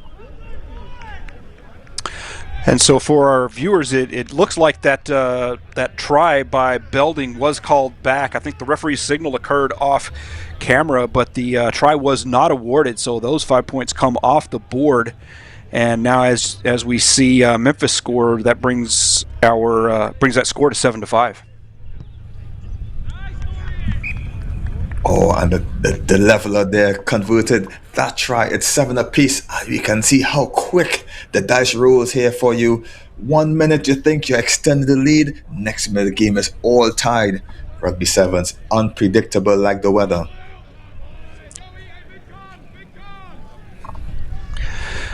Unpredictable it is. We see the guys lining up here. We'll have a quick restart here. Memphis kicking off. Smith kicks a high, deep kick, taken well by Montana, and they're going to go back up the middle here, trying to get themselves. He uses the boot, and it's a foot race. Let's see who can get it there first. The ball bounces in the hand of Montana State, just a bit short. But Memphis is back on the defense, just looking to get the room if they can. As we see Montana State goes up the middle. 3 defenders blanket that attacker. They're on the offensive just inside the 22-meter area, looking for that offload. If he can, picks up, goes again, and he's going to splash down. Is the referee okay with this one? And yes, Montana State gets back the lead.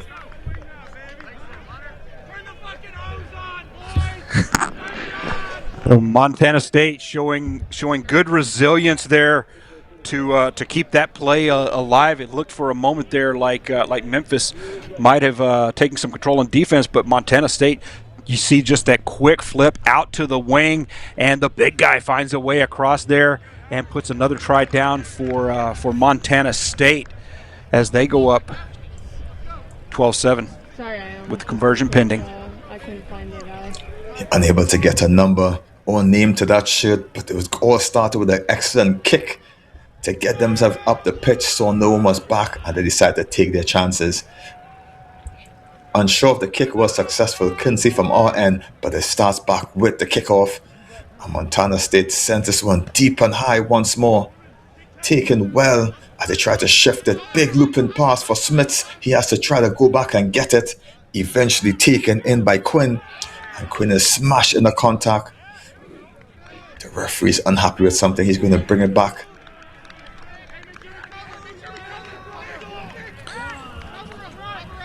We'll see. Looks like there might have been an advantage penalty that brings the ball back here for Memphis.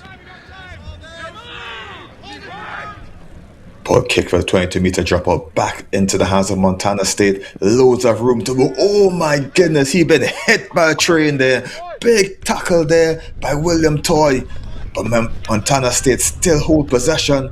Skips off the one, and it's that man again. Nava, he's going to get himself on the scorecard. The white scrum cap, he's going to be loving that try. Big bump, and Montana State extend the lead on the stroke of halftime. And so Montana State's big man, the freshman Belding, scoring his second try of the day as he shows good skills, good rugby IQ. He's where he needed to be, and again, just knocks a defender out of the way, takes that one in for a score for the big freshman. Conversion successful, and that'll be it for this first half.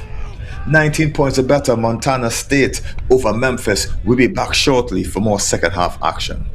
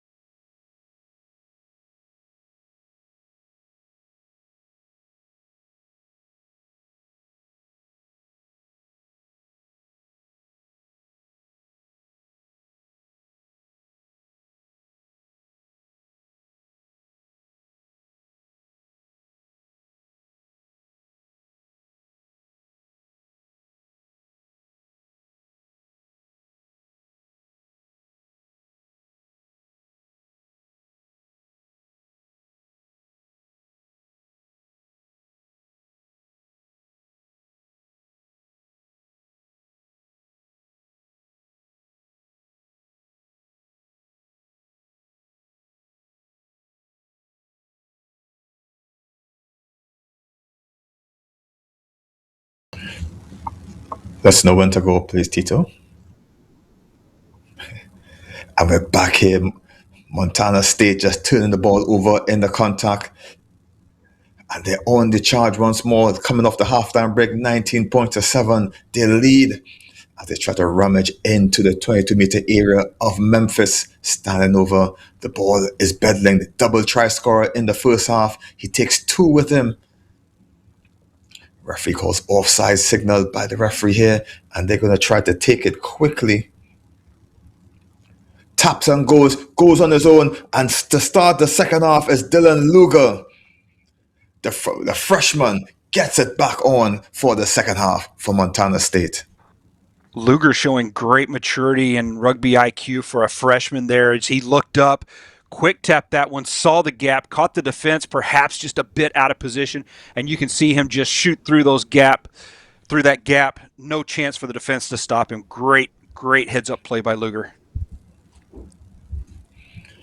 Push the score now. Conversion successful. 26 points to 7. Montana State here. Conversion scored by Holden Howe. And he's going to get this one restarted. Montana State with their tails up as the referee just stops time here for a substitution. So Montana State threatening to run away with this one at a 26-7 score. Memphis is going to need to turn it up and perhaps make a few changes here if they want to put some points on the board here quickly as time runs out quick in a 7's match. Memphis back in possession. Shifts the ball to the short side, unable to pick it up. A bit of tempers flaring here, just a bit of emotion after knocking that one on. And Garrett Hagan will be picking himself on that one. Yeah, got to be frustrating. Got to be beating himself up a bit on that one. Just the quick knock on it, and that turns the ball over at Memphis's own 22, sets Montana State up for an excellent attacking opportunity again here and a threat to extend this lead even further. Luger puts this one in, it wraps from the short side, sends a very high pass, eventually taken, switches the side there. Montana State is going, just brushes off defenders. One more to beat. He's snatched by the ankle, eventually taking the ground. That's Rex Mulden. He gets himself just about 6 or 7 meters from the line. Montana State all in control. Big looping pass out wide, and he's just going to stroll over for this one. Corbin Frenland, he gets another for Montana State. So Montana State, just really showing the ability to spot the gaps where they appear, and this time they managed to catch Memphis a bit honeypotted on the inside, a bit close in. They saw that opening on the outside. The big skip pass to the winger opens it up, and Montana State puts another 5 on the board.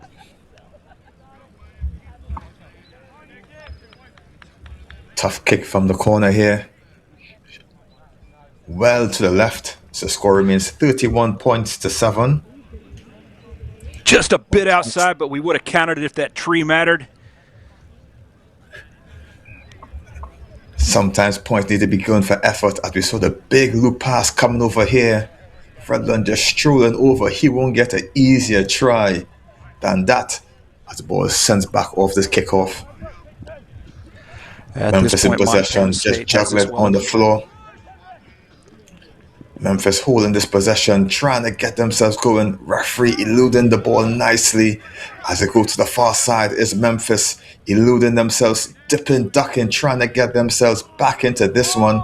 The ball not going to hand as a referee plays advantage. And the referee's going to bring it back, and that's going to be a card. 2 minutes in the bin for the intentional knock-on signal the referee. And Montana State is going to be down a player. Can Memphis capitalize on this as the ball is taken quickly there by Joaquin Cardona? Not really going to script. And just going to bring it back, and let's see what the referee does with this one. With one in the sin bin here for the last couple of minutes of this game, this is a great opportunity for Memphis to put at least 1, if not 2 tries on the board. A lot of extra space opening up on the field out there. Memphis with possession. Gets the ball out to Girard. Memphis trying to get themselves going here. As I see Hagan brushes off one, brushes off another, and it's that man, Garrett Hagan. He's going to use the man advantage from Memphis to get themselves on the scorecard once more. 6'3", 225-pound Garrett Hagan out of Germantown, Tennessee. A freshman showing great rugby skill there, taking advantage of his size, using his arm length to fend off that defender, opening up his own hole, and he takes that one through, puts Memphis on the board. Oh, as a defender, guy that size coming through with the fend out, I don't want any part of it. As a kicker shanked. Not adding further to it, just about a minute or so left in this one, and they trail 31 points to 12. They'll need a lot more scores to get themselves back into this one. Memphis quickly capitalizing on the yellow card to Montana State as they quickly put 5 points on the board. But they're going to need to hurry if they want to get more on. Only a minute left to play in this match. Oh, great idea. Just poor execution there by Memphis. And we can see Montana State is going to try to get themselves going for another try. They're going to just seal this off, cap off an excellent performance there as the number 9 gets over. That's Matteo Scipione gets himself on the scorecard, and they're just showing their dominance even with 6 players. That's some just beautiful rugby right there as you see him dragging one defender long enough to turn over, finds his support player, quick offload, springs him loose, nothing in front of him but the try line. As you say, Scipione, he takes it over to the scrum half, scores, and Montana State quickly recovers that try they gave away to Memphis.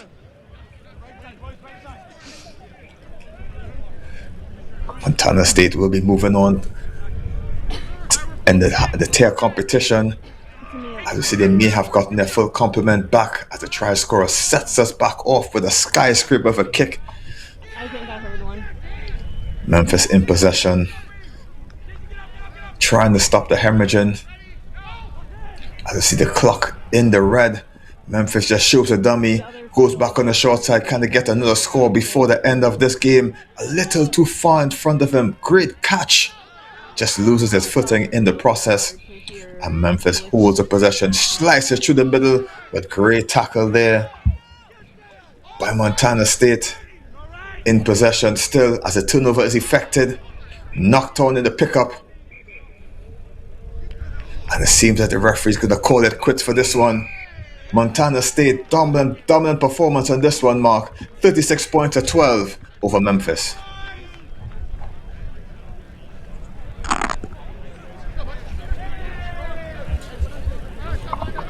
Stay tuned, everyone. We'll be back for more quarterfinal action in this bowl competition in the College Rugby Championships 2026.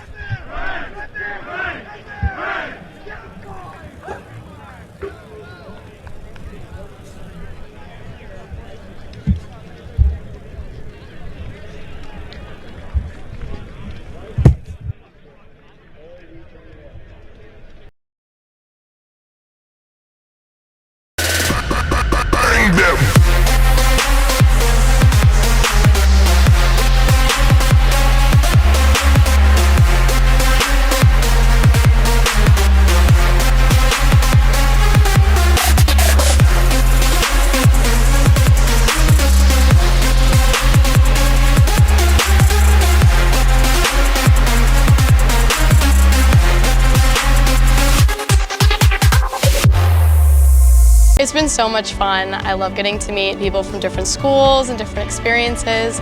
It's been surreal with everything that we've gotten to do here. I think my favorite memory has to be the flag bearing before the World Cup ceremony, like getting to walk out there with teammates and bear our country's flag before watching our country play in the World Cup was an insane moment for me personally. One of my favorite memories is probably the bus ride back after we won our first game. It was kind of quick right after we got here, but we bonded really quick with everyone and it was a lot of fun and we celebrated and had a great ride back. Hello and welcome back to the College Rugby Show. The fall season is upon us. We have a brand new division, now 4 men's divisions, 4 women's divisions. We've had that in 7's. We're going to be coming to you once every other week here in this video podcast form. I'm excited for a season of And we're back here for more bowl quarterfinal action. It's Drexel versus Vermont. I'm Kelson Figaro, joined by Mark Powell. And Mark, we saw these teams play earlier. What can we expect from them?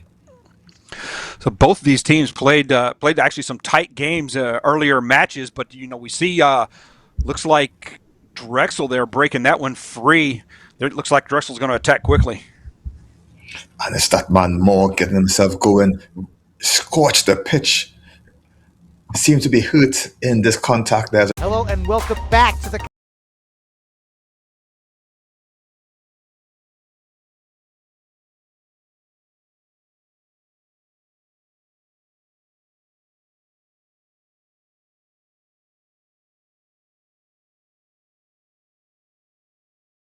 He avoids the shoestring tackle, looks to step there, and not sure, didn't quite catch the penalty as I was watching the replay here, but you can see he gets brought down just shy of the try line.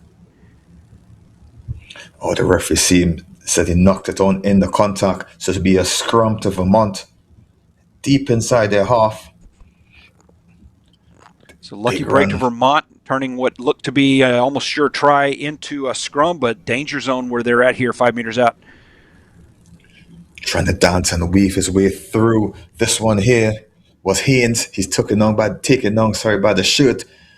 Big defense coming in by Drexel, trying to thwart that Vermont attack as the ball shifts out to the right. Trying to get through the tall, lanky figure of number 22. That's Haynes. As Drexel, very stingy with the defense. They're just keeping them pinned inside the 22-meter area. Big long pass comes on the edges, trying to wrap around the outside. Is Vermont. The stop and go works on the defender. He's trying to get themselves going. Big reach by the defender. He won't be caught. All smiles as he looks at the cameras. He's strolling in for Vermont's first of the match. And that's Luca Race. The senior gets his first try of the game.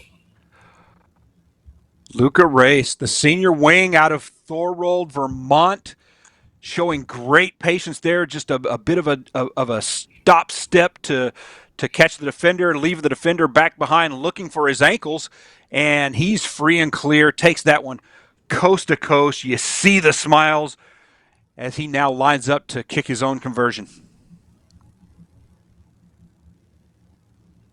Oh, seems to be off to the side there, and there's a great cheeky move there. The stop and go caught the defender napping, unable to polish off an excellent try, but 5 points is all the good as Vermont take an early lead in this one. Oh, in front of the kicker is a call by the referee, and coach for Vermont, Potter, will be upset with that one, as they're just trying to add some pressure onto this game. Drexel will have the opportunity now to get themselves back going with a tap on the halfway mark as the big man gets in. The referee has his hand up for the advantage as Moore is probably taken high around the neck is a call. Drexel looking, probing, trying to get themselves going as the big man McDonald gets it and shifts it wide. Looking for the fringes. The play just unfortunately falls to the floor. One more pass if they can do it, and on the inside is a big number 9, Max McCoy, and he splashes down and just levels the match for Drexel. So you see a good step here, and it looked like the defender literally turned an ankle on that one, goes to ground, and the quick offload over to McCoy. Kelson, you called him the big man, but according to our stats here, he's only about 125 pounds, 5'6", the scrum half, but he's where he needs to be when he needs to be there, showing that rugby is a game for players of all sizes. Well, Mark, scrum halves play way out their weight class, and they really try aggressive and nippy, and they show that the size does matter as he gets himself back going. High kick taken well by Vermont, but even better defense by Drexel, and they're going to get the put into this line out, and they're going to get the opportunity to put another score on the board. Pretty good kick works out well there for Drexel as the defenders are, pardon me, the Vermont receiver touches the ball, taps it into touch, and that sets Drexel up with a line out here in Vermont territory and another chance to put some points on the board. Line out stolen by Wrestler, and now it's out onto the wing. Trying to find the try score if he can get him again once more. The ball goes off the hand, maybe of one of the Drexel players, but Race gets it, shifts it back on the inside, and he's going to look back for it, but big dummy, big show and go. Race just needs to change his line. He eventually comes over and gets the support going. And we see Vermont try to take this one quickly. Big goose step, goes through the middle, pulled on by the coattails, and Vermont is having healthy possession here. As you see, Warabell gets the possession going, shuts the ball right to Race, and Race is trying to hold up enough for his support. He won't need it. Race is speeding through for another try in this one. Race, the senior, showing that maturity, showing that leadership. He was all wrapped up, but just refused to go down. You can see him if we get a replay here. You see him fending off that defender, looking for the offload, can't quite get it, so just maintains his composure, keeps the legs driving, eventually breaks free of that defender, jogs that one in for another try. Smashes over the conversion is Race, and he has 2 tries so far in this one. Race unable to be stopped, speeding through, keeping Vermont in front in this one. Vermont showing good drive on that play there, and Race really showing his maturity and leadership as the senior as he takes his place back over on the wing. And Tom Burnett will line up to restart the kick. Vermont sends a deep kick. Tried to use a bit of his soccer skills, unable to get it. Eventually guarded by the Drexel team, and they're streaking down. Cover tackle coming over for Vermont. Can he get over there in time? He's just a bit too quick for him. And Drexel is going to get on the scorecard thanks to Thomas Steele. The junior gets it doing for Drexel. Thomas Steele showing outstanding speed there. I actually thought that Vermont player was going to catch him. You just see there's a lot of speed on the screen here at the moment, Kelson. And Steele just outruns the ankle tackle, and he's going to take that one in. Vermont's on the board.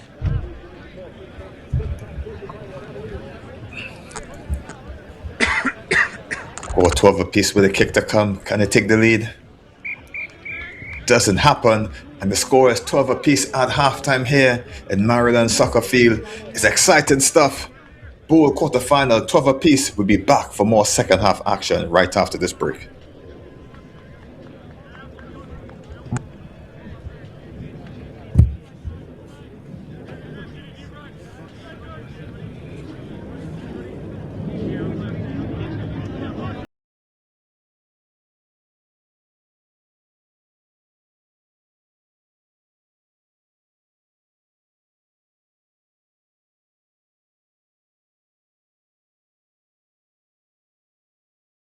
Hello and welcome back to the College Rugby Show. The fall season is upon us. We have a brand new division, now 4 men's divisions, 4 women's divisions. We've had that in 7's. We're going to be coming to you once every other week here in this video podcast form. I'm excited for a season of telling college rugby's best stories. We deserve to be here. We're going to keep, representing. That was, to me, the biggest testament for the future of the game.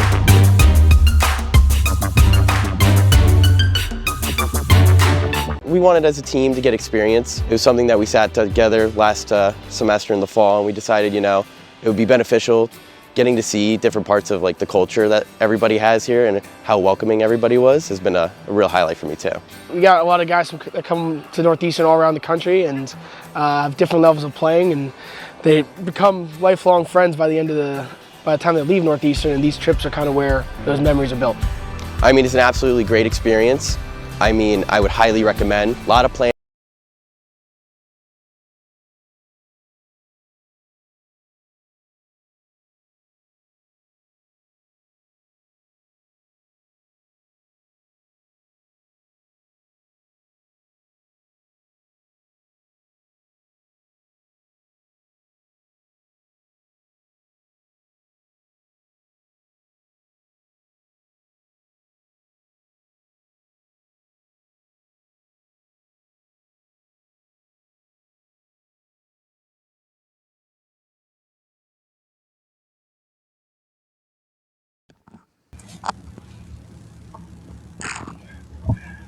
And we're back here for second half action. It's 12 apiece. It's Drexel versus Vermont. End-to-end stuff. Nail-biting stuff, I'll say. The second half is going to seal this deal. Kelton Figaro here alongside Mark Powell. And Mark, tit for tat so far in this one. Tit for tat indeed, Kelson. Both of these teams played fairly tight matches in their first round. They lost narrowly, but now they're showing us why, as this one just back and forth, neither team giving up, seeing a lot of hard hits and a lot of fast breaks. Drexel in possession, gets the ball into hands of McCoy. He's been nifty, looking for the room, looking for the space, finds Doherty, and he spins around, but he got a coat courtesy of Warabel as he wraps around him. The defender there, winning the turnover. Quick tap here by Vermont as Warabel gets it going quickly.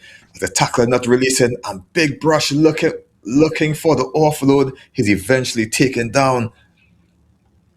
The big number 16 there. Vermont trying to get it going. Kicks it into the hands of McCoy. McCoy on the attack. Gets it out to the big man. He scored a try earlier. It's Steele wrapped by the collar. And Race pulled him and got a foot into touch. Oh, and he's a bit disappointed. Speed on speed. And Race was a winner on that one. There is just speed on both sides of the ball here, and you really see it there as Thomas Steele there. He's showing that speed again. He scored a try earlier in the match and just slips a foot into touch, turns the ball over to Vermont.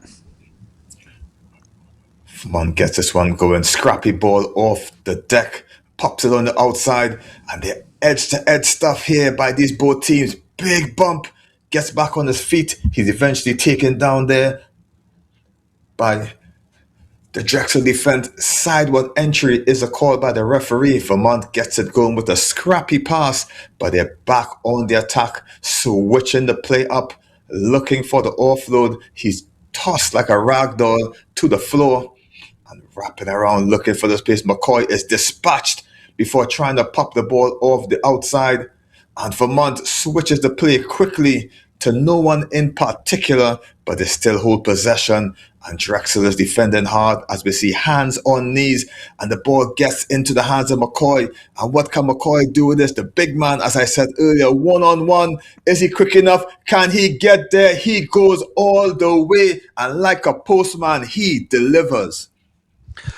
Oh, McCoy showing the great rugby IQ, great heart, and not physically big, but a huge heart in this kid right here, as he's out there just taking on tackles with the biggest players out there, and you see him turning on the afterburner there, and he outruns the Vermont winger to the corner, puts it down, and McCoy's putting points on the board for Drexel.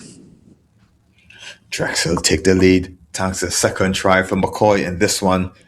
Kick is not going to find its way in, but 5 points are better over Vermont. Drexel sneaks into the lead thanks to McCoy.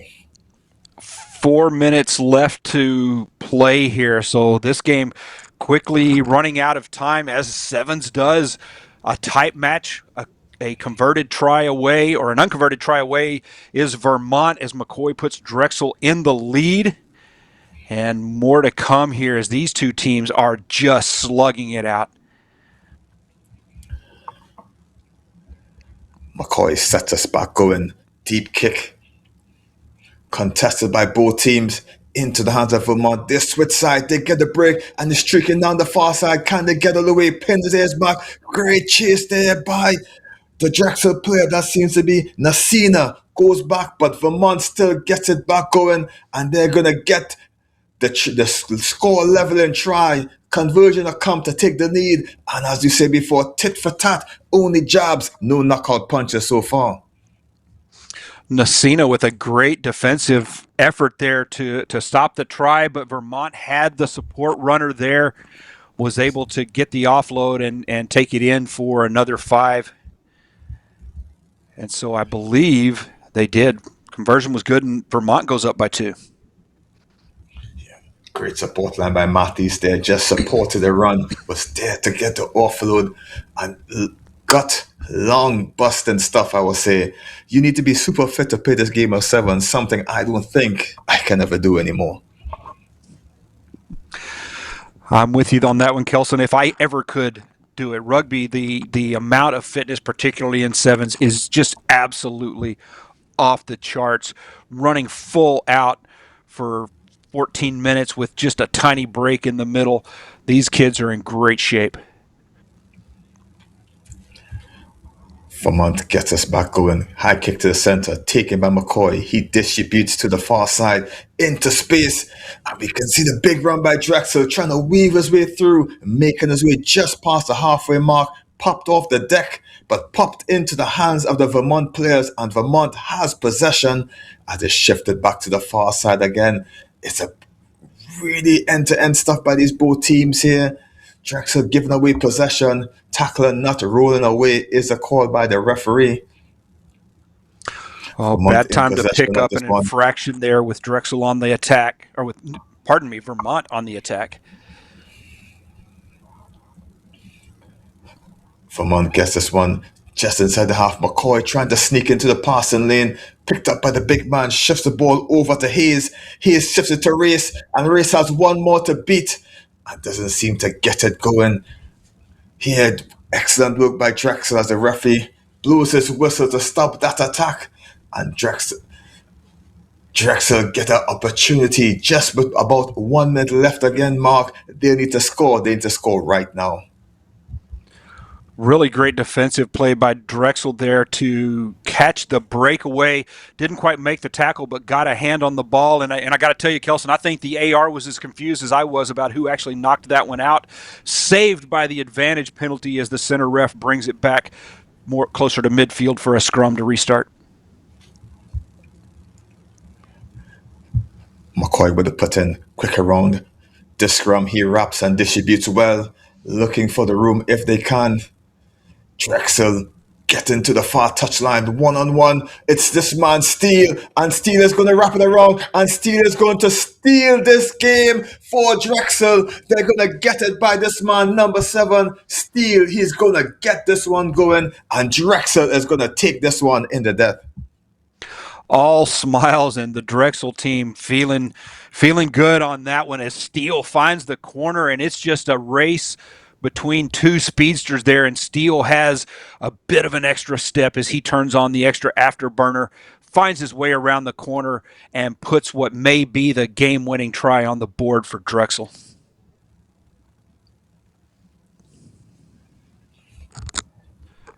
We'll see if there's enough time for a restart. As the referee sets it going, McCoy needs to be smart with this one. They need to try to get this possession back. Game of 7's is a very tricky one. If Vermont can still come and get this one going, one bounce over the top, and that's an excellent kick by McCoy. MVP kick, as we can say, bounce over the head of McGovern, and oh my goodness, that's it. They win this one. Thanks to McCoy. Smart work. Drexel take this one. I'm not sure who to... I'm almost saying McCoy's MVP of this game. I mean, some great defensive plays despite his size. The kid's got a massive heart, massive determination out there on the field, and then just icing on the cake, caps it off with a super intelligent kick there, perfectly placed to end the game. Drexel ekes out the win over Vermont. That's it here. We have more bowl competition coming up next. Drexel wins this one, 22 points to 19. We'll be back for the next match shortly. We wanted as a team to get experience. It was something that we sat together last semester in the fall, and we decided, it would be beneficial getting to see different parts of the culture that everybody has here, and how welcoming everybody was has been a real highlight for me too. We got a lot of guys that come to Northeastern all around the country and have different levels of playing, and they become lifelong friends by the time they leave Northeastern, and these trips are kind of where those memories are built. I mean, it's an absolutely great experience. I mean, I would highly recommend. A lot of planning involved, but if you get it done, it could be some of the best moments of your life.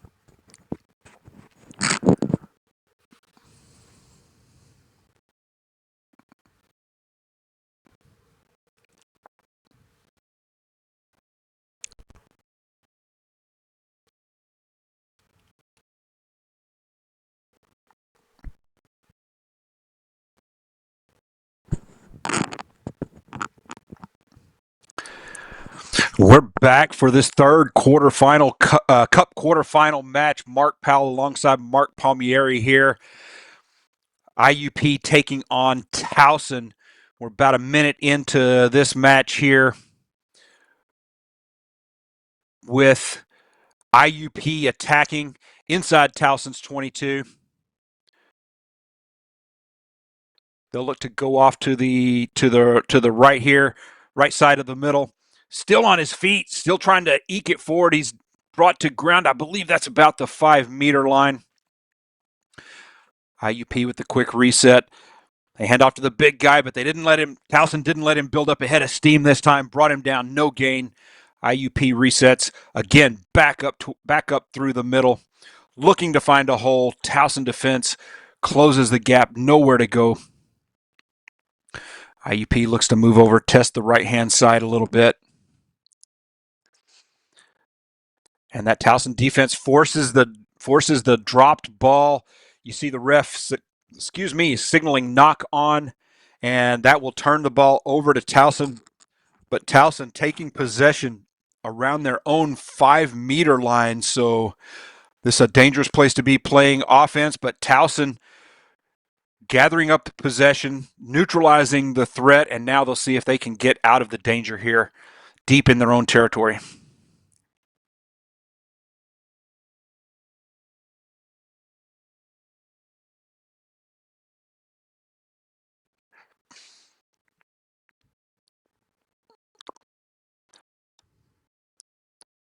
Ref sets the scrum. Ball's out. Towson bringing it off to the right-hand side. They're at almost their own try line, trying to get this ball, run this ball out of danger. Forward for a couple of meters of gain.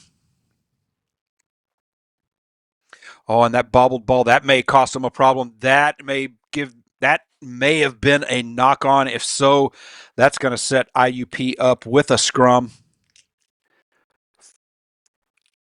5-meter scrum to IUP. Going on the attack, threatening to put the first points of the match on the board. We're coming up on about the halfway point of this first half, still knotted at 0. IUP attacking 5-meter scrum. And looks like Towson came away with it, but some kind of a scrum infraction there. Refs seem to be signaling. Looks like someone other than the hooker might have got a foot on that ball. Back to IUP. He's down 2 meters out, resetting the ruck. And IUP sided, not releasing. That'll turn the ball over. So Towson surviving the scare once again. They'll take over. They'll tap to restart from inside their own 5, and they're just going to kick that ball as far away as he can get it. That ball's going to find touch just shy of the 10-meter line. And Towson will start with a line out here as they've moved the ball out of that dangerous red zone.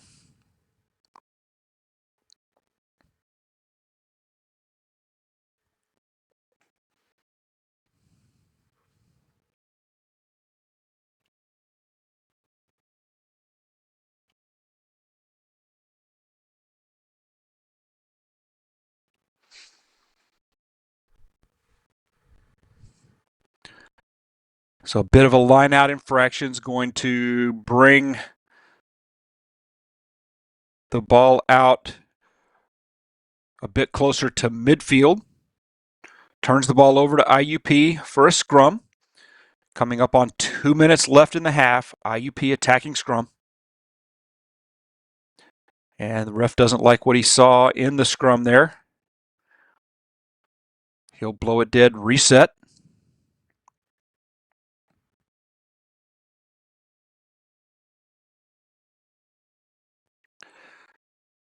Good scrum to IUP. Looking to reverse field there with the pass. Towson defense is there, though. Not going to allow that trick play to work. IUP maintaining the possession, but they've lost a couple of meters. So a Towson defense swarming. Ball pops loose, picked out of the air by a Towson player. If the ref lets the play continue, he doesn't, and there is a yellow card.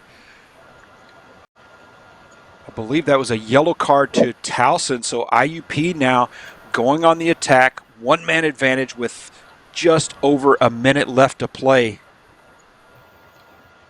And Towson IUP will be looking to put some points on the board here in the final minute of this first half as Towson down a man. That's going to create a lot of open space on the field. IUP will be looking to take advantage.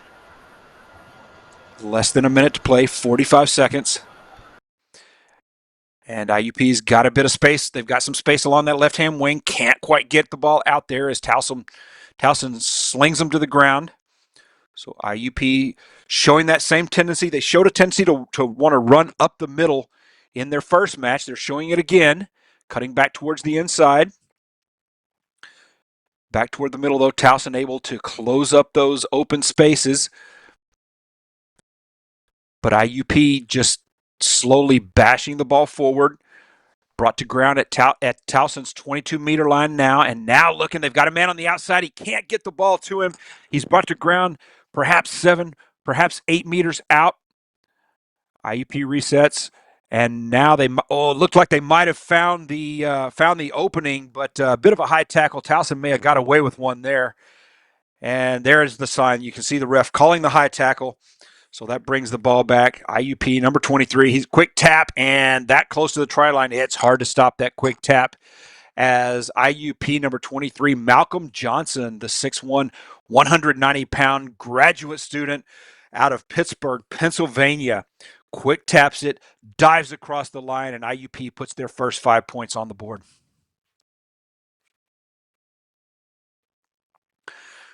Conversion is good, 2 more to IUP, and so I believe we will go into halftime with IUP scoring at the expiration of time, up 7-0 over Towson. We'll be back shortly with the second half.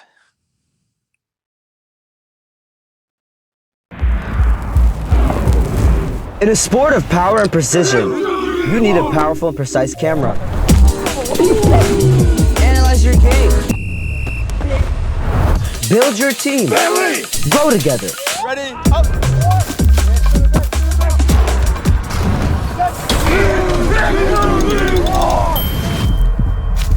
Video captures moments. A powerful camera for a powerful sport. Rugby!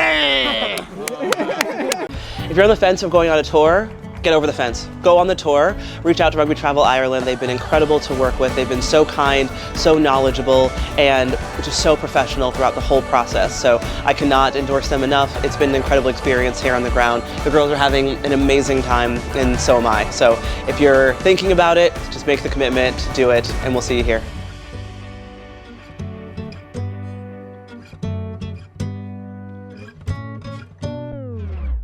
We are having a rugby tour in Newcastle, England with the All-Americans from NCR, and we're having an incredible time.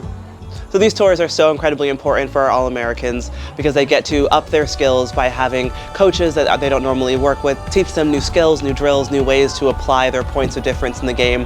They get to experience a new culture out here, new foods. I'm sure most of them haven't had beans on toast ever, and they're definitely experiencing that here, but they're also getting a chance to watch players that they look up to playing in the Women's Rugby World Cup here in England, which is incredibly important for them to see these people, because if you could see it, you can be it, and we are so happy that our athletes can see the Eagles, and I know they also want to be the Eagles, so this is a massive opportunity for them.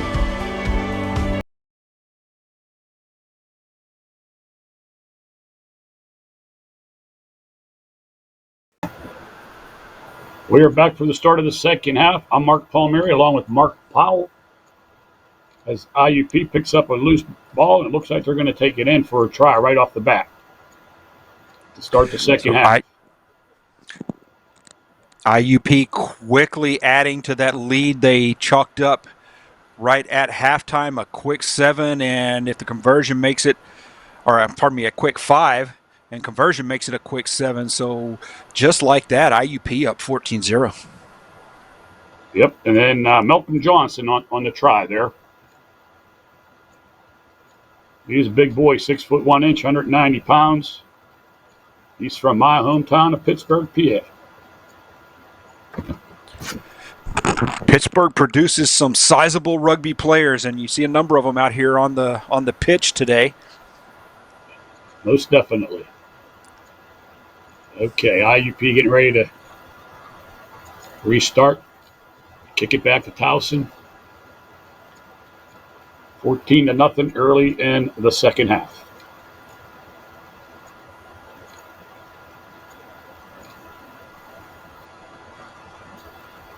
Bit of a bobble by Towson there is going to give IUP an opportunity, but nope, looks like Towson does come away with it.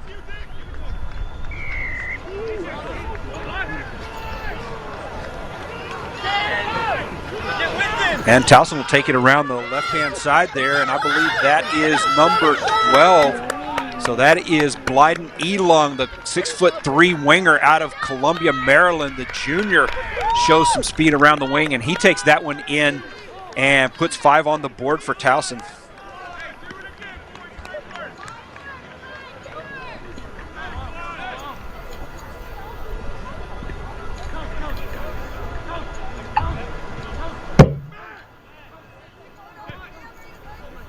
Conversion kick's good as Towson cuts the lead in half, 14-7. That's a big try there by Towson. Get back in the game, Mark.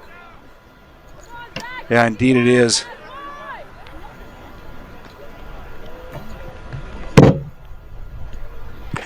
Towson will line up to re-kick here.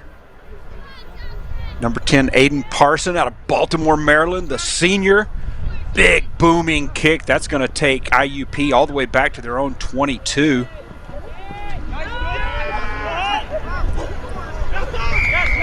As Towson jackals the ball in the ruck, and IUP called for not releasing. Towson with the quick kick to restart. And Parson is going to take advantage of the catching the IUP defense perhaps just a bit off guard with the quick restart, and he'll rumble that one in, and Towson will put another 5 on the board. Dotted it down underneath the post. Kick is good, and just like that, Mark, Towson's tied this one up. Yes, they have. So they're back in this ball game. Let's go, Towson, head up! Looked like somebody might have got poked in the eye or something there. Trainer coming out and having a bit of a word with one of the players, but everyone looks healthy. His ball being brought back to midfield, and so halfway point of this second half, Towson has tied this one up. It did look shortly like for a bit there like IUP was going to run away with it, but 2 quick tries by Towson, and this one's all knotted back up. Good kick takes IUP all the way back to their own 22. Nice run, good leg drive, refusing to go down, and IUP rumbles all the way to midfield, but pass intercepted by the big man for Towson. He's a hard one to bring to the ground. Shamar Mullock, 235 pounds.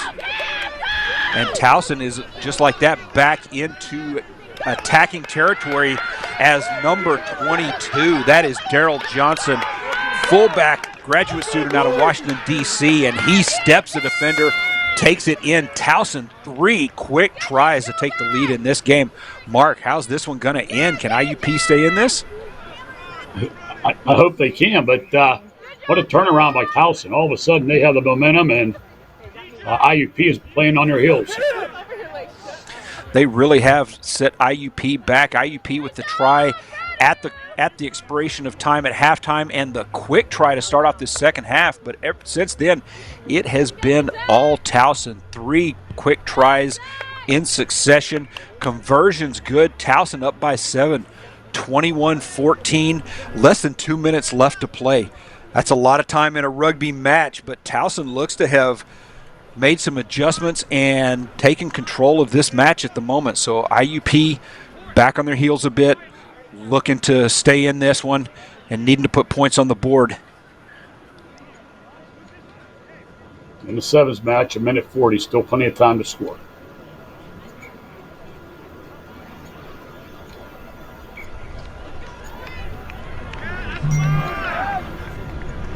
Parson with the restart. Deep kick's going to take Towson behind their own 22 again.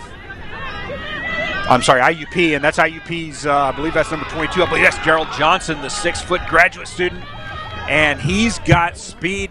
My apologies, Malcolm Johnson, not Gerald Johnson, the 190-pound center out of Pittsburgh, PA, and he takes that one almost coast to coast. So there's the points that IUP needed, and with the conversion kick, they're threatening to knot this one up with under a minute to play.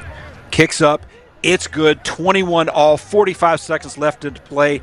Folks, we've got a banger going here today. IUP versus Towson. Big try right there, Mark. Looks like Malcolm Johnson might be a little bit gassed. Maybe. That is indeed a long run going coast to coast like that. Late in a 7's match. Fitness is key in 7's. So much running, so much distance, so much space to cover on the field. Players gassed at this point in the game as the clock winds down below 10 seconds, the waning seconds of this match. Good deep kick by IUP.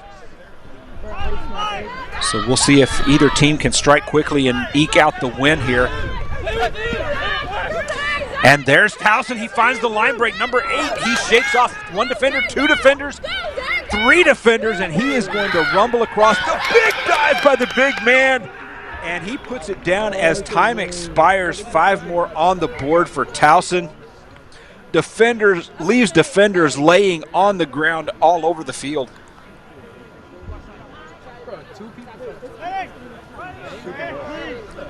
And just an outstanding run by Towson. Number 8, Zach Uhler out of Columbia, Maryland, a grad student, showing the maturity, showing the rugby knowledge, showing the refusal to say die attitude as he shakes off not 1, not 2, but 3 defenders, and just a big belly flop drives it in for the try. Conversion's no good, but it's not going to matter as Towson coming back from a 14-0 deficit. It's all Towson for the second half of this match, and they put 26 unanswered on the board. Final score, Towson 26, IUP 21. We'll be back after this break with more quarterfinal action here at CRC 7's. Yeah. We are having a rugby tour in Newcastle, England with the All-Americans from NCR, and we're having an incredible time. So these tours are so incredibly important for our All-Americans because they get to up their skills by having coaches that they don't normally work with, teach them new skills, new drills, new ways to apply their points of difference in the game.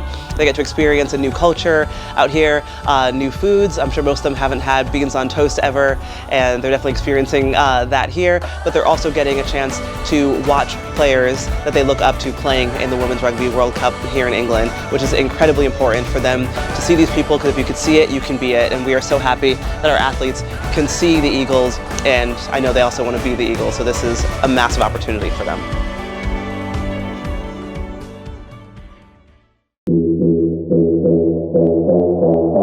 Consistency on 3. 1, 2, 3.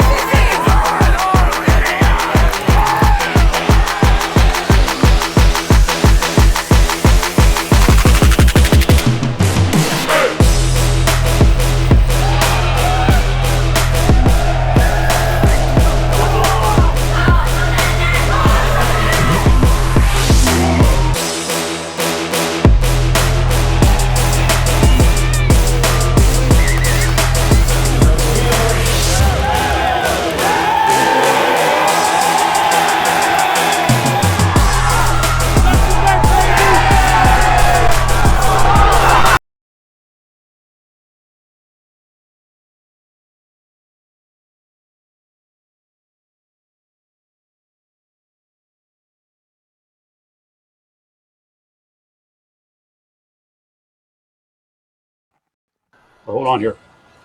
Give me a minute here. Okay, we are back for our 13th match of the day. I'm joined with Mark Powell. We have University of North Carolina, Wilmington, facing off against Georgetown. Both of these teams were prevailed earlier today. UNC winning 33-15 over Norwich. In Georgetown, 17-7 over Albany.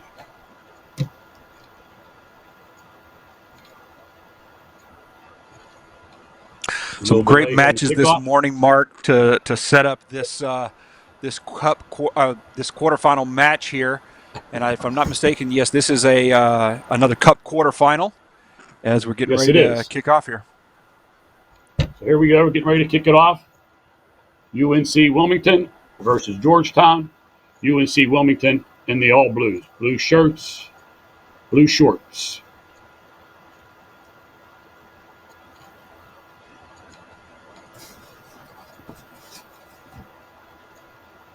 Looks like there's a little delay in getting the game started. Georgetown in the white and gray and blue jerseys with the blue pants.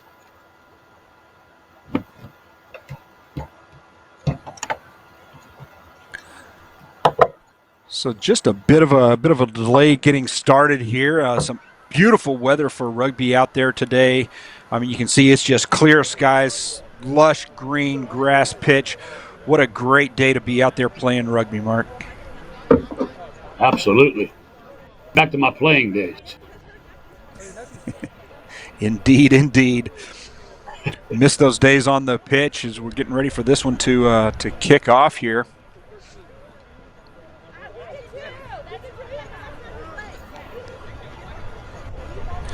No word quite what the holdup is at the field looks like, but perhaps a bit of a delay, perhaps getting a ref or something coming over from a different match. That looks like it might be the case with large tournaments like this. Sometimes it's hard to get everybody in the right situation, in the right place.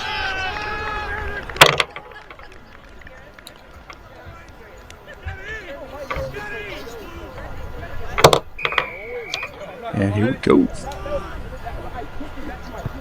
Looks like we're getting ready to go here. We have UNC Wilmington kicking off to Georgetown.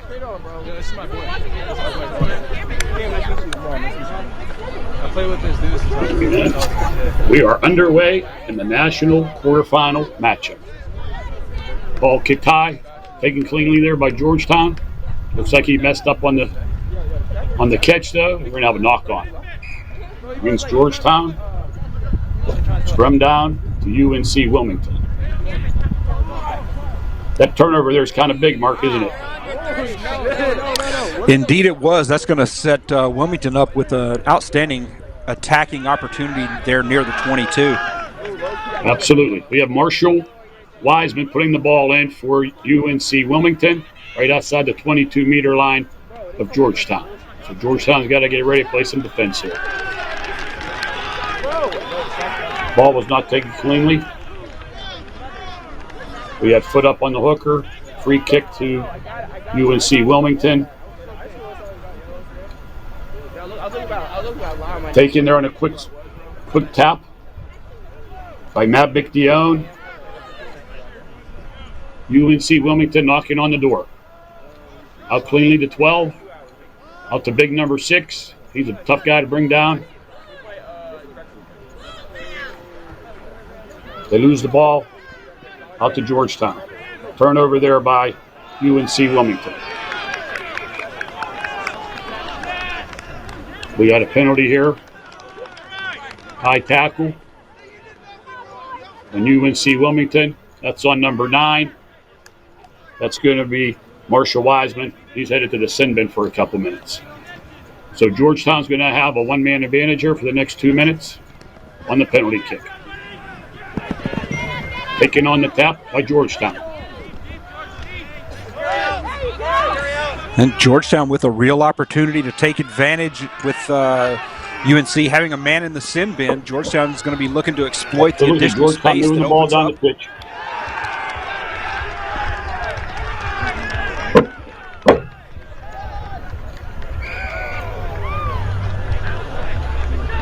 We have Georgetown, number 6, taking it down the sideline. Looks like he's going to go in untouched. And Georgetown takes advantage of the one-man advantage. Touchdown there by number 6 for Georgetown. That's Edward Garrica. Gjurka, the 5'9", number 8, coming to us from Dublin, Ireland, the freshman, showing he knows how to play rugby, taking advantage of the sin bin penalty for Wilmington, finding that open space and taking that one all the way in for the try. Kick is good by Georgetown. So 3 minutes into this match, it's 7-0 Georgetown.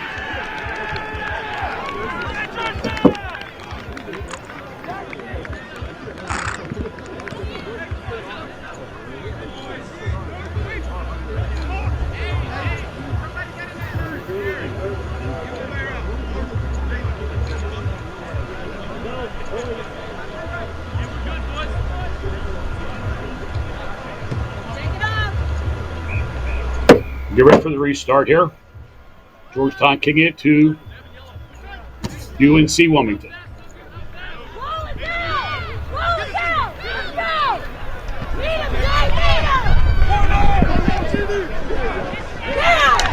Ball knocked on the restart by UNC Wilmington.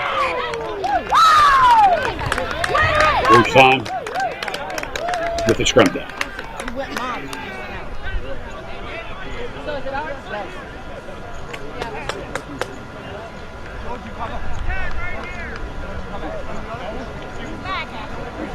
We're going to have a line out here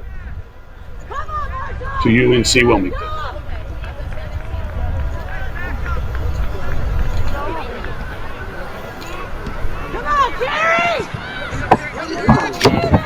Okay, I totally agree.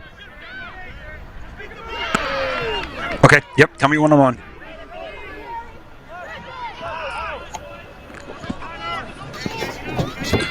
And so UNC Wilmington attacking in Georgetown's territory, looking to come back to the left-hand side there. Georgetown player gets a boot to the ball, kicks it into touch, back in UNC's territory.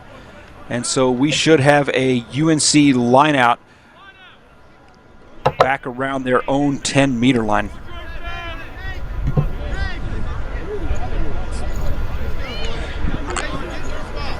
And UNC lining up to take the throw in. Showing 3-man line out. Good line out to UNC. But it looks like a quick defensive effort by Georgetown. Tackles him for a loss. Quick tap restart by UNC. They're going to bring it back to the right-hand side. They may have, he's got a bit of room there if he's got the speed to get around. Can't quite get around Georgetown's winger. And UNC is going to quickly ruck, retap, restart.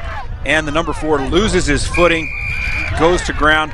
And ref is citing UNC for not releasing. So the turnover to Georgetown as they quick start.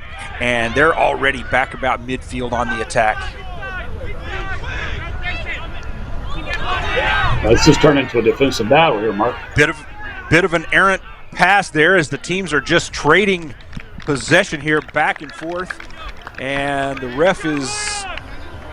ref calls an infraction. Didn't quite see the ref's signal, but looks like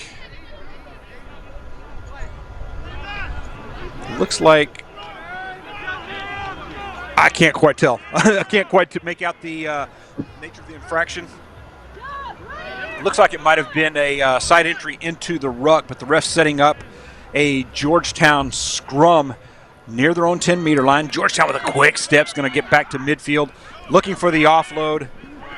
UNC's defense is there, but Georgetown's number 9, Will Hartford, just refusing to go down, stays up, finds the offload, finds the support runner who's going to find space along the wing, spins off the pursuit defender, and Georgetown takes it in for their second try of the match.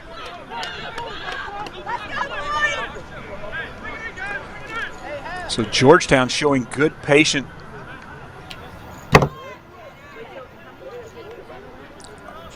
I'm sorry, folks, my mistake. That is UNC that scored, not Georgetown. I had the colors crossed up there.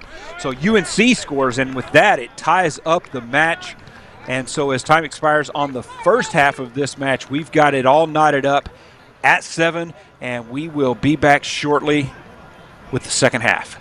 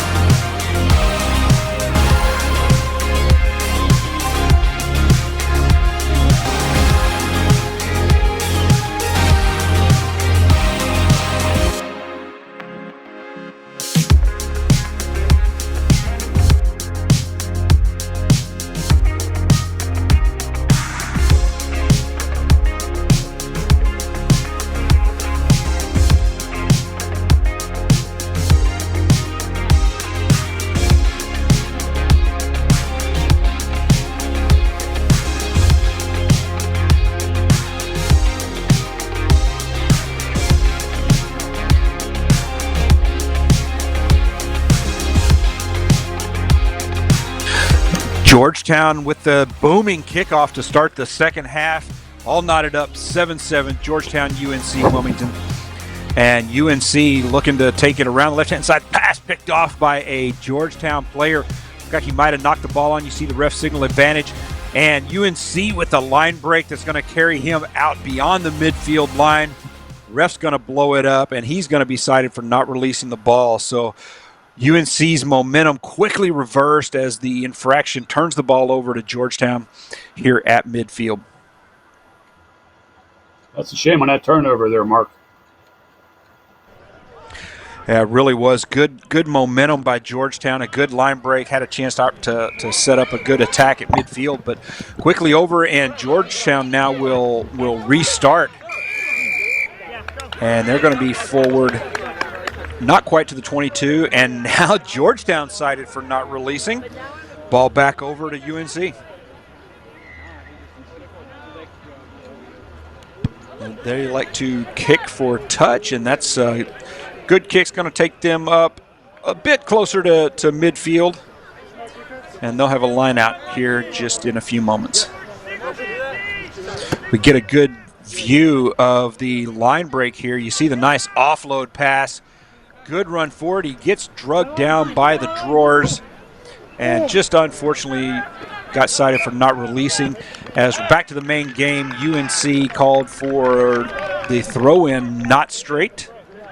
And that ball will go back over to Georgetown. Minute and a half gone in this second half. Still knotted up 7-7. That could be a costly turnover right there, not throwing it in straight. Indeed, as it turns the ball over to Georgetown on the UNC side of midfield. Georgetown on the attack, but good line speed, good defense by UNC is going to bring him to ground for about a 7, perhaps an 8-meter loss in yardage. But again, another infraction to UNC. Georgetown will get a quick tap and go as the minor infractions piling up for both teams in this match. Georgetown will now take it off to the left-hand side. Can't find the corner. Ball pops loose, rolls into touch, and the AR says that UNC touched it last. So a fortunate break for Georgetown, as it looks like they may be awarded a line out. And no, you see the center ref is actually citing UNC for not releasing the ball. So Georgetown, bit of a lucky break on the call there, gets the quick tap to restart near UNC's 22. They're across the 22 now, looking to bash it up the middle. They'll recycle, drops the ball. It's a scramble. UNC comes away with it, and they now have an opening down the side if he can get the handle on it. He finds it. He steps the penultimate defender, and now it's just a foot race to see if he can outrun the number 12. Chased down from the left-hand side by Georgetown's Matthew Massini, the fullback. And the ref says that's a yellow card. He's going to send a Georgetown player off the pitch. So UNC now on the attack, man advantage inside the 22, looking to take advantage of that additional space afforded by the sin bin penalty. That was a nice hustle there by Will Pizzoli, though, for Georgetown. It's a shame he got the penalty. It really was good hustle to get there and save what looked to be a certain try. Unfortunately for him, the sin bin it is, and that will keep him out for not quite the rest of the match. Looks like he'll come back with perhaps a minute and a half to play. But now we have a UNC player down on the ground, but looks like he is able. Looks like UNC player is back on his feet. I'm trying to count players. I think there might have been a second yellow card there. But yellow card or no, UNC with the dive across the try line. And so UNC, 2.5 minutes left to play, is going to go up by 5.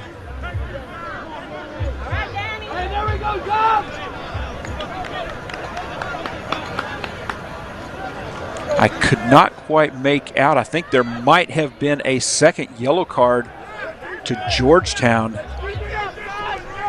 which will give UNC an unbelievable amount of space as we see the conversion kick pranging off the crossbar. Conversion no good, so UNC with a narrow 5-point lead, but a sin bin advantage going into the final minute and a half of this match. That sin bin advantage is going to be very big moving forward. And we get a full view of the field here, and I am seeing 6 players on the field. So I believe there was a second yellow card. Georgetown still down a player as UNC looks to take advantage in the final minute and a half of this match, protecting that narrow 5-point lead. And there's almost an opening along the right-hand side. The runner elects to reverse his field, covering a lot of distance, but it's all sideways here at this point as UNC's number 15, Kyle Irwin, gets the ball, and there's a dive across the try line. We'll see if I can catch a player number here, but UNC taking advantage of the continuing yellow card penalty puts another 5 on the board, this time right up the middle. That was Maxton Buckingham. He's having a heck of a weekend here so far in his 2 games. I believe now he has 5 tries in 2 games. 5 tries in 2 games. That is an outstanding day indeed for Maxton Buckingham. 6'4", 230-pound junior out of Wilmington, North Carolina, really showing up and showing his skills today. And it does appear that we have a UNC player being attended to, a Georgetown player being attended to by a trainer.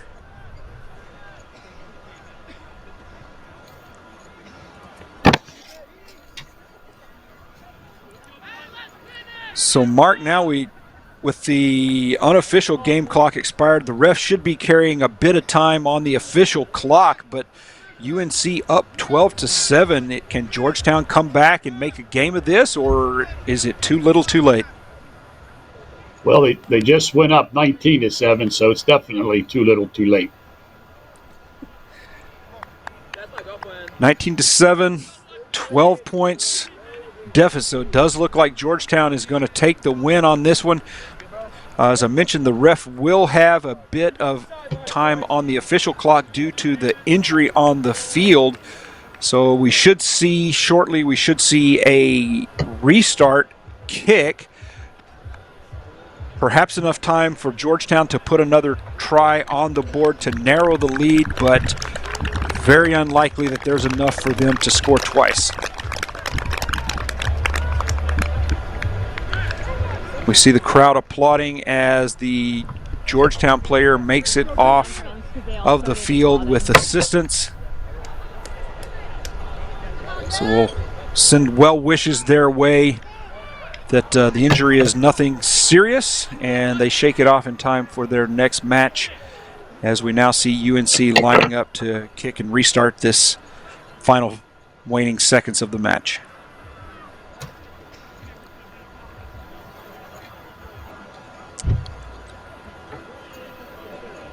And the injured player, Edward Gjurka, the international freshman out of Dublin, now exiting the field, and UNC will get a deep kick to start this one off, fielded by Georgetown back at the 22.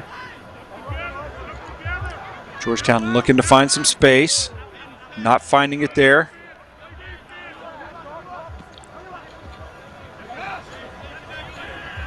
Right side didn't work. They'll look to test the left side. Reversing field back towards the center is number 2. That's George Egan, coming to us out of Omaha, Nebraska. Nowhere to go as UNC closes up the gap.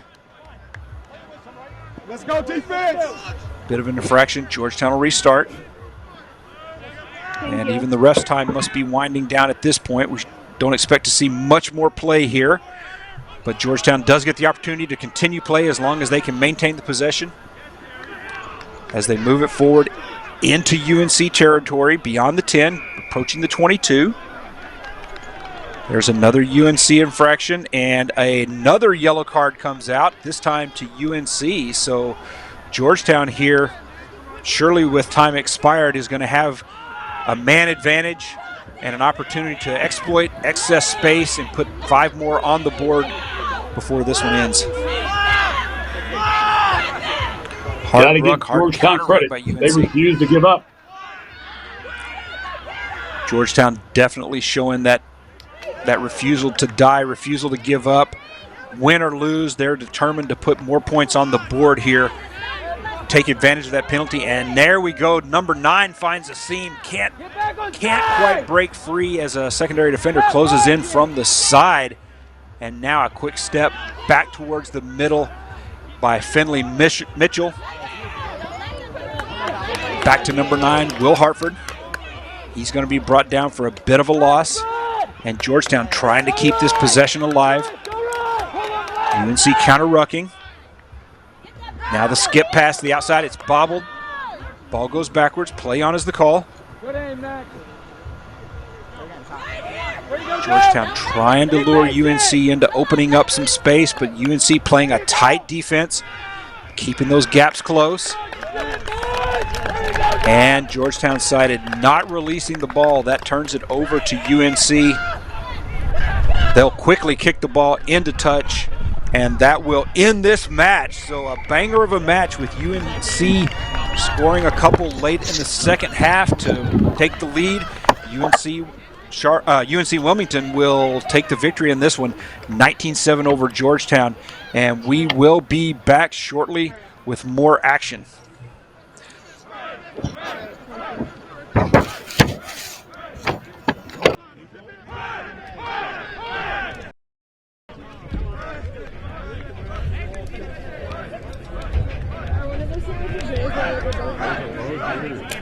Can you put them on the table so I can at least see everything? I think I can get my water.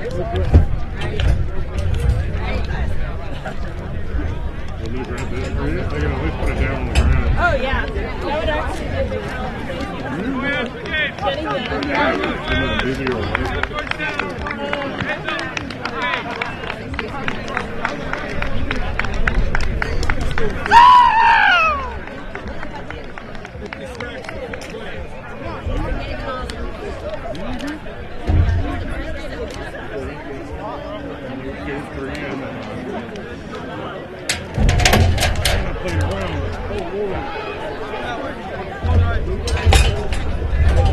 Enjoy that shade.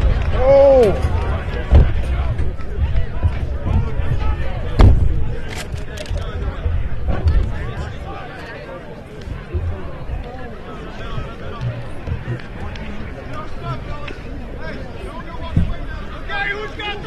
This is Will on now for camera 1 for 10, by the way.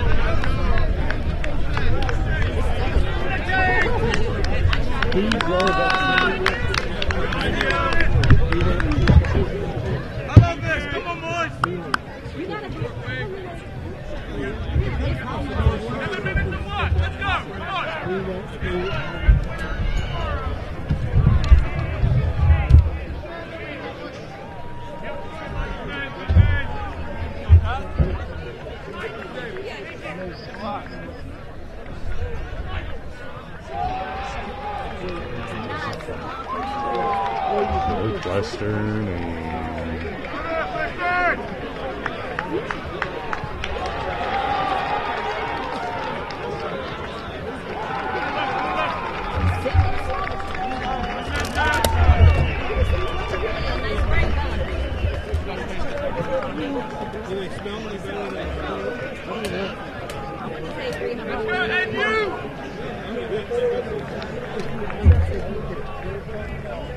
Here we go, boys!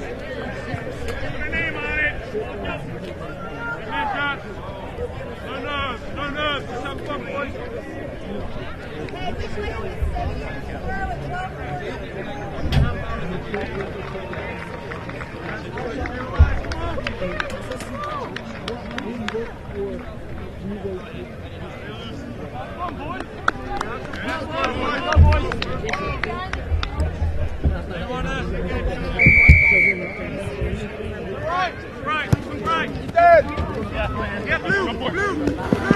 And we're back here for more action here in the cup competition. Northwestern versus Grand Valley State.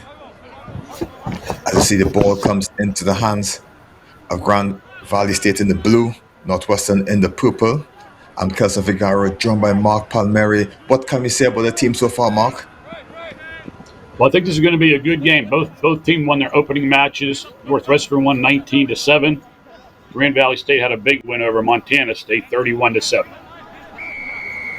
Grand Valley pushes their way close into the 22-meter area. They have a penalty, a straight arm. Over this one is Joseph Petts. He's been a handful so far in this competition. He's called for the scrum, and is that a great tactic to get his team in the lead?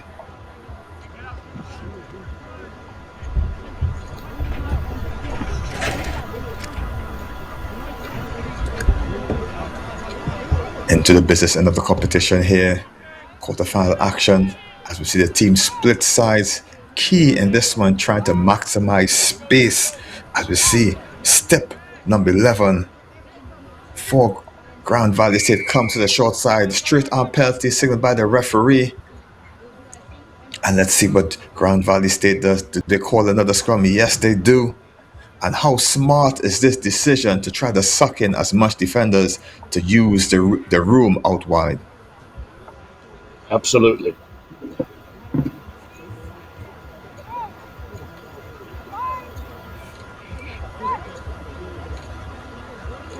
The juniors gets us what's going, shows the steps, gets it back, the switch play, doesn't need any support, it seems, popped it off the deck, and that man I called him earlier. The AR has the hand up. I'm not sure if he's going to call it. The referee does. It's try for Grand Valley, and it's that man, Step, the flyer from Pretoria, who gets this one going for Grand Valley State. Just snuck it in there. Wrapping around the short side there, looking for the offload, had lots of attention on him, and he still finished it off expertly. Grand Valley take the lead. Thanks to the great support work from Stip, and they're 5 points up with a kick to come.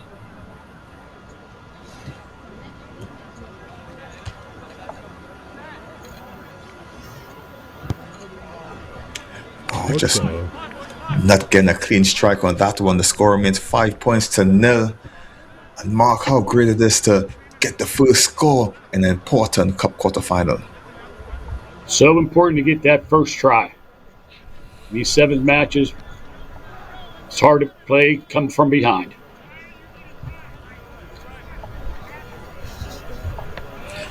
It's a try scorer, just calling the play from behind the ball as he's going to get us back going. Sends one high in the air, trying to compete under it, taken well out of there, plucked it away like low-hanging fruit was Lucas Francis. He gets his well going into the 22-meter area, popped off the deck into the hands of Riley, and Riley is slammed to the floor as Stip comes in at scrum off, gets it to the try scorer, and he's going to try to go around himself.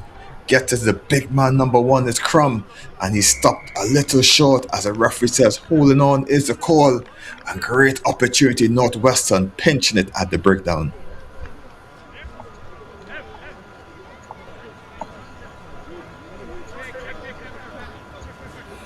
That's a big penalty right there.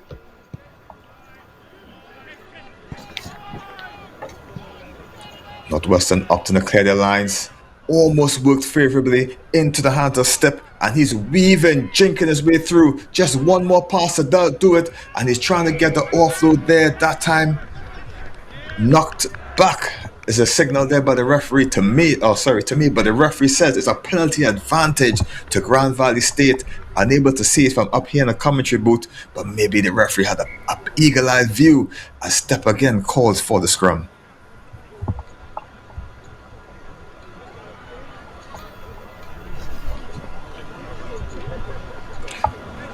Grand Valley State taking a 5-point lead over Northwestern in this competition, in this quarterfinal competition.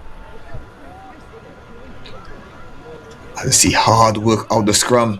Northwestern turns it over, a bit of scrappy work, and the referee says hands into that one is a call. So he's going to ping them for another penalty, and too many penalties will result in a card if Northwestern doesn't be a bit careful. Northwestern's continue to shoot themselves in the foot right now, Kelson. Oh, that's right, doing the hard work up front, getting the yardage and just giving it back to Grand Valley State is a coach killer. And I'm sure the coaches won't be too happy what's happening so far as Crum smashes through the middle untouched. He seemed to be invisible, and Crum extends the lead for Grand Valley State.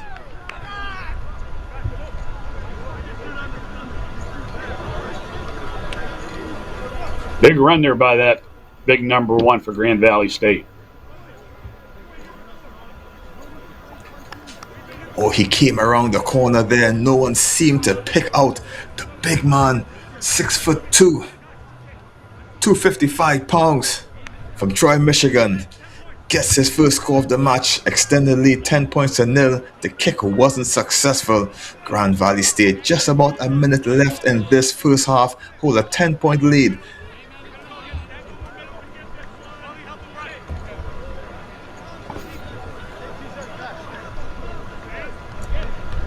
Grand Valley State taking advantage of the mistakes by Northwestern, definitely with the penalties.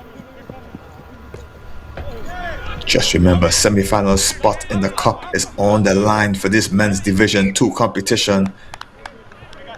As Pets tries to get this one going, it seems to be knocked on the pickup, signals the referee. Northwestern gets an opportunity to get a run in.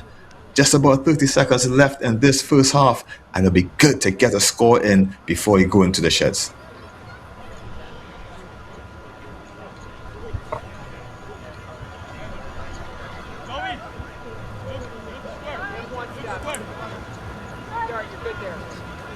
Ten points is not a big of a hill to climb in the game of 7's, as we see Northwestern tries to go the direct route up the middle. This time is the big man Jabali Zoya gets the ball going.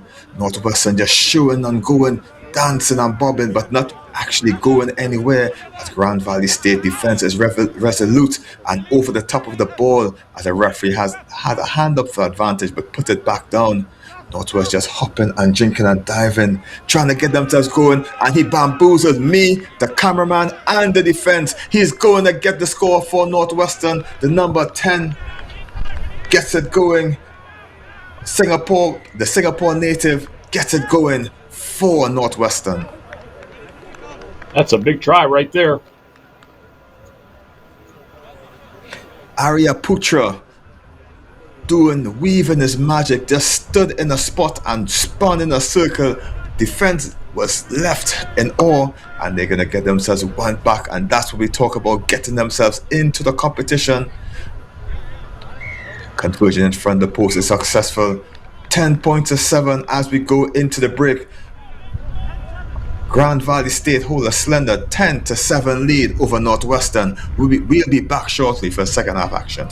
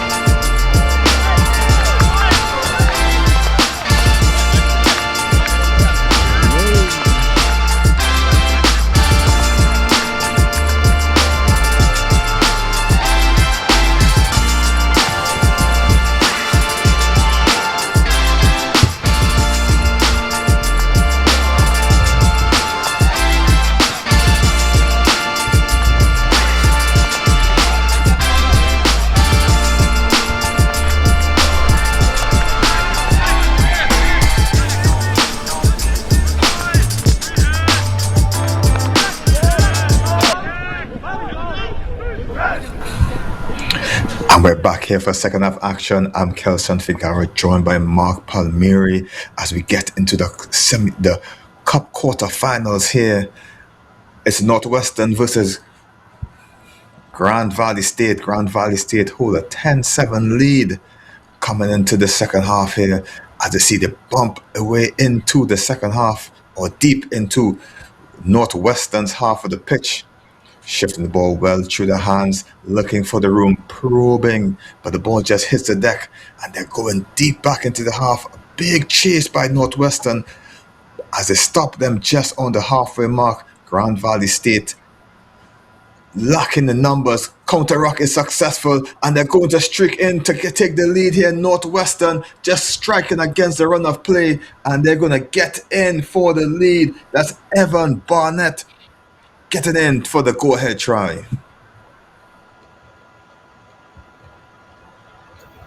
Nice pickup there by number 9, Evan Barr. Big try right there, Kelson. Oh, it all came from the counter rock.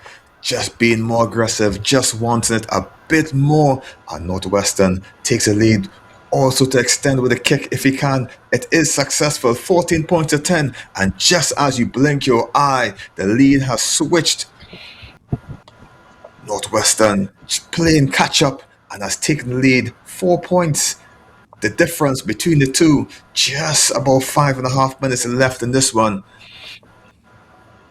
As we see Lionel Spray from London International, 6'5" lad, sophomore, gets us back going.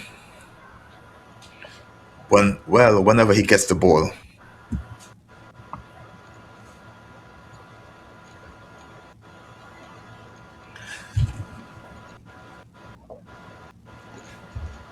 Big youth man, or big youth to be playing center, 6'5", 225 pounds. Starts us back going, skyscraper of a kick. Waiting for it to come down, it eventually bounces into the hands of Northwestern and they have possession.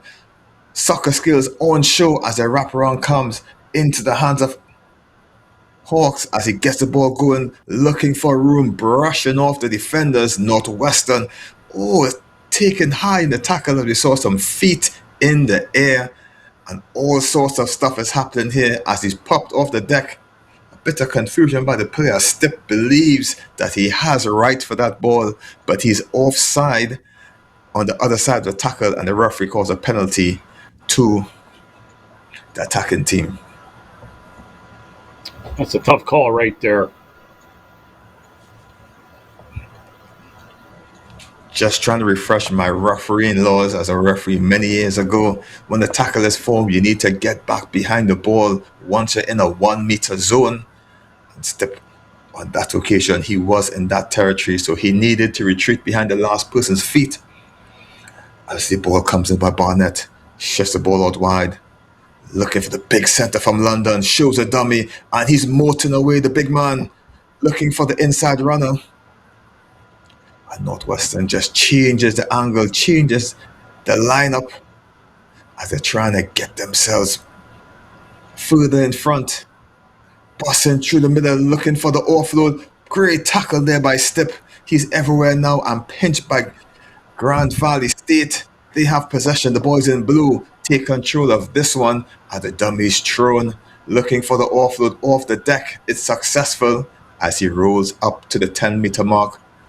Grand Valley State holding possession, slightly trailing by 4 points in this men's Division 2 Cup quarterfinal match. Just marshalling over the top. Big fend off, going down the short side. Do we have the legs to get there? Not with a big Londoner in front of him. Smashes him into the contact. And the arriving Stipp just knocks the ball on in the pickup a bit too low and a bit too hot to handle. And he's going to give Northwestern College the put into this one.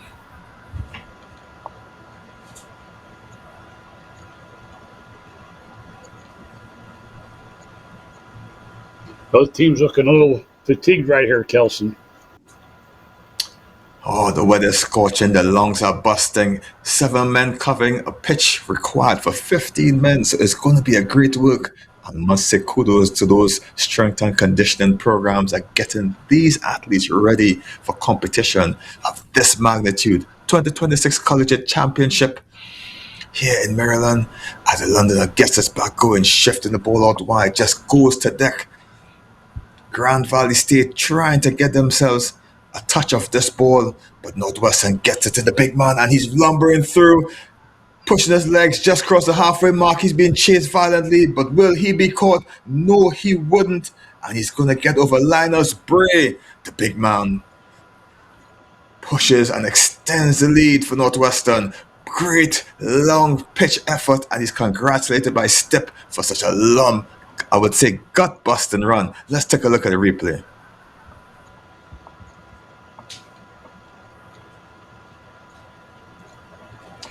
Big shoulder dummy there, and the big man had the wheels to go. Big strides by the young man getting over, just extending the lead with the kick to come. And sure, the kick was successful from up here. Seems as it was 21 points to 10, stretching the lead to a 2-score point. Maybe just a little too far for Grand Valley State to get back in this one. Let's see what can happen. That might have put the nail in the coffin right there, Kelson.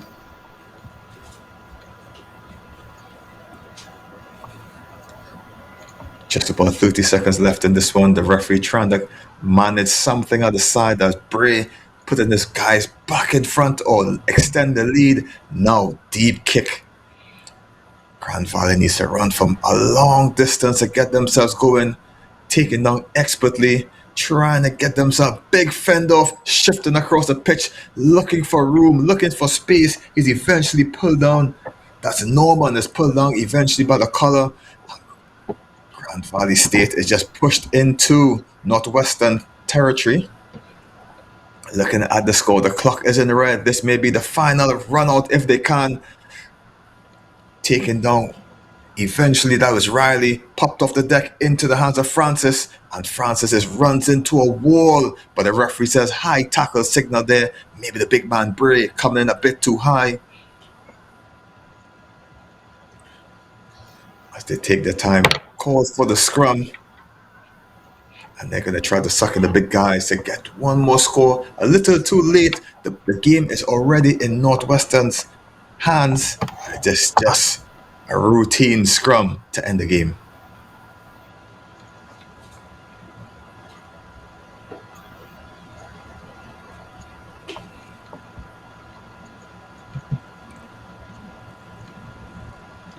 Nice win for Northwestern here. Heavy scrum. The referee signals push, shove before the put-in. It's going to be a free kick. And they get this ball going, trying to see if they can get the ball out wide. A bit too high, but plucked out of the air nicely. Trying to get himself going, but seems to have run behind the player and obstructed the defense there as Costello seemed to run behind the player there. And Bray just going to smash this one into the corner. Northwestern through to the Cup semifinals.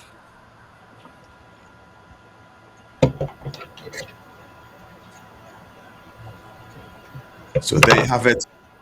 Men's Division 2 quarterfinals. Northwestern over Grand Valley State 21 points to 10. And we'll be back shortly for more rugby action here in Maryland.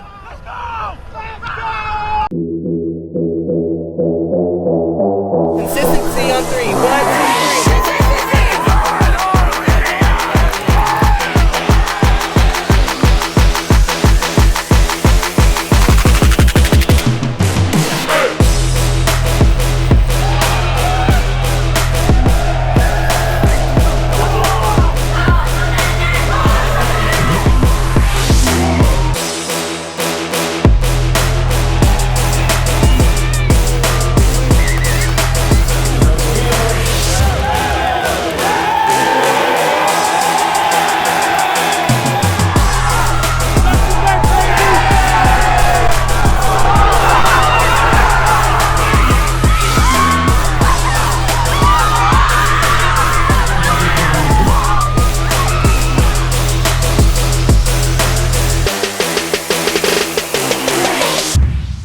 We usually do a shorter sevens trip in the spring, but nothing abroad that I've been a part of.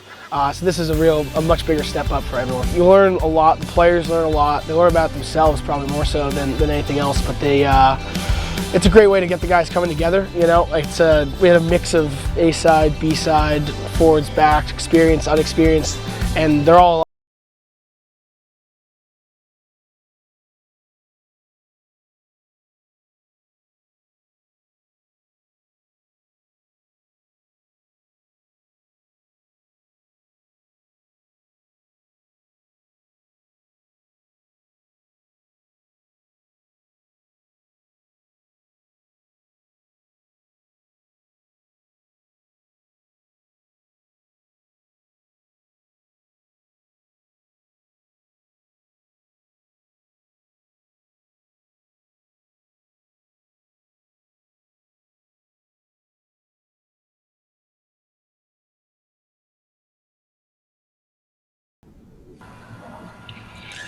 And we're back here for more rugby action here in Maryland. It's Miami taking on Colorado Mesa. I'm Kelson Figaro, joined by Mark Palmieri. And Mark, excellent conditions, great rugby as Miami gets us going in the white kits.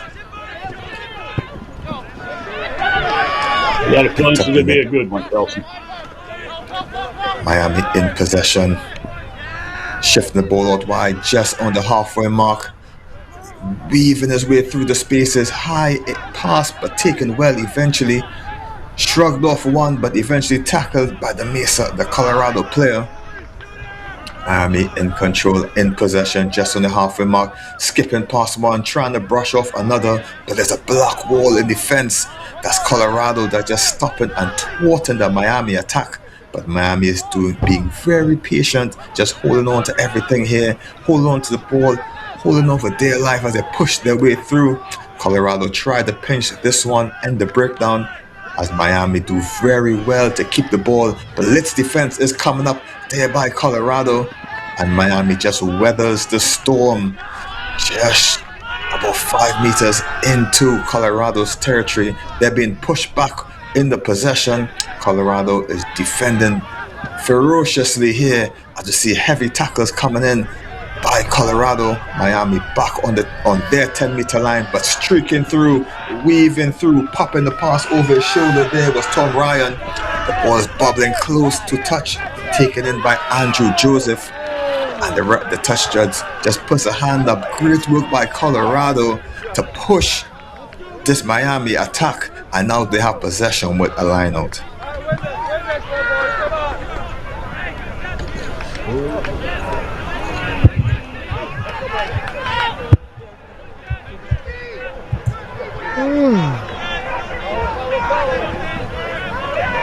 Miami had some good possession there, couldn't take advantage of it though. Colorado Mesa with the throw into this one. They're gonna try first time to attack in this one. About 2 minutes gone so far in this game. Front of the line out play. Throws a dummy, loads of space if he can use it. And they're up to the goal on the far side. Big left foot step, skips out of one tackle, tries to spin out of the other. Colorado still with possession a bit shakily, as the referee says losing the feet in the contact was Miami. Colorado gets to slow it down, shifts to this Norton, push the ball out wide, looking for the playmaker, as the ball seems to be bobbling on the floor, unable to stay in the hands, but Colorado maintained possession. Picks off the back, leans forward, a bit short, and Colorado stretching closer to the line, ever so close as the ball switches out, looking for the room, stops, goes, pops under one, bumps into the big tackle there of Devon Brown, and the referee says Brown's tackle is a bit too high as he taps it quickly. Colorado's number 9 tries to go on his own as he pops the ball up, looking for the space, still a bit short. The referee pings them again. Miami is pinged for not rolling away in the tackle. Big bump, big shove by the big man. Will get a number and a name to that soon, but Colorado gets themselves back on the scorecard, and lead this one 5-0 with the kick to come. We usually do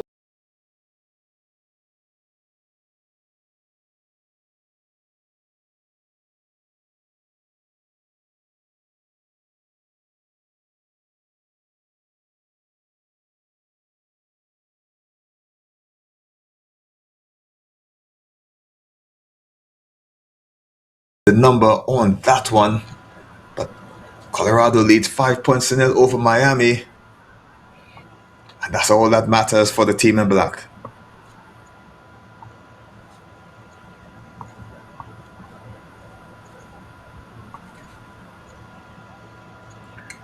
That was clinical by Colorado, not having much possession so far in this game, but they lead 5-0 after absorbing a ferocious Miami attack. Kick comes in, wobbles on the floor, taken by Colorado. Big backdoor pass, spin out of contact. Colorado with the ball, cheeky backdoor pass. Colorado is doing all the fancy work there, enough for the highlight reels as a wrap around the outside there. Is Simon Cespedes as he moves in at the scrum half roll. Colorado wrapping the ball, looking to use the width if they can. One more pass, stops, stutters, and goes over for the try. Colorado extend the lead thanks to tall number 13, I believe.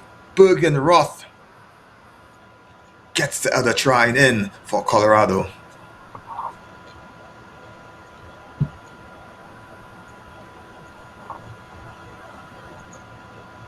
These last couple minutes, Colorado's taken over. Oh, the cheeky stop on start worked well for Colorado to get around defender. As Norton is unable to convert that one, so the score remains 10-0 Colorado over Miami. 10-point lead with about a minute and a half left in this first half. Colorado just switched it on, just turned up the heat on Miami. And the heat was a bit too much so far. A minute left in this one. Colorado is 10-0. Miami can still get back in this one. This game could be a tale of two halves as Colorado gets us back going. High kick taken well out the air by Clancy. Miami State taking up the line there. Hogan is tackled just close to the touchline as Miami shift the ball out wide, trying to maintain possession. Stop, jink, and a go, but he's wrapped up in the tackle as Miami hold possession, trying to get around the outside. Big hit on Andrew Joseph as he coughs up the ball, but the referee says knocked on in the contact. As a bit of tempers flare by Colorado and Miami teams, but Colorado hold the lead 10 points to 0 with under 30 seconds left in this one.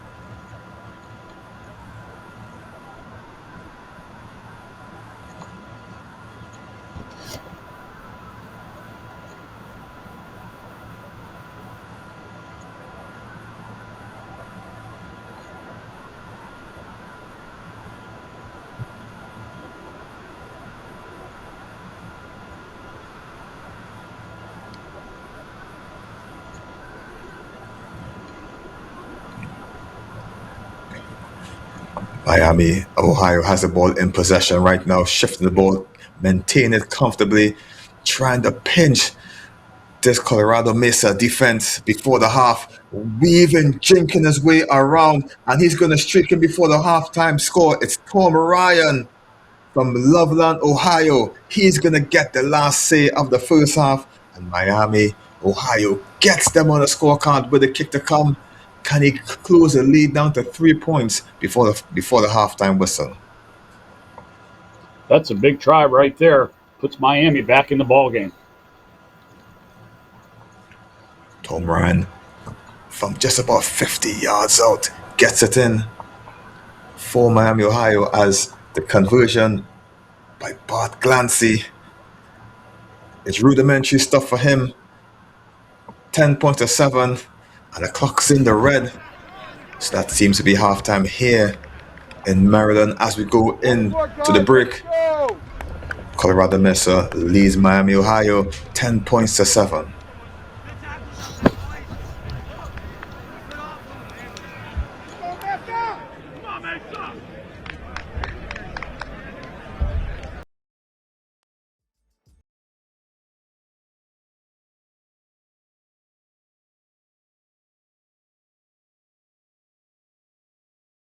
We usually do a shorter sevens trip in the spring, but nothing abroad that I've been a part of. So this is a much bigger step up for everyone. You learn a lot, the players learn a lot. They learn about themselves probably more so than anything else, but it's a great way to get the guys coming together. You know, we had a mix of A side, B side, forwards, backs, experienced, unexperienced, and they're all a lot closer now than they were before. From the game, from the experience, from seeing a new country all together. It was great. It's great to see them all come together.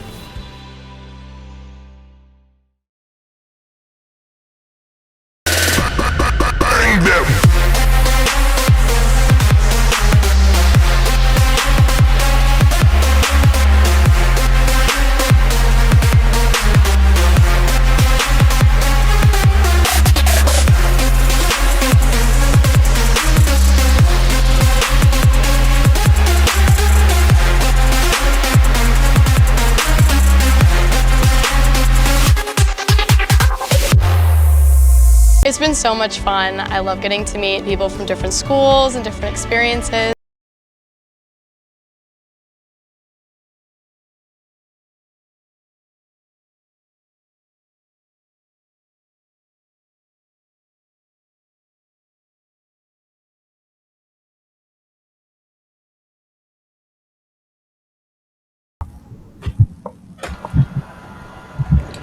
And we're back here from men's quarterfinal action in the Division II competition here in Maryland. It's Colorado Mesa in the black versus Miami, Ohio in the white.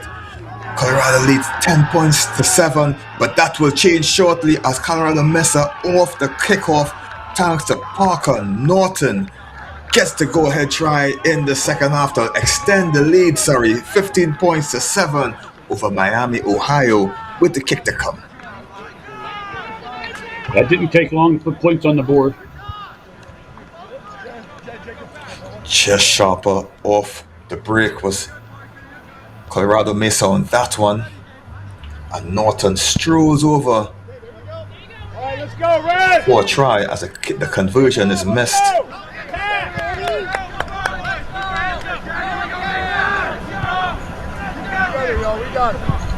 15 points to 7, straight off the kickoff, just a matter of seconds gone.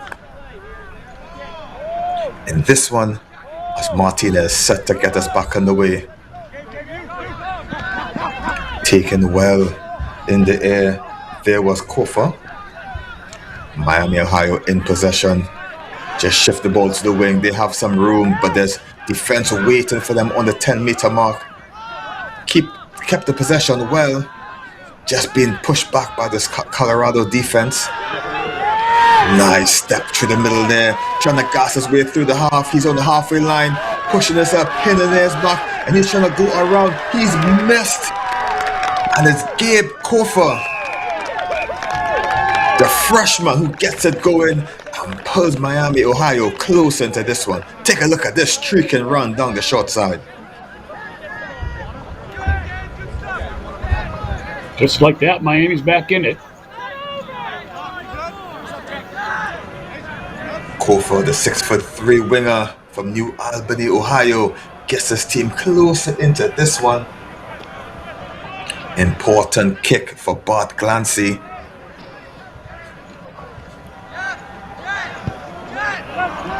Off to the left. Score remains the same. 15 points to 12. 3 in it. Lots of time in this one. Miami showing their intent by showing they're not going to lie down and be beaten.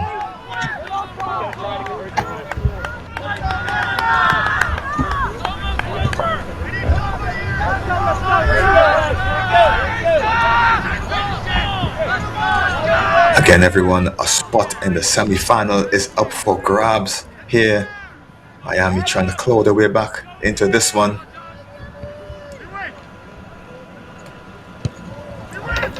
Towering kick. The Colorado Mesa player took a while standing, waiting for it to drop. They tried to run out to the 22-meter area. Popped into the hands of the winger, and he's streaking down the far side. Ankle tap is successful. Great cover tackle there by the Miami player. Gets his man in the end. Colorado do deep inside the Miami, Ohio's half. Big step, trying to get his way through. And knock on there by Colorado Mesa, and that is a tackle and a half to get down on the stomach and snap the ankle and kill that play from happening. That's a big turnover there by Colorado Mesa.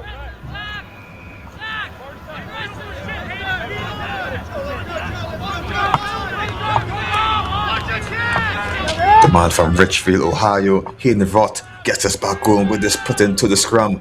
Shifts the ball to the near side. Looking for the wrap, the switch play by the try scorer. Double switch by Miami, Ohio as he pops it off the deck.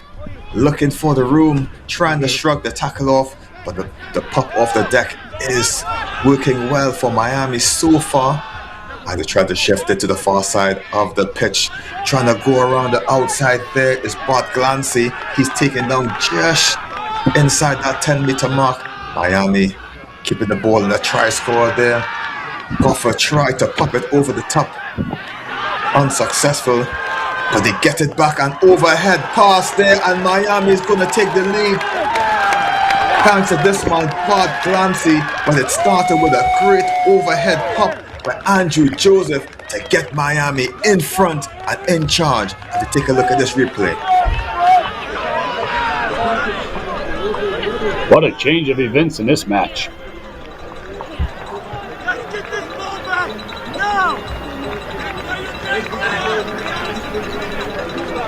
Important kick for Miami and for the try scorer Glancy.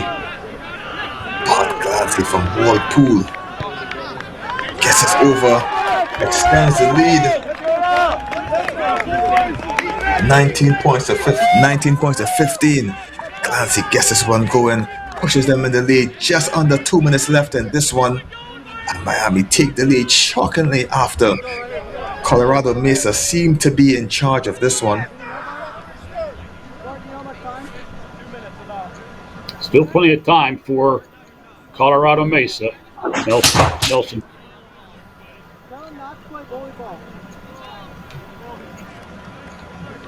There seems to be some sort of stoppage here. Maybe a safety reason. See, everyone's coming off the pitch. Maybe some sort of natural protocol like lightning or something, as we see the players walking to the side.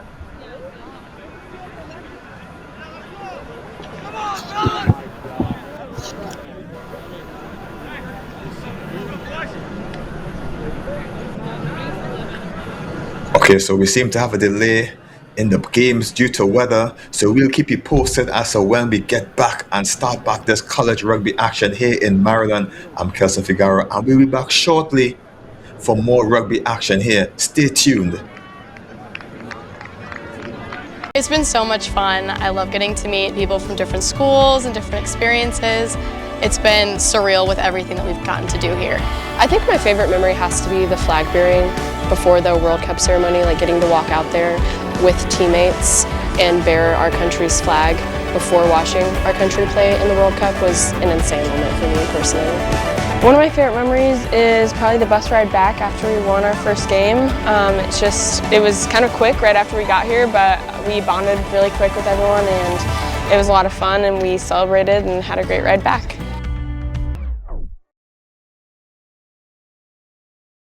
Hello and welcome back to the College Rugby Show. The fall season is upon us. We have a brand new division, now 4 men's divisions, 4 women's divisions. We've had that in 7's. We're going to be coming to you once every other week here in this video podcast form. I'm excited for a season of telling college rugby's best stories. We deserve to be here.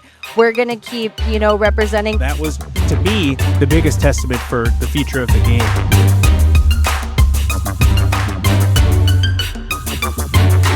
We wanted as a team to get experience. It was something that we sat together last semester in the fall, and we decided, it would be beneficial getting to see different parts of the culture that everybody has here and how welcoming everybody was has been a real highlight for me too. We got a lot of guys that come to Northeastern all around the country and have different levels of playing, and they become lifelong friends by the time they leave Northeastern, and these trips are kind of where those memories are built. It's an absolutely great experience. I would highly recommend. A lot of planning involved, but if you get it done, it could be some of the best moments of your life.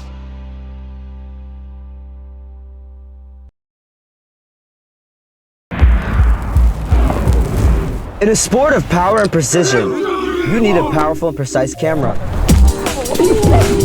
Analyze your game. Build your team. Grow together. Ready? Up.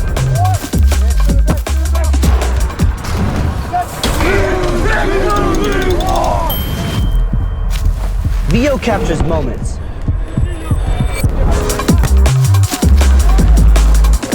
A powerful camera for a powerful sport. Rugby! If you're on the fence of going on a tour, get over the fence. Go on the tour, reach out to Rugby Travel Ireland. They've been incredible to work with. They've been so kind, so knowledgeable, and just so professional throughout the whole process. So I cannot endorse them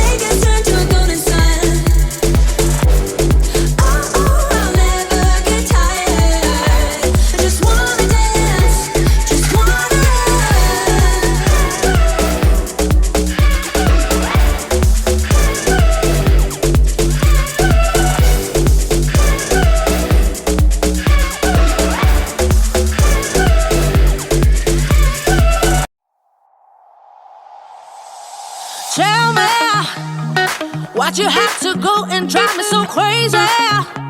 Now I'm feeling lost without you, and I just can't be without you, baby. Want you all night long, want you all night long. Tell me, why'd you have to go and drive me so crazy? Now I'm feeling lost without you, and I just can't be without you, baby. Want you all night long, want you all night long, want you all night, want you all night, want you all night, want you all night, want you all night, want you all night, want you all night, want you all night, want you all night, want you all night, want you all night, want you all night. Tell me, why'd you have to go and drive me so crazy?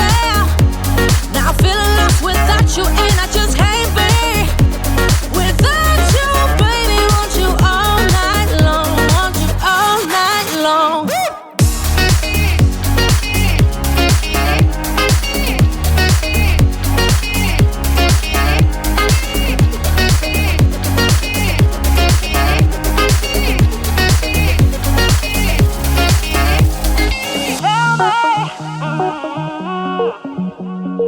Baby, now I'm feeling lost without you, and I just can't be without you, baby. Want you all night long, want you all night long. Give me all your love, baby. Give me all your love, baby. Give me all your love, all your love, all your love. Give me all your love, baby. Give me all your love, baby. Give me all your love, all your love, all your love.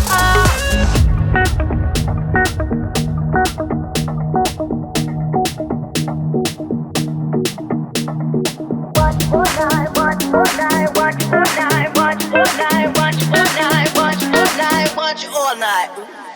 Tell me, why'd you have to go and drive me so crazy? Now I'm feeling lost without you, and I just